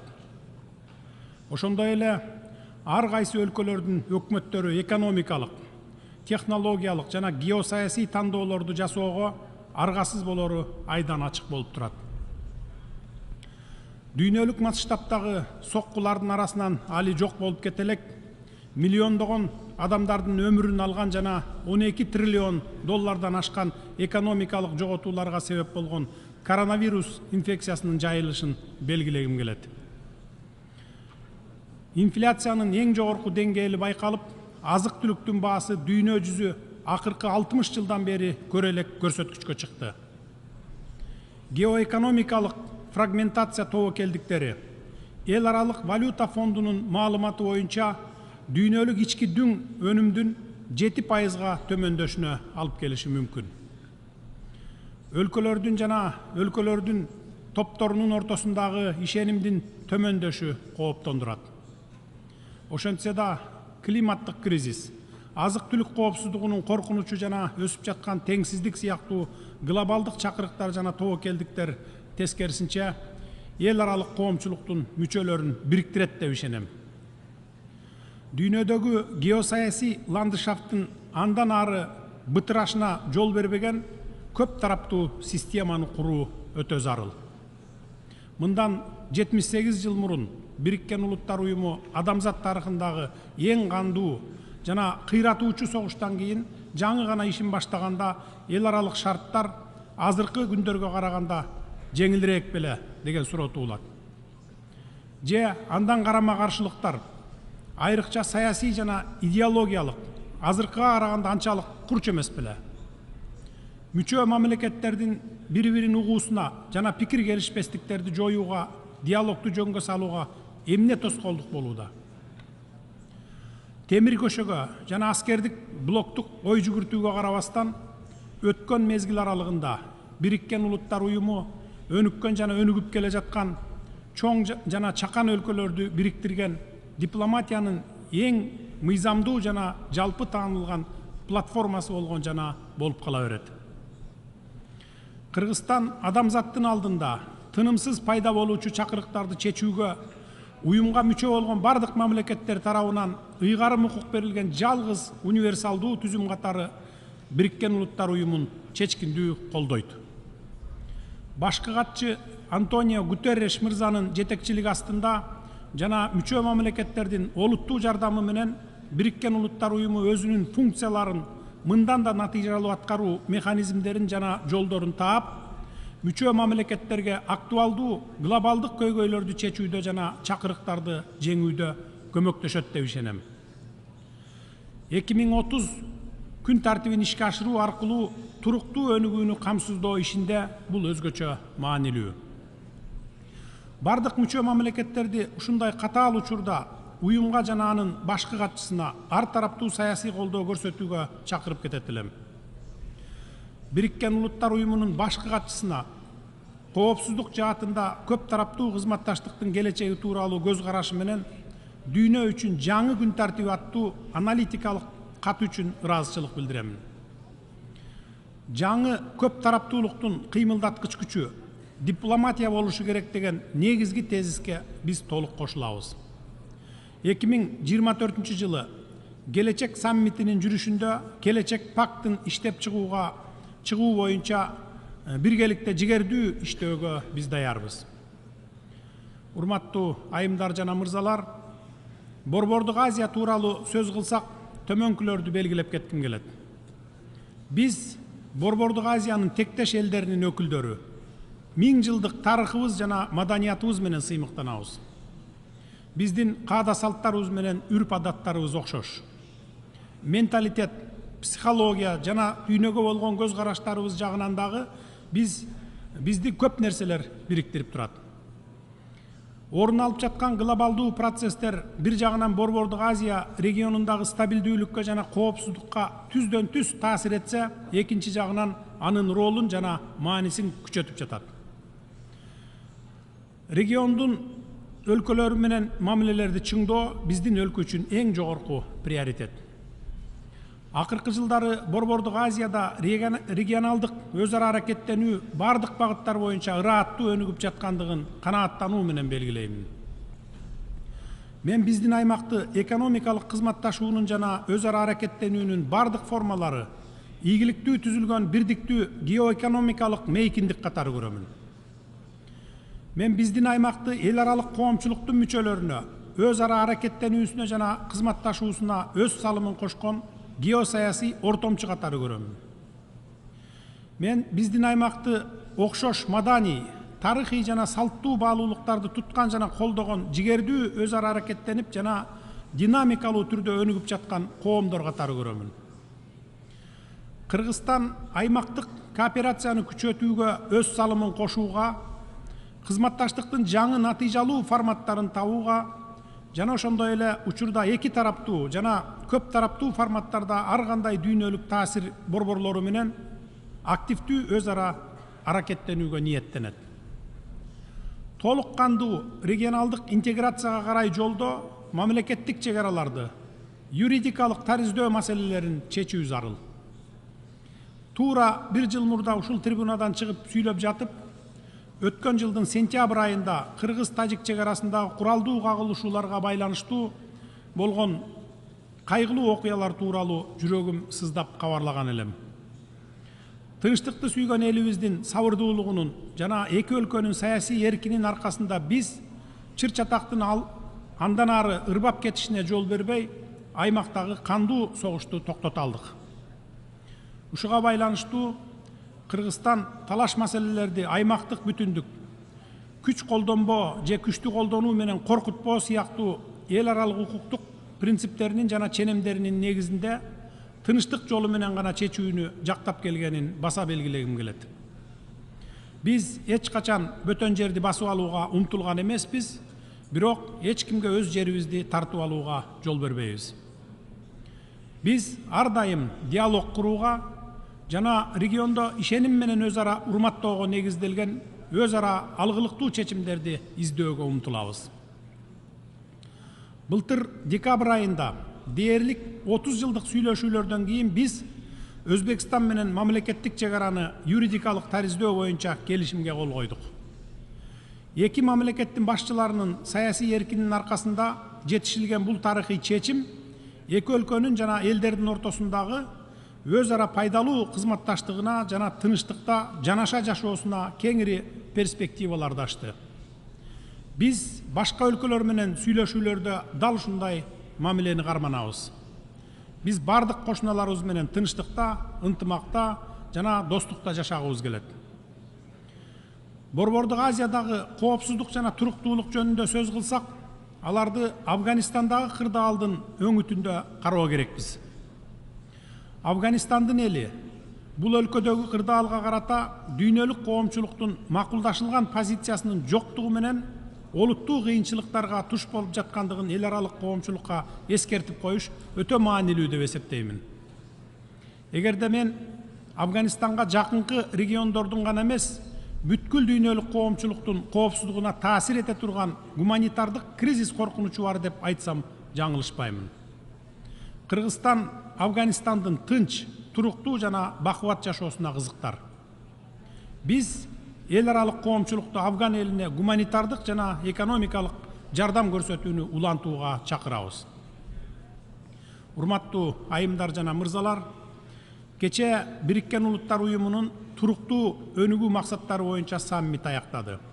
Ал туруктуу өнүгүүгө кыйшайуусуз жетишүүнүн маанилүүлүгүн дагы бир ирет тастыктады. Ошондой эле туруктуу өнүгүү максаттарды ишке ашыруудагы кемчиликтерди аныктап, мамлекеттердин конкреттүү милдеттенмелерин белгиледи. Биз Бириккен Улуттар Уюмунун бардык туруктуу өнүгүү максаттарын аткаруунун акыркы мөөнөтүнө 2030 жылга карай жолдун ортосундабыз. Кыргызстан туруктуу өнүгүү максаттарды ишке ашыруу боюнча Бириккен Улуттар Уюмуна мүчө болгон 166 мамлекеттин ичинен 45-чи орунду ээледи.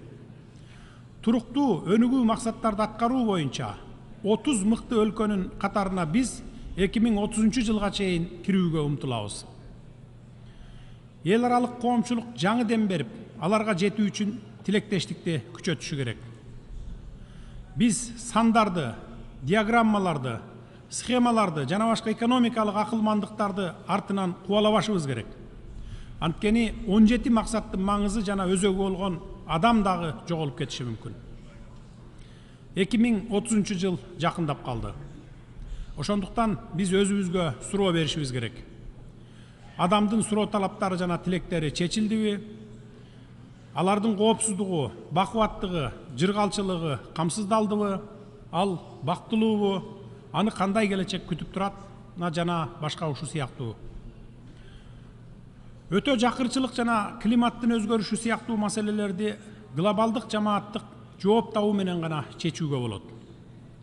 Бириккен Улуттар Уюмунун урматтуу башкы катчысы туруктуу өнүгүүнү каржылоо жөнүндө отчетунда туура белгилегендей, туруктуу өнүгүүгө инвестиция салууга энергетика жана азык-түлүк системаларын трансформациялоого каражат жок болгондуктан өнүгүп келе жаткан өлкөлөр туруктуу өнүгүү максаттарына жетүү жолунда артта калууда.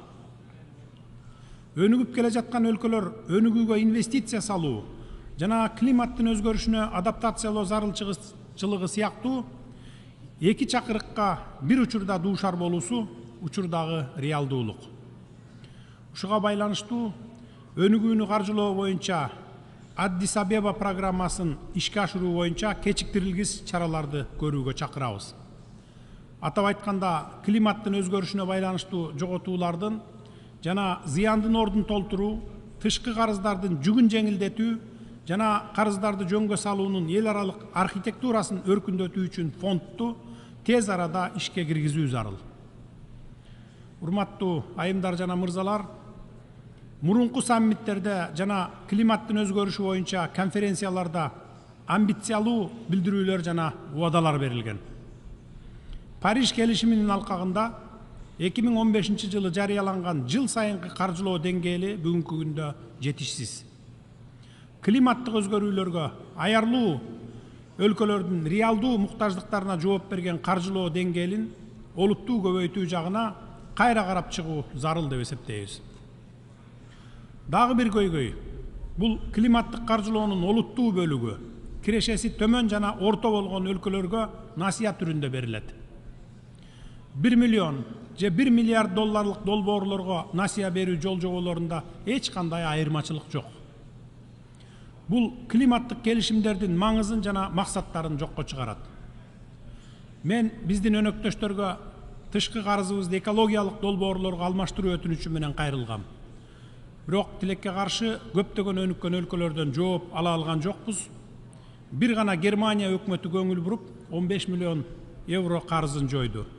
Мүмкүнчүлүктөн пайдаланып Германия тарапка ыраазычылык билдиремин.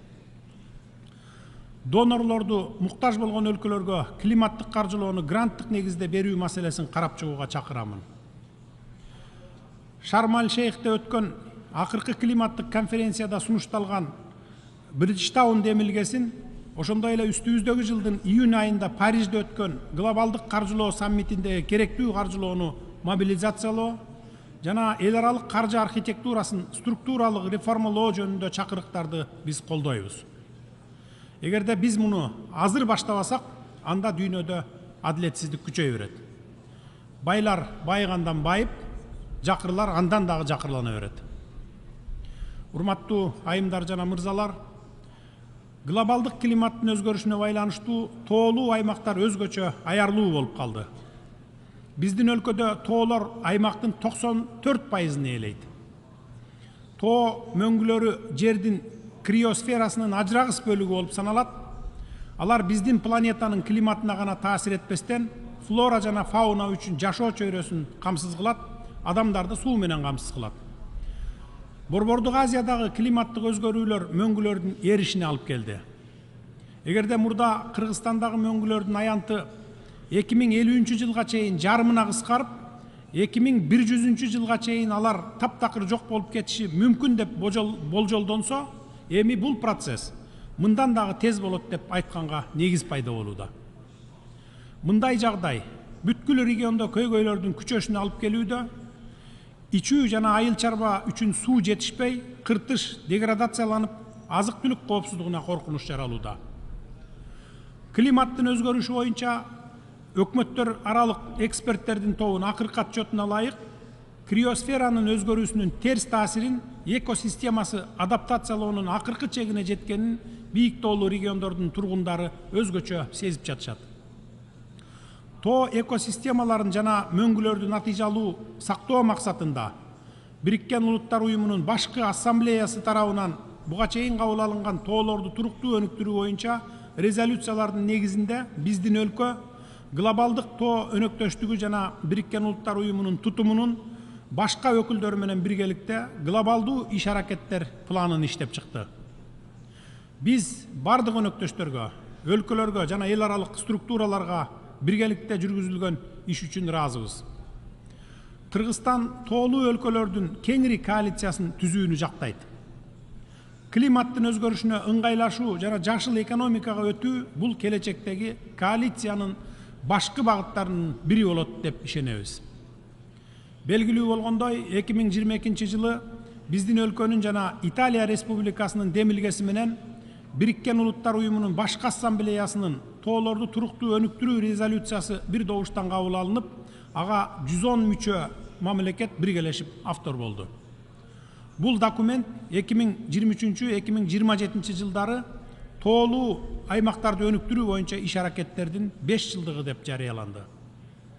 Мүмкүнчүлүктөн пайдаланып, биздин демилгени колдогондук үчүн Бириккен Улуттар Уюмунун бардык мүчө мамлекеттерине терең ыраазычылык билдиремин. Бириккен Улуттар Уюмунун резолюциясын андан ары ишке ашыруу максатында Кыргыз Республикасында 2023-2027 жылдар мезгилин тоолуу аймактарды өнүктүрүү боюнча иш-аракеттердин 5 жылдыгы деп жарыялоо жөнүндө жарлыкка кол койдум. Ошондой эле 2023-2027 жылдар мезгилине тоолуу аймактарды өнүктүрүү боюнча иш аракеттердин 5 жылдыгын ишке ашыруу боюнча улуттук жол картасы иштелип чыкты. Ал жакын арада кабыл алынат. Жол картасы өзүнө глобалдык, регионалдык жана улуттук масштабтагы иш-чараларды, анын ичинде туруктуу өнүктүрүү максаттары боюнча учурда иштеп жаткан жана келечектүү долбоорлордун алкагында иш-чараларды камтыйт. ТОО 5 жылдыгынын жыйынтыктоочу этабы катары биз Кыргызстанда 2027 жылы биринчи саммиттен 25 жыл өткөндөн кийин Бишкек плюс 25 экинчи глобалдык ТОО саммитин өткөрүүнү пландаштырып жатабыз. Ушул бийик трибунада туруп, баарыңыздарды жигердүү катышууга, ТОО экосистемаларын сактоо үчүн конкреттүү салым кошууга чакырамын. Биз тоолуу өлкөлөрдүн достор тобундагы өнөктөштөрүбүзгө, глобалдуу ТОО өнөктөштүктөгү досторубузга жана Бириккен Улуттар Уюмунун бүткүл системасына Кыргызстандын демилгелерин ар тараптан колдогон үчүн ыраазычылык билдиребиз. Мындан ары да биргелешкен жемиштүү кызматташууга даяр экендигибизди билдиребиз. Урматтуу айымдар жана мырзалар, алдыда турган чакырыктарды жана коркунучтарды чечүүдө ийгиликтүү, алга жылуу биз үчүн жамааттык коопсуздуктун эффективдүү системасын курушубуз керек. Бул механизмдин негизги элементи болуп, Бириккен Улуттар Уюмунун коопсуздук кеңеши саналат. Бүгүнкү күндө бул органды андан ары дагы адилеттүү жана өкүлчүлүктүү кылууда, чечим кабыл алууда жана консенсуска жетишүү мүмкүнчүлүгүн жогорулатуу үчүн анын ишинин натыйжалуулугун жогорулатуу мурдагыдан да актуалдуу болуп жатат. Бириккен Улуттар Уюмунун коопсуздук кеңешин реформалоо боюнча сүйлөшүүлөрдө прогрессти камсыз кылуу зарыл. Кыргызстан тынчтыкты натыйжалуу куруу, адам укуктарын урматтоо жана аялдардын тынчтык процесстерине бирдей катышуусу өнүгүп келе жаткан чакан, аз өнүккөн жана чакан арал өлкөлөрүнүн кызыкчылыктарын жылдыруу жана коргоо аркылуу тынчтыкты жана коопсуздукту сактоого өз салымын кошууга даяр экенин билдирет. Биз 2027-2028 жылдарга Бириккен Улуттар Уюмунун коопсуздук кеңешинин туруктуу эмес мүчөлүгүнө өз талапкерлигибизди көрсөттүк жана урматтуу мүчө мамлекеттерден колдоо күтөбүз. Мамлекеттер ортосундагы мамилелерде ишеним, тилектештик жана универсалдуулук сыяктуу принциптерди баарыбыз сакташыбыз керек. Ушундай гана жол менен биз глобалдык жана аймактык коопсуздук пайдубалын өз калыбына келтире алабыз. Урматтуу төрага мырза, кымбаттуу достор, бүгүнкү күндүн оорчулугу жана көйгөйлөрү жөнүндө сөз кылып жатып, залкар мекендешибиз Жусуп Баласагындын 1200 жыл мурда айткан насаатын келтирейин. Биздин дүйнө ушундай, чындыктын дарбазасын ачуу үчүн анын маңызына жет деген экен. Андан бери жер жүзүндө эч нерсе деле өзгөргөн жок. Дүйнөнүн ар түрдүүлүгү жана татаалдыгы кандай болсо, ошондой кабыл алуубуз керек. Биз Бириккен Улуттар Уюмунун мүчө мамлекеттери биздин уюмду чыр-чатактарды алдын алуу, компромисске жетүү борборуна айландыруу, тынчтыкты жана ынтымакты орнотуу үчүн бардык күч аракетибизди жумшашыбыз керек. Көңүл бурганыңыздарга рахмат.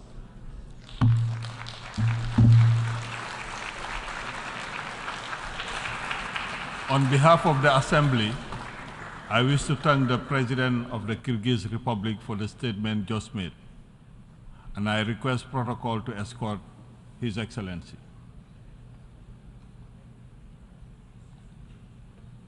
The Assembly will hear an address by His Excellency Santiago Peña Palacios, President of the Republic of Paraguay. I request protocol to escort His Excellency.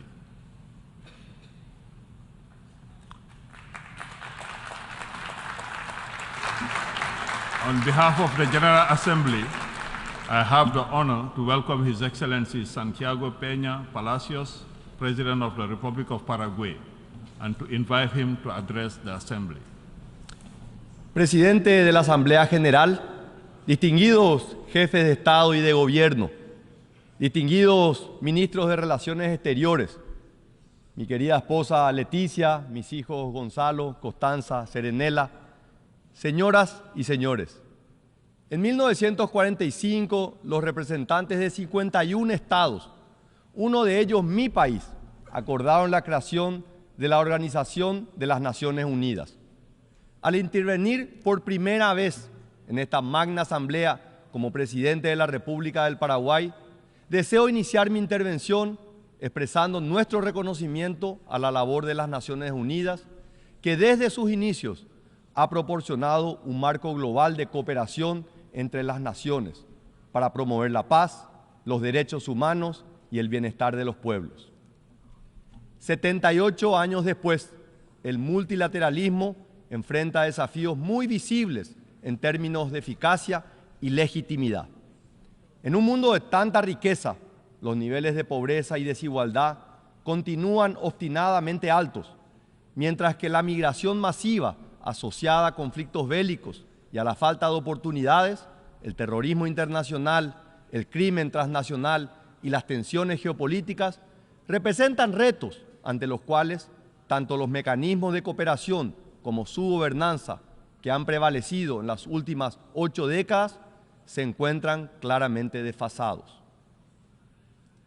La falta de resultados tangibles, la ineficiencia percibida de las instituciones multilaterales y las dificultades para abordar los problemas globales de manera efectiva han generado frustración y han llevado a un aumento del sentimiento de que los intereses nacionales deberían prevalecer sobre la cooperación multilateral. La imposición de ciertas tendencias o enfoques culturales o ideológicos es percibida, no sin razón, como una interferencia en la soberanía y los valores nacionales, lo que erosiona la confianza y debilita la voluntad de cooperar en el ámbito multilateral. Consecuentemente, pueden observarse crecientes niveles de desconfianza entre los Estados miembros, lo que dificulta la cooperación y la voluntad de comprometerse en aras del bien común. La crisis del 2008, la reciente pandemia de hoy y el conflicto de Ucrania han puesto en evidencia debilidades y limitaciones de las instituciones multilaterales en su capacidad para hacer frente a los desafíos con impacto global y riesgo sistémico. En el último caso, la ONU y su Consejo de Seguridad han adoptado medidas cuyos resultados penosamente están lejos de ser alentadores. A pesar de haber sufrido las desgracias de 2 injustas guerras, una que nos puso al borde de la extinción como nación, el espíritu y la historia del Paraguay nos compelen a apostar al diálogo y no a la fuerza, como mecanismo para solucionar cualquier controversia, tal cual lo demuestra la Convención Gondra de 1924, propuesta por un paraguayo y aprobada por todos los países latinoamericanos por unanimidad y sin una sola enmienda, cuyo fin era precisamente evitar y prevenir guerras entre Estados americanos. Con humildad, pero con mucha convicción, instamos a todas las partes involucradas en este conflicto a detener de inmediato las acciones militares para evitar más víctimas y daños. Apoyamos las iniciativas de paz impulsadas tanto por Brasil, país hermano y aliado estratégico, así como por el Papa Francisco, cuya conmovedora presencia es fuente de inspiración para toda la humanidad. No cabe duda de que necesitamos trabajar en la revisión y reforma de los mecanismos, medidas y capacidades institucionales de los organismos multilaterales, para evitar nuevas guerras como la que está asolando Ucrania. Pero con reformas o sin ellas, necesitamos poner fin a la pérdida inmisericordia de tantas vidas humanas. Necesitamos trabajar en el fortalecimiento de la ONU, con miras a construir nuevas capacidades